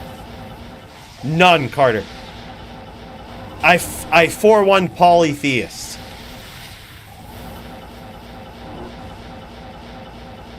But that's probably the 5th shot. Alright? I don't need you keeping track. Okay? I am overburdened. I don't need you counting nothing. 360 now, it's 10% in. You're probably worse than I am, depending on how fast you put him down. Alright, this is Doombringer. Doombringer kicking ass. He's finally got He's finally got his unlimited pools. These guys weren't even hostile. Welcome to the DFC, boys. We haven't seen this in a couple of events now, and I was starting to wonder what happened. But leave it to a Doombringer duel. That's when we notice them. That's when we notice them. I only say that because Doombringer usually is a distance dueler. And it's hard for him to actually gauge what his opponent is at for life, especially when he's going up against a Sin. So, to be fair, it would be a Doombringer duel that we would notice it. By the way, Kyle, I see you. Sorry about the spaceship. It's traveling so fast, dude. Let's get the facts straight, too many to count. That's very true. I think we got time to cut over to the spaceship to give an official cheers to Kyle. Kyle, bro, thank you so much. Big cheers to you. We're going even deeper with this, man. Thank you so much. I appreciate you. Big cheers, bro.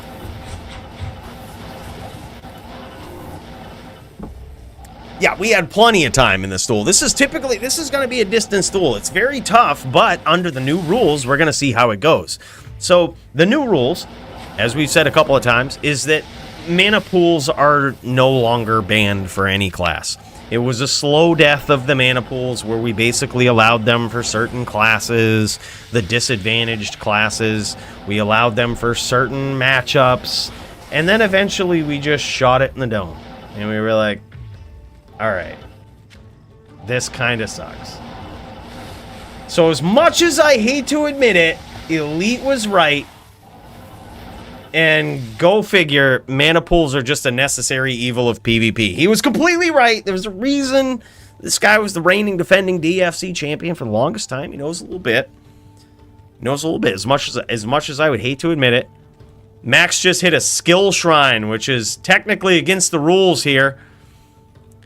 It does give him a significant advantage. Yeah, it's going to go away because he has Fade. Yeah, just let it go away. Just teleport away and undo your traps so that the ones that you just casted don't... There we go. It's gone.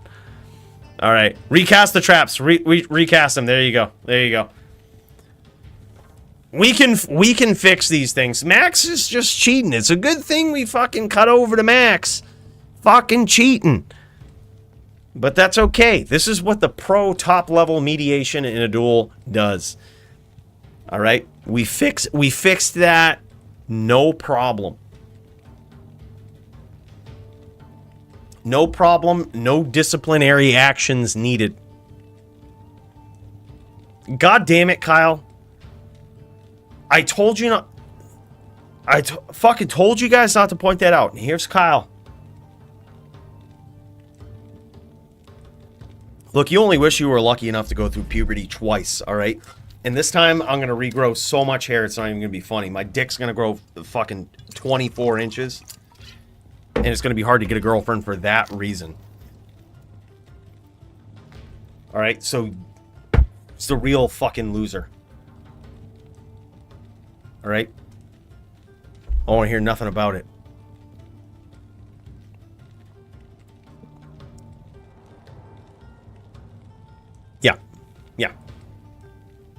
Yeah, we're going to do some real life Impale is what it's going to be. Real life IRL Impale. And I'm building a Zon to back it up.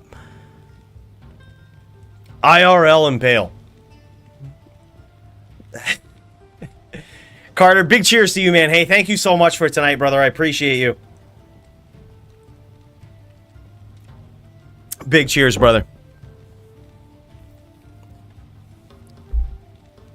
Let's do it, boys. Here we go. Max setting it up. Max is being cautious to go in, but you notice he's protecting himself. He's progressing, setting up traps, trying to protect himself.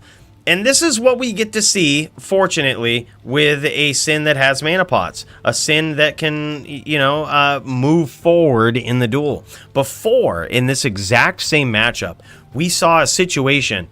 Oh, man. Diablo's about to spread across the Sanctuary, boys. Make sure you're in a non-ladder hell game.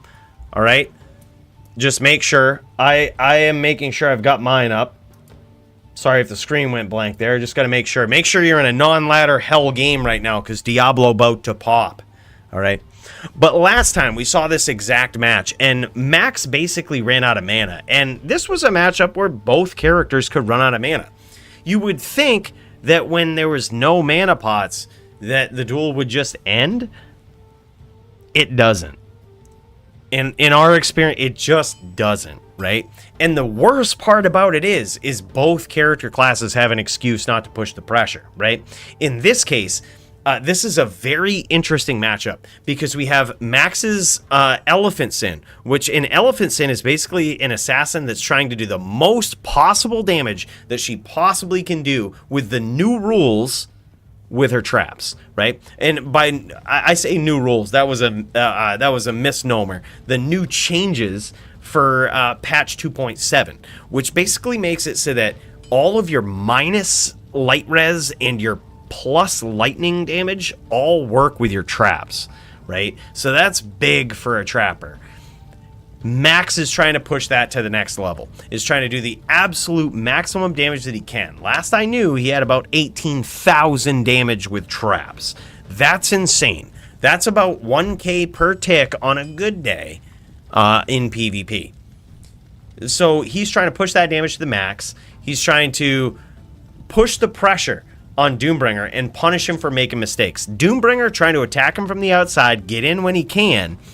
And both of these guys, look at this. This is the perfect strategy from both players right here. This is a good duel so far. You see Max pushing the pressure, protecting himself as he's progressing across the map, and you see Doombringer coming in, dropping Blizz, trying to capitalize where he can. Mind you, Doombringer still has a broken arm probably, unless he's superhuman and his injury from last week didn't heal. Or it has healed already, I should say. This guy is playing with a disability, okay? Usually, personally, I play with a mental disability. Doom is playing with a physical one. So he only has basically his mouse and maybe a couple of key hits every once in a while, but luckily with a Blizz Sorceress, that's all you need. He can rely on his skill for the rest. And that's what he's trying to do right now. He's trying to set up Max to chase him at the wrong angle. And then, this is a typical Doombringer. Max thought he was on the right side of the map. Doombringer was on the left. He was trying to approach him from a different angle. Doombringer has no idea, or Max has no idea where Doombringer is coming from, so he's just going to set his 5 stack up until Doombringer reappears. Doombringer essentially has to reappear. He kind of has to come on the map and reveal his position because he has the shorter range. And there it is. Max gets there with an extremely wide set of traps. He had no idea what angle Doom was going to be coming in from there. Doom was extremely low, very, very low, so that's why he was kicking off the map more. He was trying to pick his angle because he was so low. And Max answered that perfectly by setting a wide net of his traps and just taking Doom out. He didn't even see him on the map. That's the thing.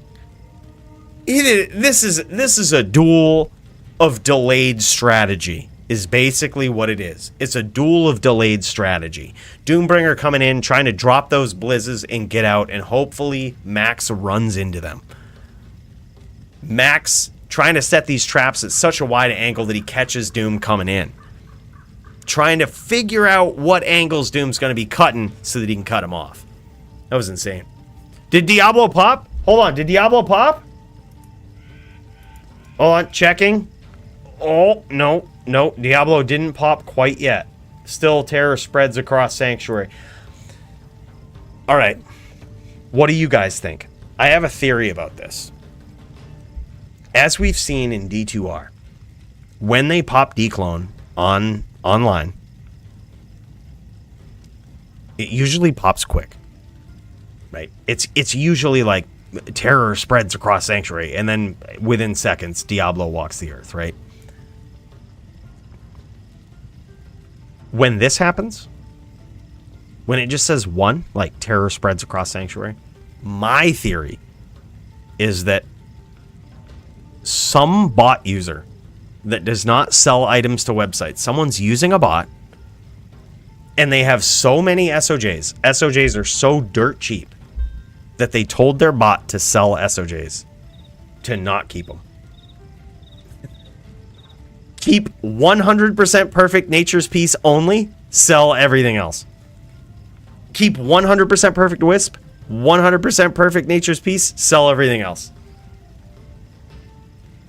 So every one of those messages that are just random is a bot selling an SOJ. That's how it was in LOD.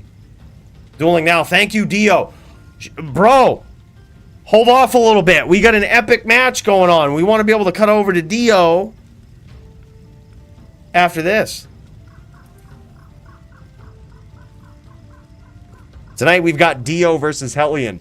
Dio's on a barb. Hellion's on a barb. Dio on his classic druid. Went back to the druid after a couple of matches on his din. I'm not sure why. He just beat a necro on his din.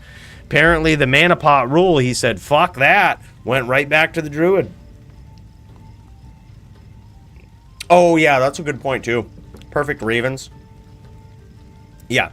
Like, there's so many things that are more valuable than an SOJ that you could find from a unique ring, like a perfect ravens, perfect wisp. Even a 10% wisp these days is actually really good because of DFC now. DFC rules. 10% wisp is actually worth something. You either get perfect one way or perfect the other. Like, perfect or anti-perfect is good. Or perfect nature's piece, that's good. All of those technically worth more than an SOJ. I would say if it's a 100% perfect Nagel, like Nagel, a 30% Nagel is actually trash. A lot of people highlight this in their MF videos. They're like, oh, I found a perfect Nagel. That's trash. Like, that's literally a Charcy. Like, unless it's 100% perfect, it's literally, and that means 75 AR, it's nothing to even shake a stick at. And even a 75-30 Nagel is just like, oh, okay, I found a 100% perfect item. Even at that, it's really not good for anything. Like, it's just a cool find. I would keep a 100% perfect Nagel. I would not keep a 30 Nagel. Like, it's just, it's nothing. Why? Because magic rings can be more than that. Magic rings can be 31 MF on a low roll. Like, if you get a shit one, it's 31. Okay, that's better than a perfect Nagel. If you get a perfect one, it's 40. Show me those. I'm more impressed with a 40% magic find ring than I am with a perfect Nagel. More impressed, hands down. I hate it. It's like one of my pet peeves when I watch an MF video of Diablo 2 and it, like, I immediately unsub if someone highlights a 30 Nagel. I'm like, you are clearly not on my level.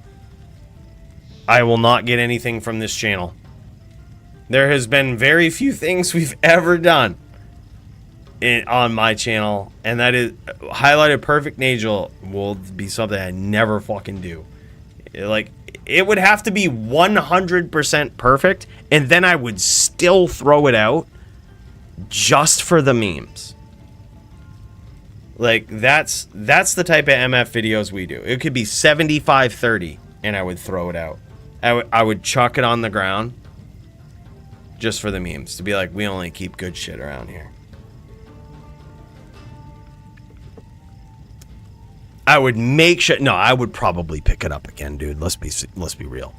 Like, but I would throw it out for a highlight video. I would probably pick it up again though and put it in the stash. But I wouldn't tell anybody. But it'd have to be 100% perfect.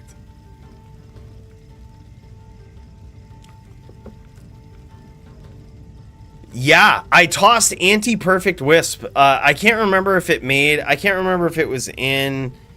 You remember that video that I did that was the best magic find video in D2R ever or something like that, where we just like saw the nastiest finds that took me like 3 months to magic find?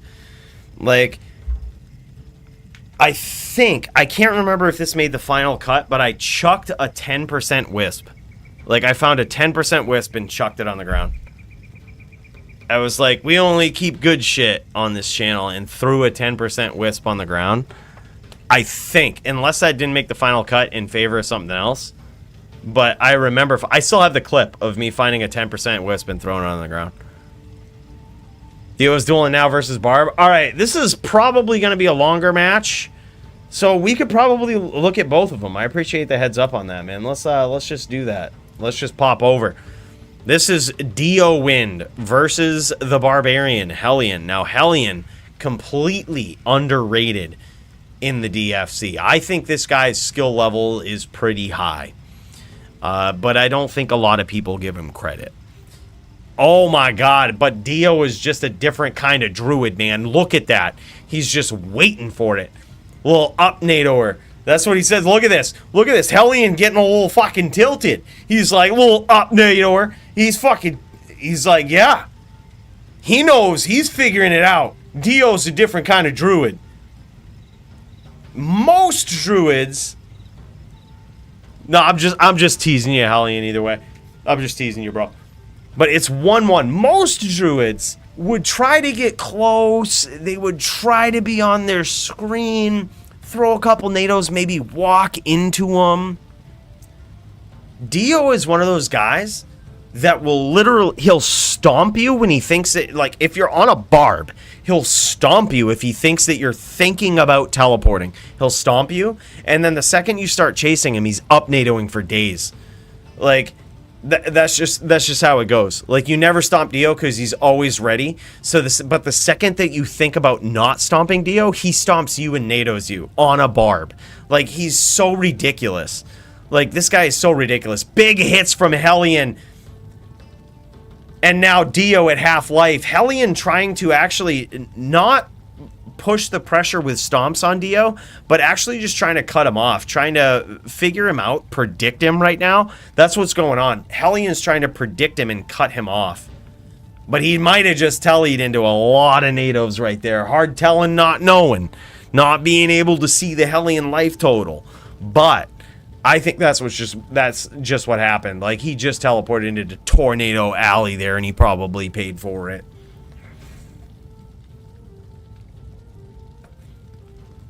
Oh, no doubt. And in the DFC, the rules are that the druid can't go over 50% block, so a lot of druids just say fuck it and go no block.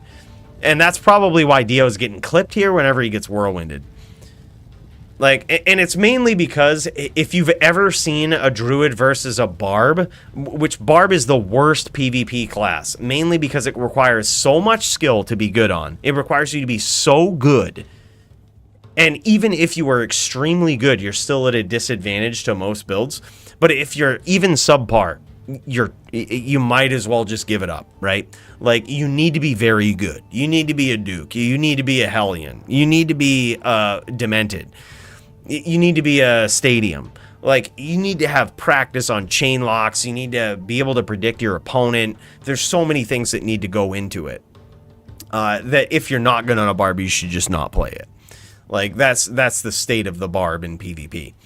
Like, so what we've done is, if you have a good barb against a good druid with max block, it's practically undoable. I had a max block druid that I was going up against, I think it was Joby, or no, maybe Maddie. And there was no reason that me on a druid should beat Maddie on a barb, but it felt unfair. Like, I would just kind of do what Dio's doing. I would just teleport away, and I would just chuck nados, and whenever the barb found themselves in the spot where they thought that they would want to zerk me, I would just fucking nado them, and I would be like, all right, let's see who hits first. And the druid having like 7-8k life sometimes is like, you're just not gonna win. You know what I mean? Even with the druid sitting there and letting you hit them. So what we did was actually just limit how much block a druid can have, and a lot of druids just opt to have none. And there it is. Hellion now making it 2-1 in favor of Hellion. Hellion taking this duel here, taking it to the next level, showing his skill on a barb. Now, Dio, typically the barb killer. This guy is very good. But is he going to be able to beat Hellion? One of the most underrated fighters in the DFC, I think. Full Vita Doo-Doo with max block swap achieves around 50%. Yeah. That's true. That's true. I think you could achieve around 43% on a max block swap. I think that's what we calculated it out to, and we gave him a little bit more than that just in case they really wanted to go for it. But yeah, you're right. You're right. You can have swaps that get you up to pretty close to that. but most of them just opt to go 163 cast, which I think is good. Because let's think about it this way. You also have 5 wolves that you can cast and an oak sage. When I'm on my paladin and I'm going against the barb, now granted that's a very heavily paladin favored matchup. But even when I'm on my sorceress, you saw it earlier. I was actually going against a very good barb just in a pub game that we started up. I was playing like shit. It was against Punch, the season 2 winner of the DFC. I almost got him. And that was mainly because Oak Sage, right? I just had one pet that blocked about 75% of the good hits that he got. Like, every once in a while, you get one where the Oak didn't block it for me. But you have, like, that, and then you have max block as well. Shit gets pretty discouraging really quickly. And especially whereas the Druid has so many pets at his disposal. That's why we limited it to 50%. To say that at least when you get a hit on the character, you can at least connect sometimes, most of the time. Like, close, at least half the time you're connecting. It really rewards good barbarian players and, going against good druid players. Because if you have a really good druid player like Dio, and he has max block, you're just auto losing on a barb. Like, he suddenly has no qualms about getting on the inside. You notice right now he's kind of queasy about getting on too close to Hellion because Hellion's punishing him bad for it. He's predicting these angles. He's getting these nasty hits. Hellion probably also has some life leech on his build, I would guess, because if he hits these wolves or if he gets those nasty chains just like that, he can really punish Dio. Just like that, man. That's how you got to be. A barb, that's why it's so crazy to play on a barb. Because you got to be hyper aggressive all the time, dude. All the friggin' time. You have to be chasing your opponent. You have no other way to kill him. You have to whirlwind him. That shit was nuts, man. That was very good gameplay. GG from Hellion. Let's put Hellion down on performance of the night. We also got to put some more duels on fight of the night for consideration.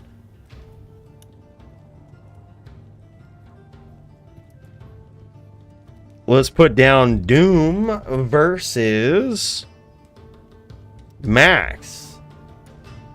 Let's put down Polytheist versus Cooley. I think we should at least consider it at the end. We have a lot of performances of the night so far. But mind you, some from a duel that we didn't get to see. We only know the story of it, right? Fastest duel in DFC history. We only know the story of it. Such as Riz versus Duke. We only know the story. And for that reason alone, fight of the night, Riz on performance of the night. That shit was nuts. Oh, thank you, Hellion. Let's pop over to it, dude. I'll check that out. Let's see Hellion on his barb here, man. Hellion showing off the barb. This is... Look at this. He's got gaze on, too?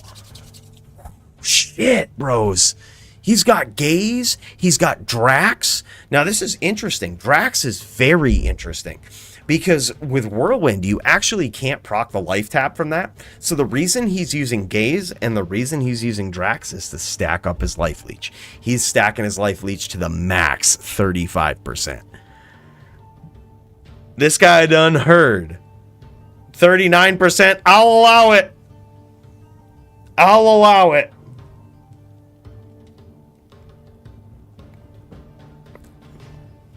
It's technically 30. Hold on, we'll check. I'll allow it though. Fuck it. Rules technically say 30 here. Let me show you what I mean.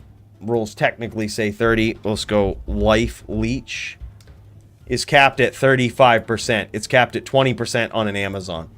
Technically 35, but I'll allow it. All right. Technically 35, but the ref will allow it. It's not like you're going 55 and fucking crazy. You know what I mean? The reason we limited it at 35, I'll give you the real reason, is because I always felt that the way to beat a druid on a paladin was to stack up life leech. But the most that I ever thought that I could stack up was like around 35, 36%. And I still didn't beat druids. So it was still fair if you make mistakes. But the only reason is we saw Serenity stack up 55, and I saw him fucking basically full healing and not even worrying about Polytheus, when he would just shoot a guided arrow and he would just immediately fucking heal half-life. It was crazy. And I was like, that's a little too much. So we had to do something about it. But as long as it's around that, like, that's basically what it is. It's sort of like cold resist. If someone has like 411 cold resist because of their items and shit, I'm not going to shake a stick at it. I don't give a fuck. Like, it's a cold sork at the end of the day. Fuck them. Like, that's a difficult character to go against. You know what I mean? It's more of a general guideline. Like, it's to say don't overstack your life leech. It wasn't some scientifically proven formula where we're like, in every single instance 35 is exactly perfect. It's just like, if you're going over this in general, you're probably going too much. You know what I mean? 39, whatever, that's fine. Like, that's the difference of a Drax roll. That's the difference of a, you know, it's not too big of a deal.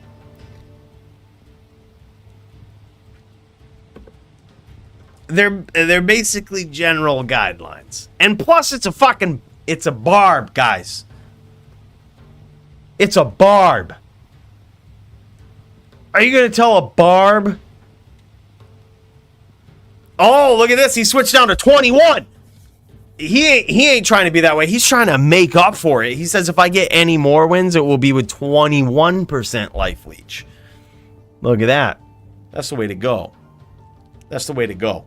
What a guy. Switching down to 21% life leech. That's overcompensation right there. I think I didn't actually pay attention, but from 39 to 21, he probably took off Drax or something. Like, opting for more cast. Perfectly fine, too. Yeah, he did. Yeah, he took off Drax in the ring. Yep. Look at this. I might not be good on all characters, but I can fucking read a lot of characters without seeing the items. All right? Look at that. I just fucking knew. I'm like, yeah, he probably took off Drax. Makes sense. Goes with the cast. I wish I was as good at playing certain builds as I am at guessing what they're wearing. If I was half as good at playing any given build as I am at guessing what they're wearing, I would be DFC champ easy. Yeah, I would assume at least 40% FCR, maybe 86 because there's a hidden breakpoint at 86.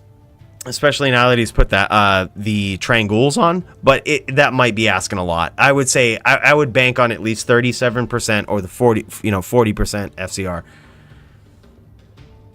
Yeah, 37%, which is the breakpoint.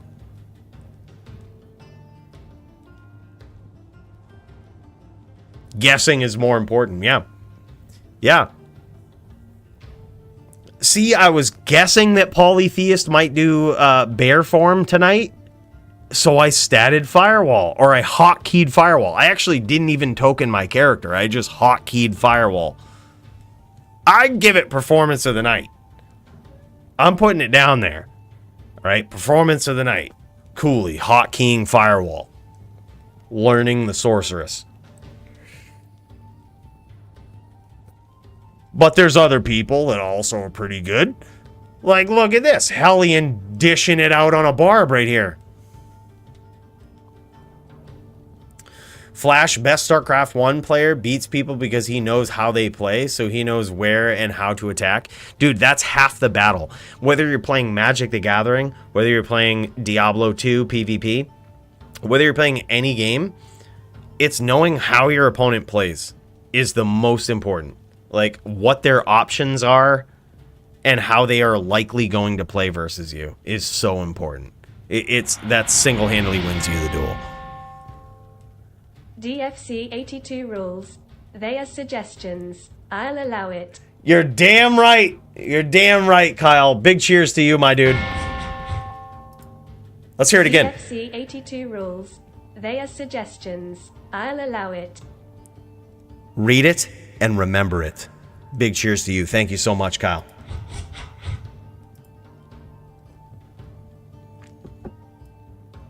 Bro, that's awesome.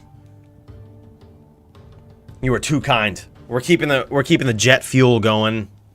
Rocket fuel. I haven't checked the alcohol content of this rocket fuel, but I think it's 0. I think I should be fine. Should be fine. Just staying hydrated.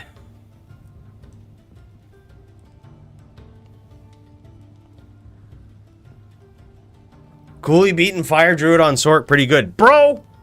A Coolio low. I'm not sure if you're trolling me or not. But dude, I'm actually impressed with it. Like, I didn't think I was going to beat Pauly. I was like literally thinking in my head about how I could duel him. And I was like, you need to have Firewall in case he fucking memes on you and starts turning into a fucking bear. But other than that, do what you do. I was proud of myself, dude. I actually didn't expect it. And there it is. Dio gets that round, I believe, making it 2-2. He says cheeser wall nados. That's what it is. That's called wall banging, boys. Look, don't chainlock someone after through a wall. We've all seen Eleet. Eleet brought that skill to the spotlight, dude. Wall banging. I didn't even know what that was until I saw Eleet do it. Over and over every fucking week. And now, when someone teleports on the other side of a wall, especially if they punish me for following them, I never do it again. I'm like, yep, okay. You're a wall banger. So I stay off the wall. When they go over the wall, I stop chasing. When they go over the little corner where I can tell they're going to do a wall bang, I just stop chasing them. I'm like, come back here. Put on Phoenix, free win bod. Look, without cheater cell, instead of Alien gets raffle stomped. No, that was a good duel, dude. He got in there. He did good. No, I don't think a druid has an advantage versus a fire sorceress. I just expected that my skill level on a fire sorceress versus polytheist on a fire druid would kind of be fair. Like, I was like, polytheist is far better on his fire druid than I am on a fire sorc. It could be a fun duel. He's beat me before. I've beat him before. I'm like, it could be pretty fair. I didn't expect it to be a 4-1. I expected to lose at best maybe a 4-3. At a 4-3, I would have been happy. Like 4-3 for him. I would have been happy with it. Especially with that bow tech, dude. That shit was nasty. You're just a step ahead, dude. That's how you gotta stay. Just like Odin says. Just like in chess, always be 10 steps ahead.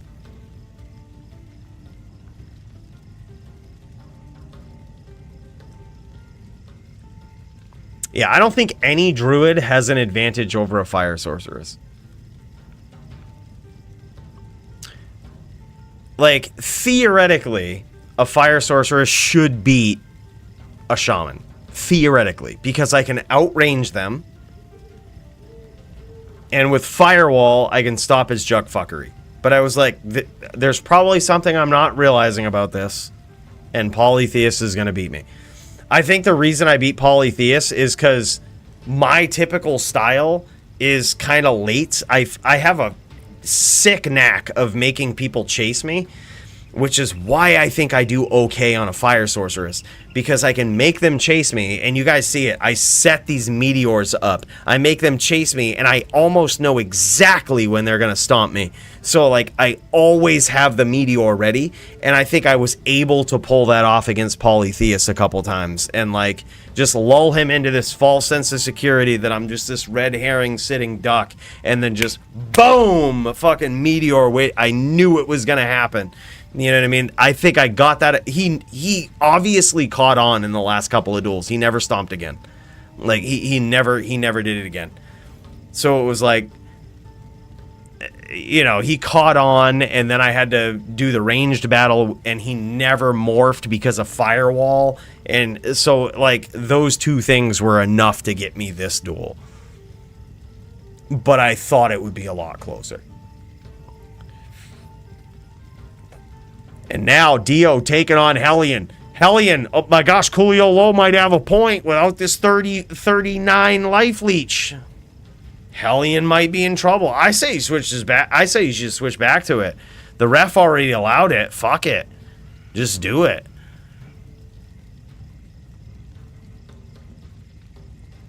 If it makes a difference, though, and he wins, how perfect is that rule? Not tooting my own horn, but how perfect is that rule if it makes a difference? I'm not trying to say we have the best rule set of any PvP organization that has ever tried to cover PvP, but it's just true. Quick question. Is max block allowed on any Sork build on DFC?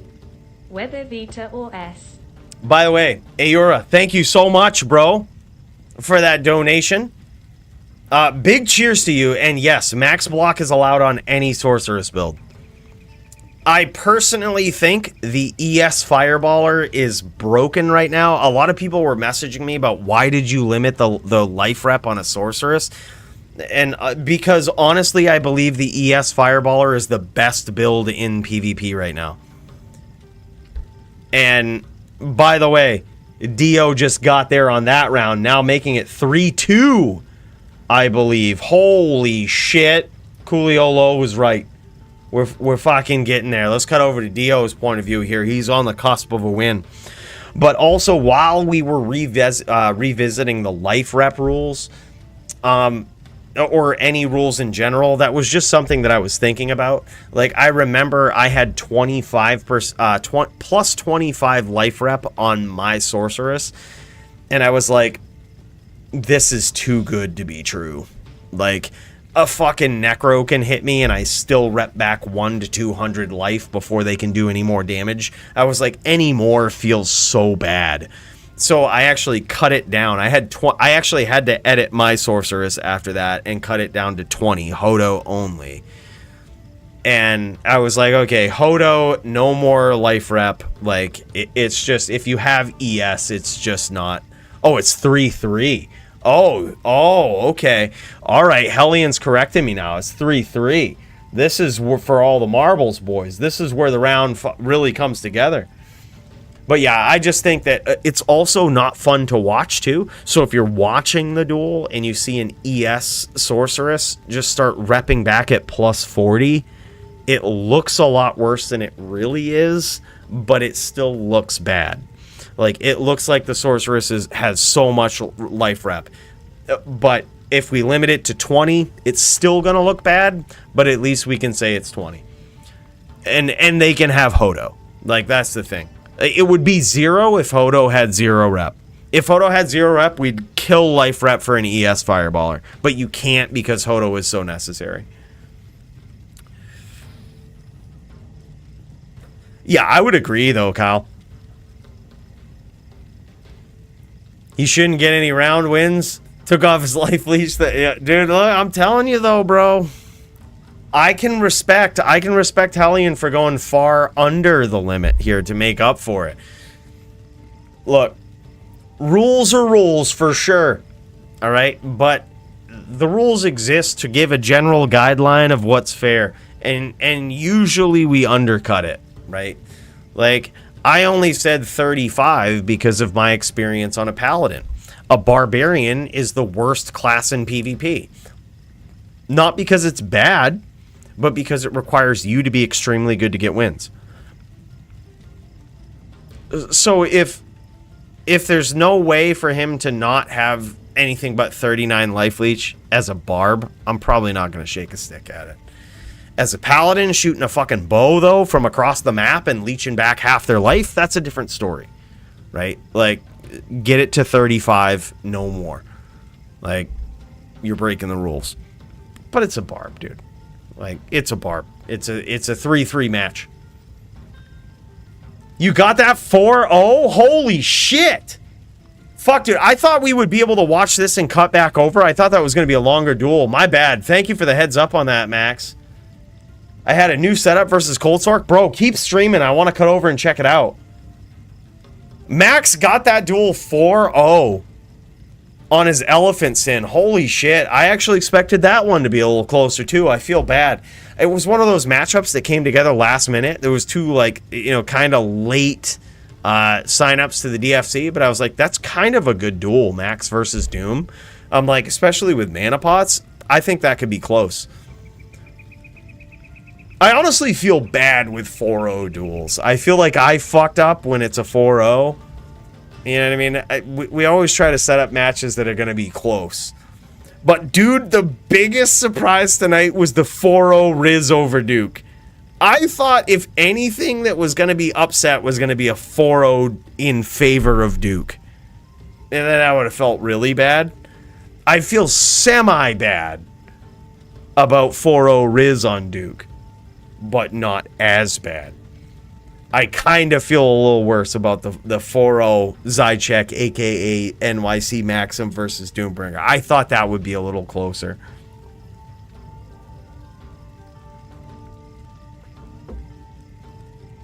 I used the new res rule. Oh, shit. Okay, so you use the new res rule, so the new cold res, to encourage more damage and lower cold res. Oh, I can't wait to see that.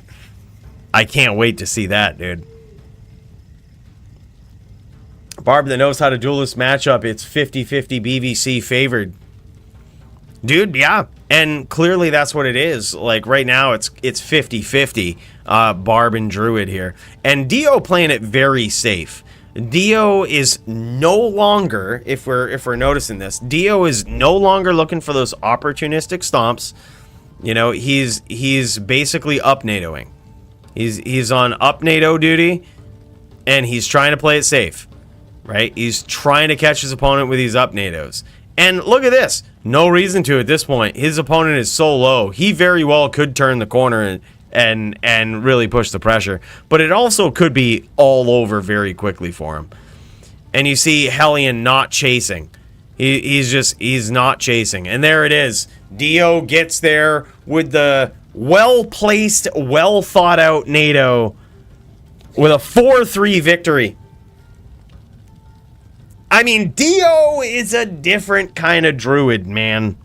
He's a different kind of druid. This guy just knows what's up. As soon as the mana pool rule came back, boom. He's right back in it, right back on the druid. G, F, and G. All right, Max, I'm cutting over to you, bro. What are we looking at? We're looking at me. We're about to see an infinite mirror. Oh, okay. I was waiting for it to start echoing. See an infinite mirror? All right, hold up. So he's got Enigma, Griffins, 15k Light Sentry, and he's stacked up quite a bit of small charms in his inventory. So he's going 315 cold res, which means he can use 40% absorb. Very nice. So he pushes it right to the max at 315 and 40.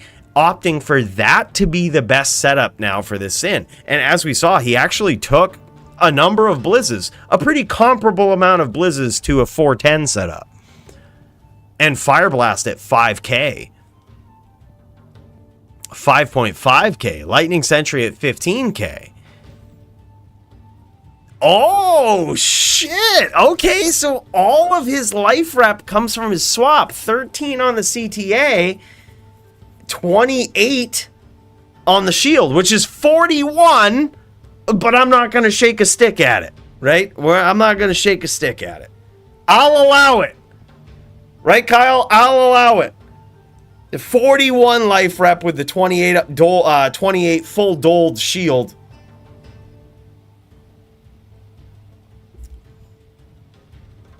Oh, shit. Does CTA only have 12? Well, what is I thought CTA was 13. Am I just wrong about CTA? What does he use?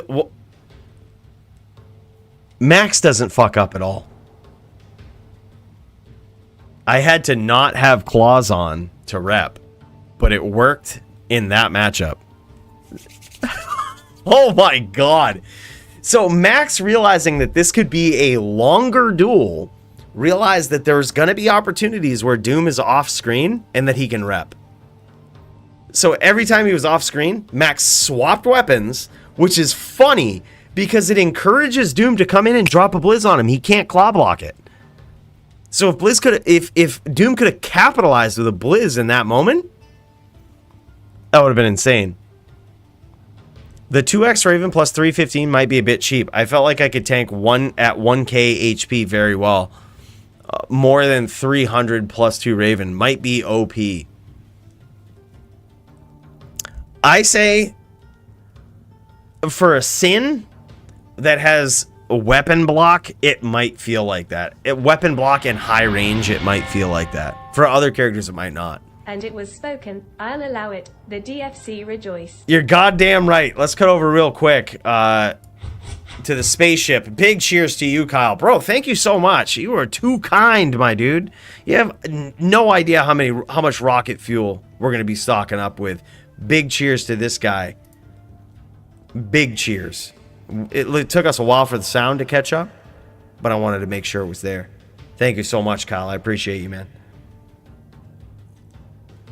I was going to cut over to Max, but he's fucking stopped his stream.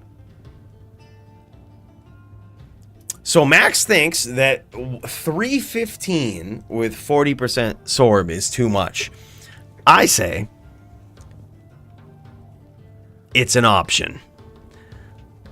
If anybody's duel, like, that was why we did that. I'm not going to lie, full disclosure, it was why we did that.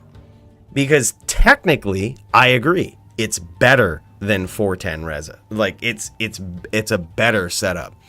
But it still allows you to tank a reasonable amount of blizzards from a character that will likely be off the map for quite a while, right? That it's going to be hard to catch. It's going to be your job to aggress. So yeah, technically it's better.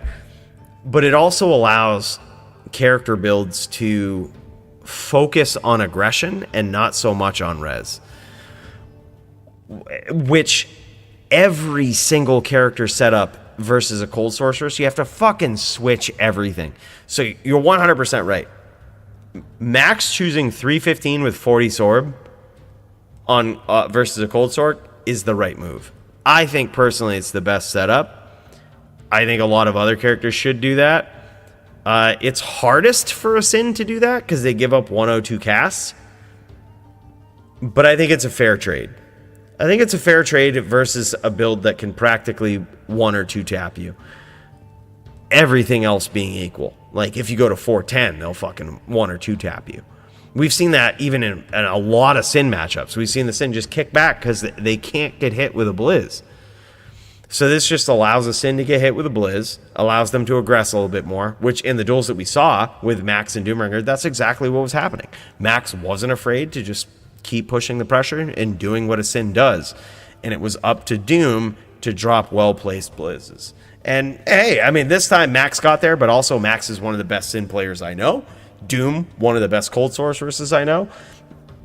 It just happens to be this way. I thought it would be a little bit closer, but yeah, interesting. That was a big reason, honestly, to go 40 Sorb and 315 cold res is to hopefully allow builds to not have to stack up as much cold res and neuter their builds and actually be able to deliver legitimate damage, which is exactly what the Sin did to the cold sorceress. So like, you can deliver 15k traps still, which is more than most trap Sins, and still have a reasonable amount of cold absorb. Perfect rules is what I say. I say it's good. Yeah, it would take 4 hits before rep. Yeah, perfectly fine. That's exactly what we were going for. That's if it was more than 4, I would kind of feel bad, but like 4 is what I was hoping for. So good. I think we did all right. Best rule set in the game, boys. The DFC. We might have done a lot of rule changes over the last couple of weeks, but it's all in good faith. It's all to make the best possible duels. We're all data-based around here. We look and we see Cold Sorceresses are just technically wrecking all the matchups they should have, you know, and losing all the ones they should have as well. So, if you know, if you're winning all the ones you should win and you're losing all the ones you should lose, that's good. But at the same time, we don't see a lot of Cold Sorks. We don't have a lot of extensive data on it. All we have is the data where Dins just get killed, with the exception of Joby. He's the only Din to ever beat a Cold Sorceress in the DFC. Props to him. Like, it's just that it's evidence to say that it's in a Barb, Stadium was the only one to ever beat a Cold Sorceress in the DFC. It's evidence to say that, like, you should probably just up the cold. You should up the options for Cold Absorb and Cold Res. Like, something's not right. Everybody's choosing 410 and they're still losing. So there should be other options. Yeah, Stadium Pog, dude. He's the only Barb to beat a Cold Sorceress, a good Cold Sorceress. Like, Doombringer's a good Cold Sorceress, and Stadium beat him. He's very good on a Barb, fucking top tier on a Barb, man. That guy is savage. But yeah, it's a feat. So basically, the goal of that rule was just to make it so that people have other options. You don't have to neuter your build to have Cold Absorb.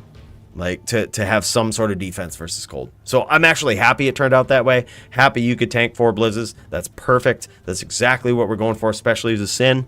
Perfect. Looks good.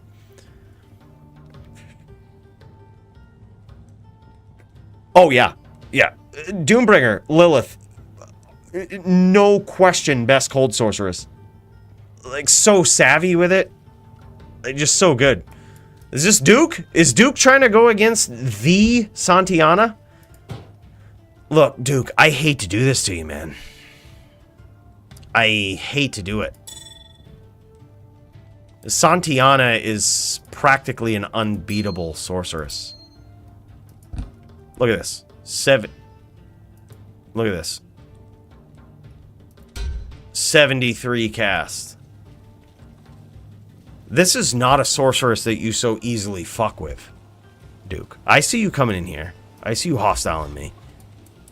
This is not a sorceress that you so easily fuck with on a Barb, okay? 73 cast because I didn't feel like wasting a couple more dexterity.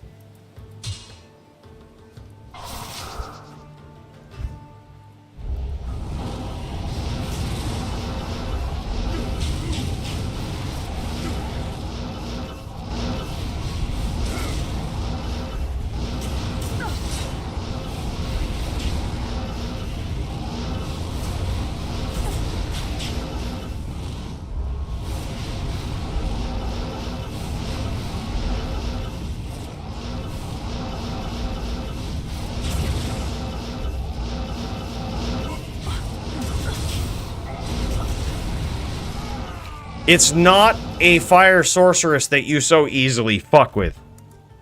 Alright, you see that? We didn't even need the full map. That duel could have taken place in Tower Cellar level 0. Okay, that was in the pocket. Santiana has gained a day.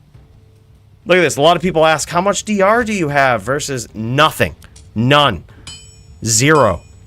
We have Enigma. Damage reduced by Enigma. That's it. Max block is greater than DR all day.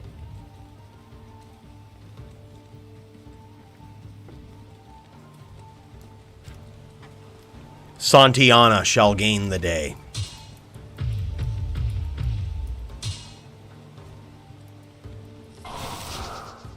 Are we going to make sure we're walking?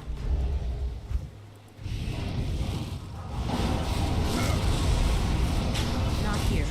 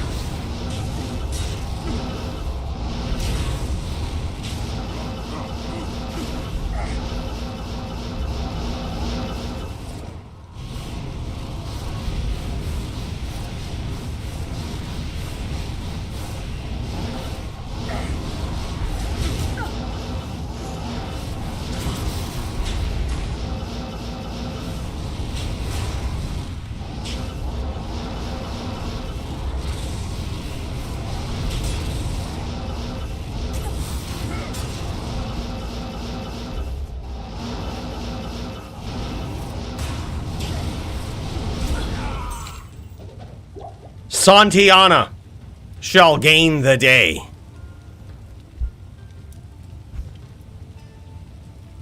I like this cold sword. I like this. Yeah, this cold sorceress. I like this ES fireballer, boys. I think she's got what it takes Yes. to take down Eleet. I'm gonna get good. Someone's got to teach me SVS, and someone's got to teach me high-level NVS. And when I get those things, I will become the DFC champion on this build, and I will take down an Eleet to do it. There will be no fucking question when I do it with this build. I may go from main Din to main ESFB. Yeah, same here, Ira. I really haven't. Like, Doombringer is one of those cold sorceresses that is discouragingly good on his build. Like, it's discouragingly good is the only way to put it. Where, like, you play and you just fucking hate cold sorceresses afterwards. You're just like, alright, fuck this noise.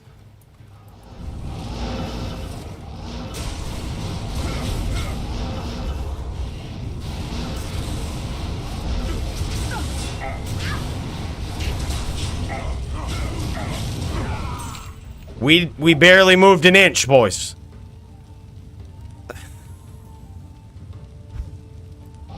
Not here. Santiana, don't run.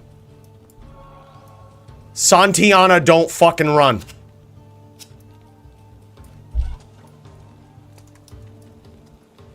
Don't run. Duke just asked, how can you just stand there? Santiana, don't run. That's what it is.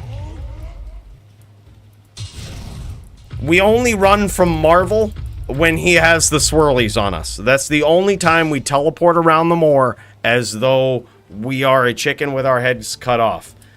And as though we have no idea how to duel or what we're going to do next. That's the only time. That's the only time the Santiana shall run.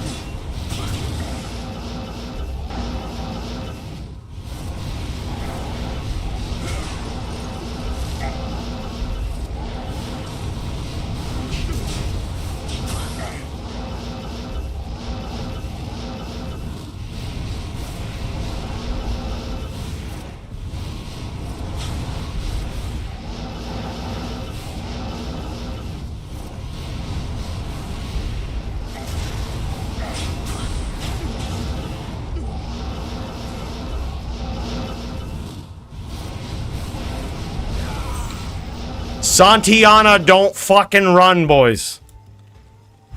Santiana, don't fucking run.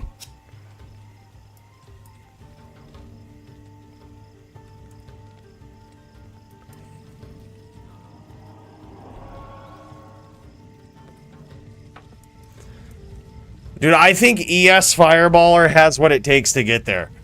That's all I'm saying. That's the only reason. As soon as I saw Eleet come back to the DFC, I immediately said I need to get good on a sorceress. Not because I can't beat Eleet on a paladin, but because the chances are about 2%, right?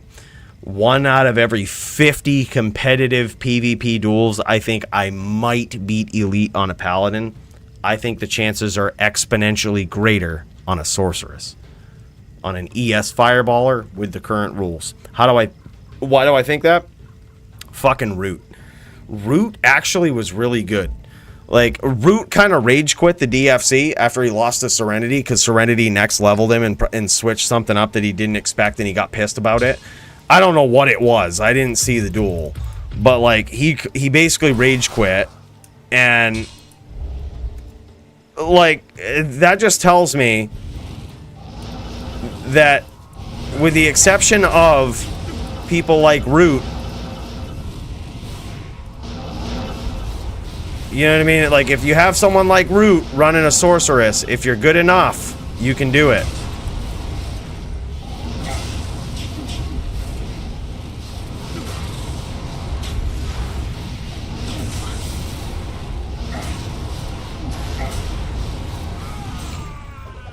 Santiana don't fucking run, boys. She doesn't fucking run.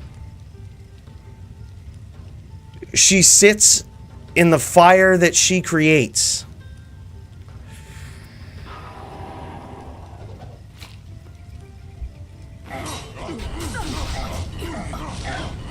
She'll take her death with pride. 12 Zerks. I counted 3. Well, I guess if you count the ones that they blocked, that she blocked, because, you know, I've told her to block 73% of all of the Zerks that come her way. And she does just that.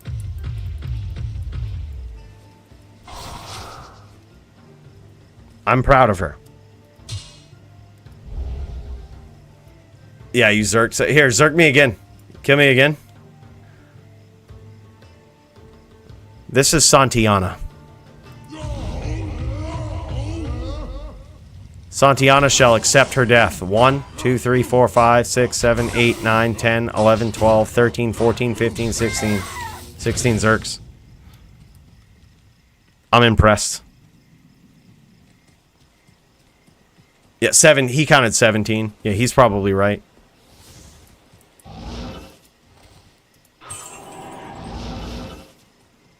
Santiana shall gain a day. I use, for a barb, I use an upped withstands. They should have never allowed this. They should have never allowed set items to be upped, because now the Luna has the withstands guard Luna has so much block, it's not even funny. Like, I think I put, yeah, here it is. Here's the base value of my dexterity. This is basically a 0 dex sorceress. 0 dex. Like, I didn't have a max block investment of dexterity here. I have 33, which is what? 13 dex total. It's not a huge sacrifice. Oh, he is? Oh, shit. Oh, okay, yeah. What's going on? Is there a duel going on? Alright, I was gonna say, hopefully I'm not missing anything. 13 dex.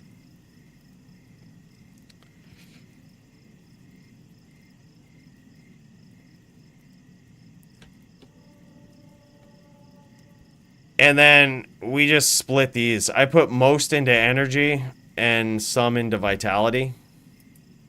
I fucking love this sorceress. I think she has what it takes. If I can get good on this ES Fireballer, I think I have a chance to take out Eleet. That's all I'm saying. I have the chance to beat Eleet. It's not a guarantee.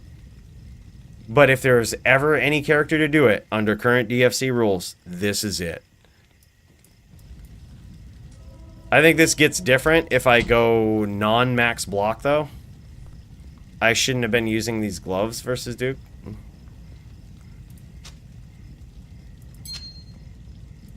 But, oh, I should be wearing that amulet. That's why I don't have max block, because my max block amulet is in my cube.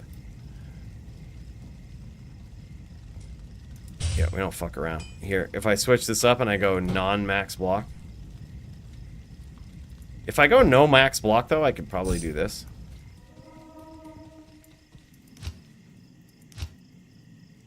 I think this is BM, but whatever. We're just going to go for it. This is no max block. I'll probably lose. And Santiana will probably have to run.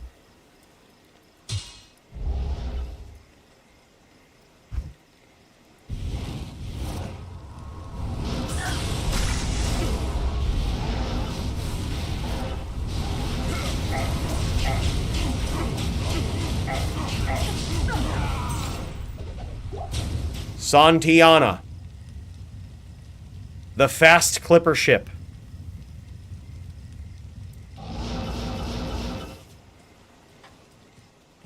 I think she's got what it takes. Greetings.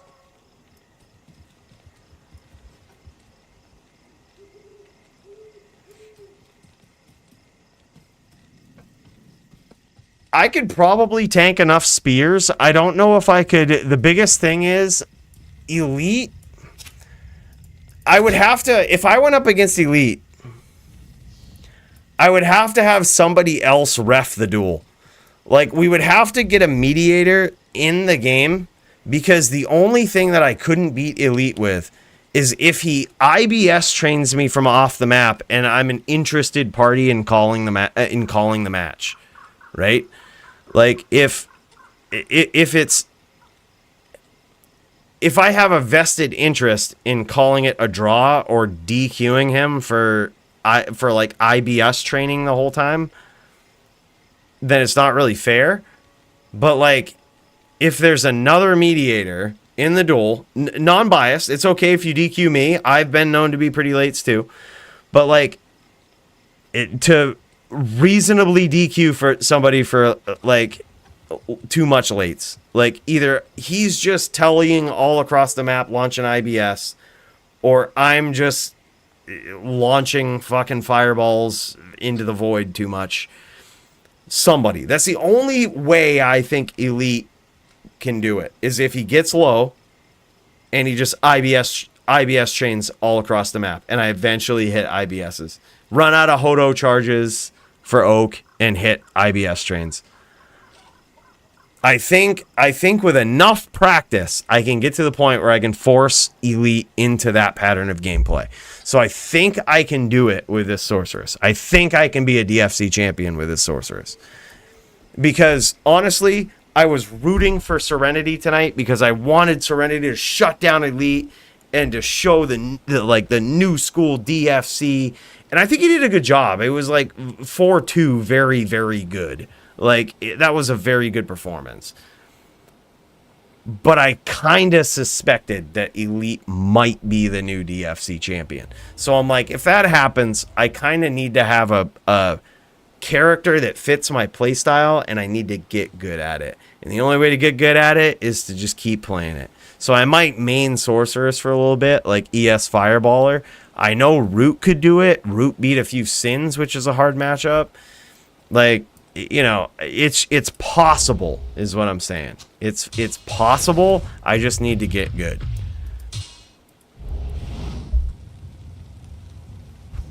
All right, let's do this.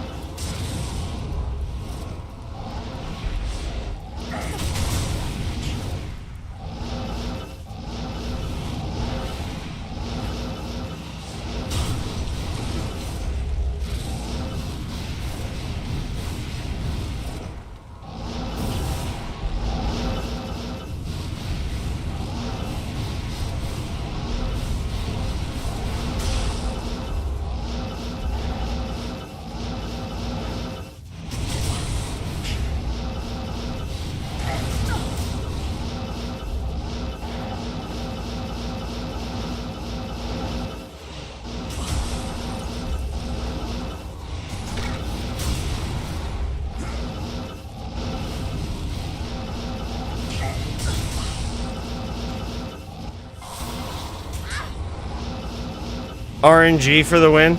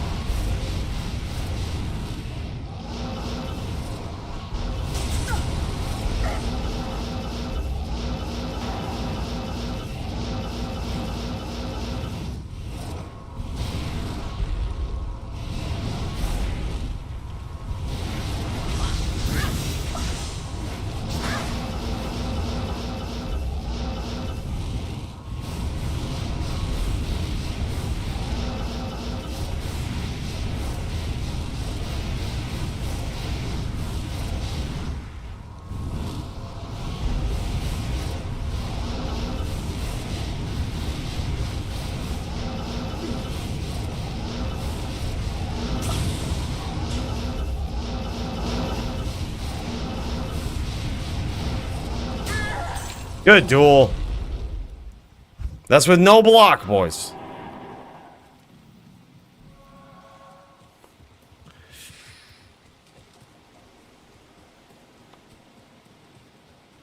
Calling you out, ES Fireballer versus Neck. Dude, give me some fucking practice, bro. I'm down for that. Let's fucking go, Vamp. Let's fucking go. I think all I'm saying is I'm not saying I'm going to be the champ. I'm just saying that if I was going to run a build that gives me a shot to be the champion, this is it. Like, it's not the other builds that I've been using. Like, it's not a paladin build. I can't beat Eleet on a paladin. Like, there's so much on the line with it, and he's too good on a necro. Like, 0 shot that I beat Eleet on a paladin, reasonable shot that I beat Eleet on Santiana. Reasonable. That's all I'm saying.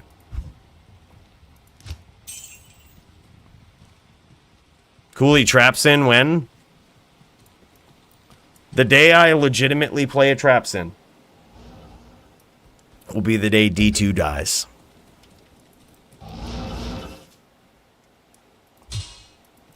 I don't even have fun playing a Sin.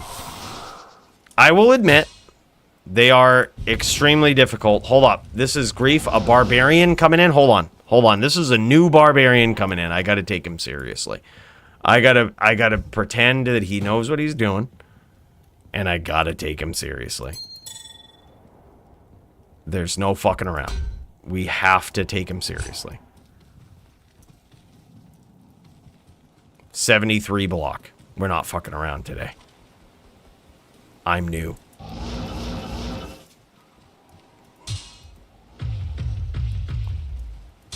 I'm not saying it's not a very difficult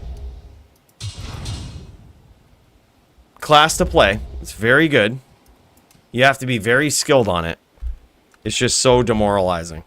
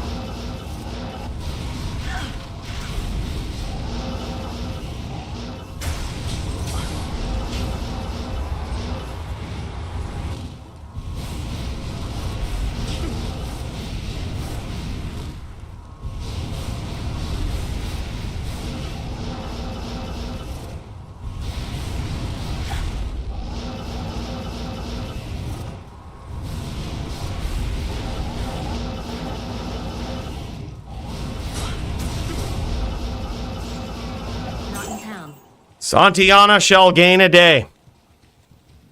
They call her out, and they say that she ain't real.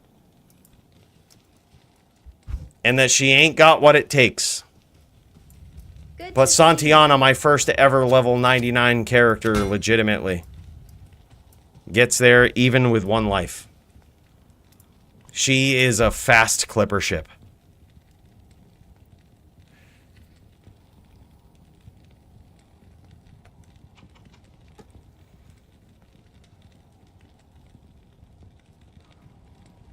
Cooley traps in easy champion. Just seeing that, Marvel. Dude, I would have to practice so much on a traps in, it's not even funny. By the way, I think that's probably it for duels tonight. I don't see anybody else streaming. I've given them a little bit of time, so let's just do this. I'm going to pop in. I'm going to start with performance of the night, because I think that's a little easier. Then I'll have to narrow the list down for fight of the night. Oh, shit. I streamed a different way today, so I'm going to have to actually pop. I'm going to have to... Hold on. I have to do this a different way. We have to vote on this. We have to vote on this. I have to do this right. All right, here we go. We have to set this up. All right, performance of the night. Damn, this is tough. This is tough. Performance of the night. POTN. Performance of the night. This is basically the most creative people that you've seen, the best play styles that you've seen. You're voting on, mind you, with a winner of this gets 500 forum gold. Performance of the night. The best dueling styles you've seen, the most creative builds you've seen, basically the craziest shit you've seen tonight. I have to narrow this down. I think Polytheist for his bow druid is probably the coolest thing I've ever seen. I think probably Serenity for Tilton Vamp on round 0. You can't deny that. Okay? Tilton Vamp on round 0 is hard. Serenity for sure. Dude, Riz 100% for Ghost v Barb kill. That was he should not have won that.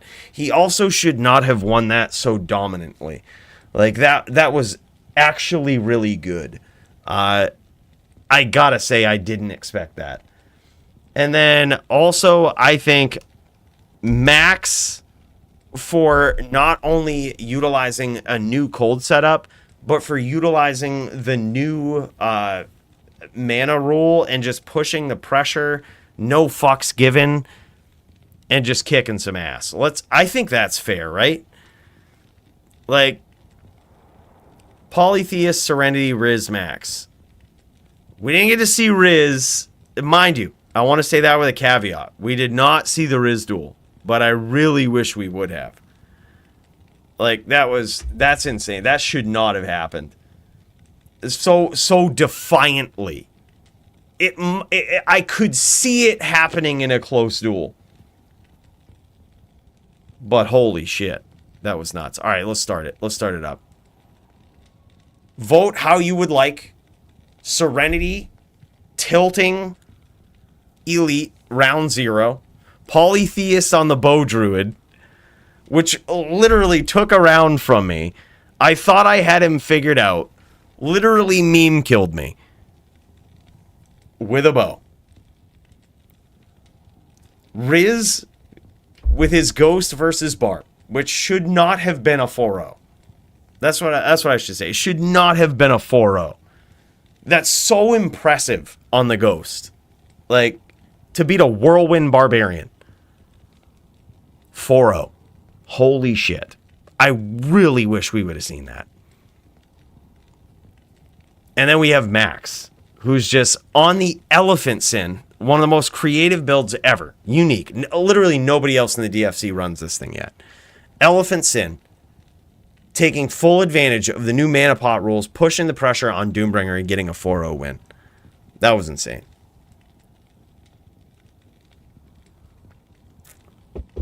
We'll give until about 26 on this right here. 26 seems good. 11:26 on my time, or X26 on your time. Couple of minutes. All while we go heal up with Santiana and just bask in her perfect gear. This circlet isn't perfect, but this is my max block setup. It's just for getting called out by those max block requiring builds. We have another call out here. We've got Merlin on the Sorceress. I'm not good at SVS. I'm just going to scoop that one up. I need practice on SVS. I'm going to chalk this up to I just lose. Right? I don't know how to SVS. I have no experience with it. And we're just going to chalk this up to an easy win for my opponent. And that's okay. Right? I don't need to win all the matches on Santiana, just the important ones.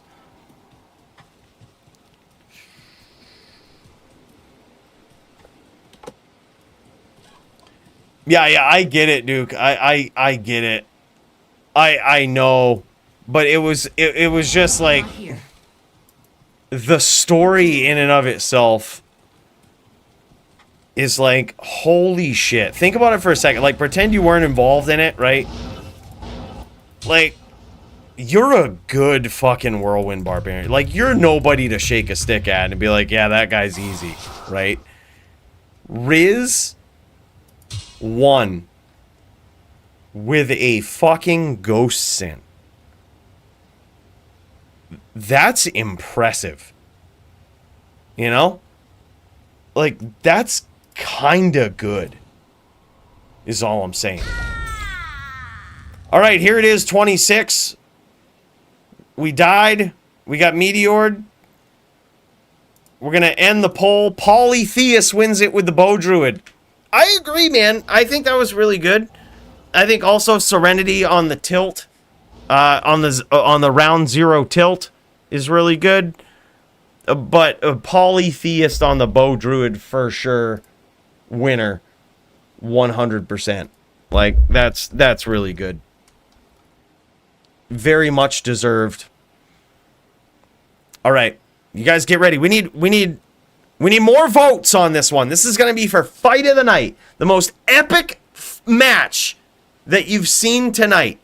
This is going to award people with a Forum Gold prize. Fight of the Night. Each player will get 500 Forum Gold. God, there's so many of them. I think Vamp v Serenity. Definitely, that's got to be considered. Serenity with the Bow VT. Vamp returning champion, taking the title back. That shit is epic. That is historic, dude. So happy to see that guy back.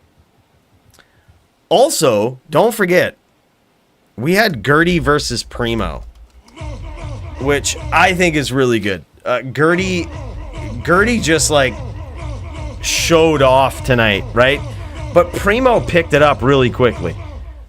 Like Primo just it's so good to see this guy improve in every match. Shit is just nuts. I also think DJ Johnny Dubs versus Brand was an example of exactly what that match should be. Like, Sork v Neck should be exactly that. And there couldn't be an example of just a better, more calculated, well-executed match than DJ Johnny Dubs versus Brandel. That was, I think both of those guys did a hell of a job. Should definitely be considered in this. What else do we have? We have Jammy Jams versus Javito. Oh my god, that was good. Then we have Doom versus Max. We have Duke versus Riz. We have Polytheus versus Cooley. God damn. There's so many.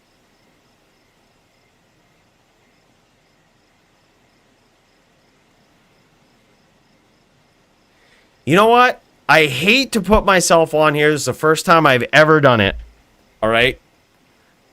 But I'm gonna do it. Pauly versus Cooley. I'm gonna put it on there because that was honestly one of the funnest duels I've been a part of in a very long time. I am proud of myself for the aggression and the thoughtful play And for the journey to becoming the DFC champion, it could start here. Granted, it was a very unfair match for Paulie. Dude fucking switched it up, used a bow fucking druid. And I feel like that was a good duel. It was a duel that could have lasted forever and didn't. I'm going to put it on there. I hate to nominate myself in these things, but I think Paulie's ability to kick ass in the way that he did should not be discounted. But also, there were so many good duels on that. There's just so many.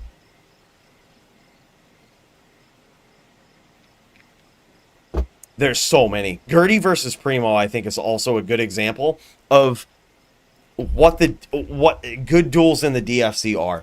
It was just a perfectly fair NVD mirror at that, right? Like it was a well executed NVD mirror where Gertie, I did not expect this, was just super good on those FPK builds, right? Not here. And like Primo wasn't bad. It was just an exhibit of like what skill actually is. You see Primo learning his opponent, adapting, Gertie staying one step ahead, and just everything that fair PvP actually is in Diablo 2 Resurrected. Like, I can't think of a more perfect duel to illustrate this. Like, that, it was just so good. It feels bad because, to be fair, Primo got his ass handed to him tonight. But it wasn't like he was not doing the right things. It wasn't like he wasn't playing well. Didn't exhibit everything that PvP should be. I just personally had no idea how good Gertie was. And it was a good example, dude. That shit was like everything you could possibly ask for in a Diablo 2 PvP match. Close one. We'll give this one another minute. We'll give it till the 33 and a half. All right, it's getting close. Vamp versus Serenity, though. That's a good duel. That's what's in the lead so far. That was a good duel. That was epic, historic. Will go down in history for sure. And then, of course, you had DJ Johnny Dubs versus Brand. Every example of what Necro VES Fireballer should be. DJ Johnny Dubs not giving a fuck and just going in and being like, yeah, you know what? This is how this duel's going to go. I might lose, but I'm going to aggress you. Like, how can you beat that, dude? Like, that is a dude going out on his shield right there. And then Paulie v. Cooley. Like I said, I hate to nominate myself, but I feel like that was a good duel. It might not have been fairly matched, but I felt like it was when I made it. I'm clearly just becoming better on the Fire Sorceress. And, I'm clearly going to be the DFC champion one day. It's only a matter of time. And then what? I'll tell you what, you guys. If we do these awards on Fight of the Night and I beat Eleet, you got to give it Fight of the Night or Performance of the Night. You got to do it. If I fucking beat Eleet for the DFC Gold, the most dominant reigning defending DFC champion of all time, there's no fucking shot you can't give me Performance of the Night. No shot. It's gonna happen. It's only a matter of time. I'm getting good. I just need SVS practice. I don't understand SVS, so hopefully I don't go up against any other sorceresses. I beat Doombringer once, which was cool. I feel good about it. But I really don't know how to SVS.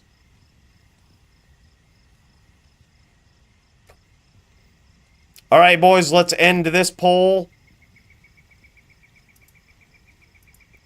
And that is Vamp and Serenity for the Fight of the Night. I couldn't agree more, dude. Like, it was so good to see Vamp do what he does. The calls in the fight and progressing the fight the way that it did was so perfect. It was, that fight I think will go down in history, not just for Eleet returning to the DFC and taking his title back, but for how PvP fights should be run. It was just so perfect. Serenity with the originality, the perfect game plan, a stalemate in the middle of the duel just being called what it is, a stalemate. Like, it was so good. That duel was so perfect in a lot of ways, dude. I'm so proud of it. So, yeah, good call on that. And it was also just so good to see Vamp back and to see Serenity put up such a fight in such a unbalanced matchup. I gotta say, going up a Paladin versus fucking anything these days is ass. And to see him take 2 rounds defiantly from the previous champ was so nuts. He's by far the best Din that's ever come into the DFC. And that was such an epic duel.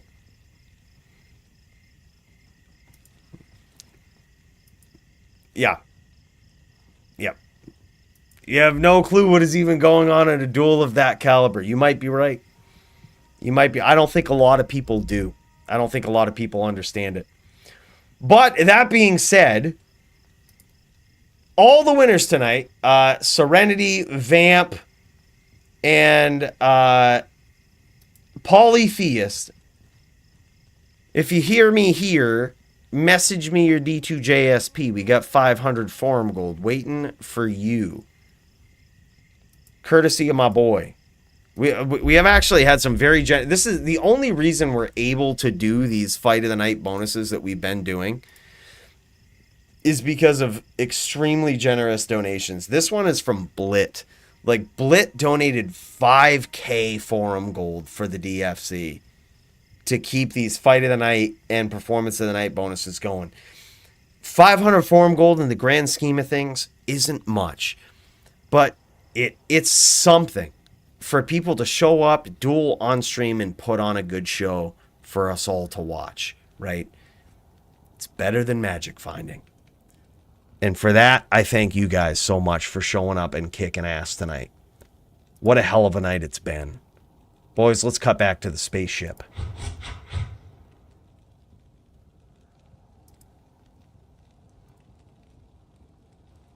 Wow. It's been a hell of a night. I was at least in consideration for Fight of the Night. I think that was good. I think it was a good fight versus Pauly. I think we put on a show. But at the end of the day, I think it went to where it should have. All these awards, thank you guys all for showing up. Thank you for sharing your screens and showing us your awesome duels. What a hell of a night of fights. It's the highlight of my week. I literally get butterflies in my stomach. I have to psych myself up before stream. This is the only time this ever happens, and it's because of you guys. I feel like the energy that you guys bring to the table, I got a match I got to be ready for. It's like nerve-wracking, man, but it's always such a good time. I want to thank you guys so much for showing up. Thank you so much for a great night of fights. And as always, we'll see you guys next week. We'll actually see you tomorrow. I'll probably stream It's Ladder Reset tomorrow. Do you guys really want to watch me fucking fumble through the reset with a team of 8 random people and then try to grind some form? Do you guys want to see that? I haven't streamed a Ladder Reset in a while, but I will. What do you think? What do you think? You can see somebody try to make forum gold early on. I might do it. I might try it out. I might be there. Might stream it. But either way, even if we don't, we'll be in the VIP channel, streaming in the Discord, all of us doing our thing. So if you're not in the Discord, make sure you're there. That's in the description of this video. Come join us, man. Peace out, fellas. Thanks again. I really appreciate all of you. We'll see you when we see you. Peace.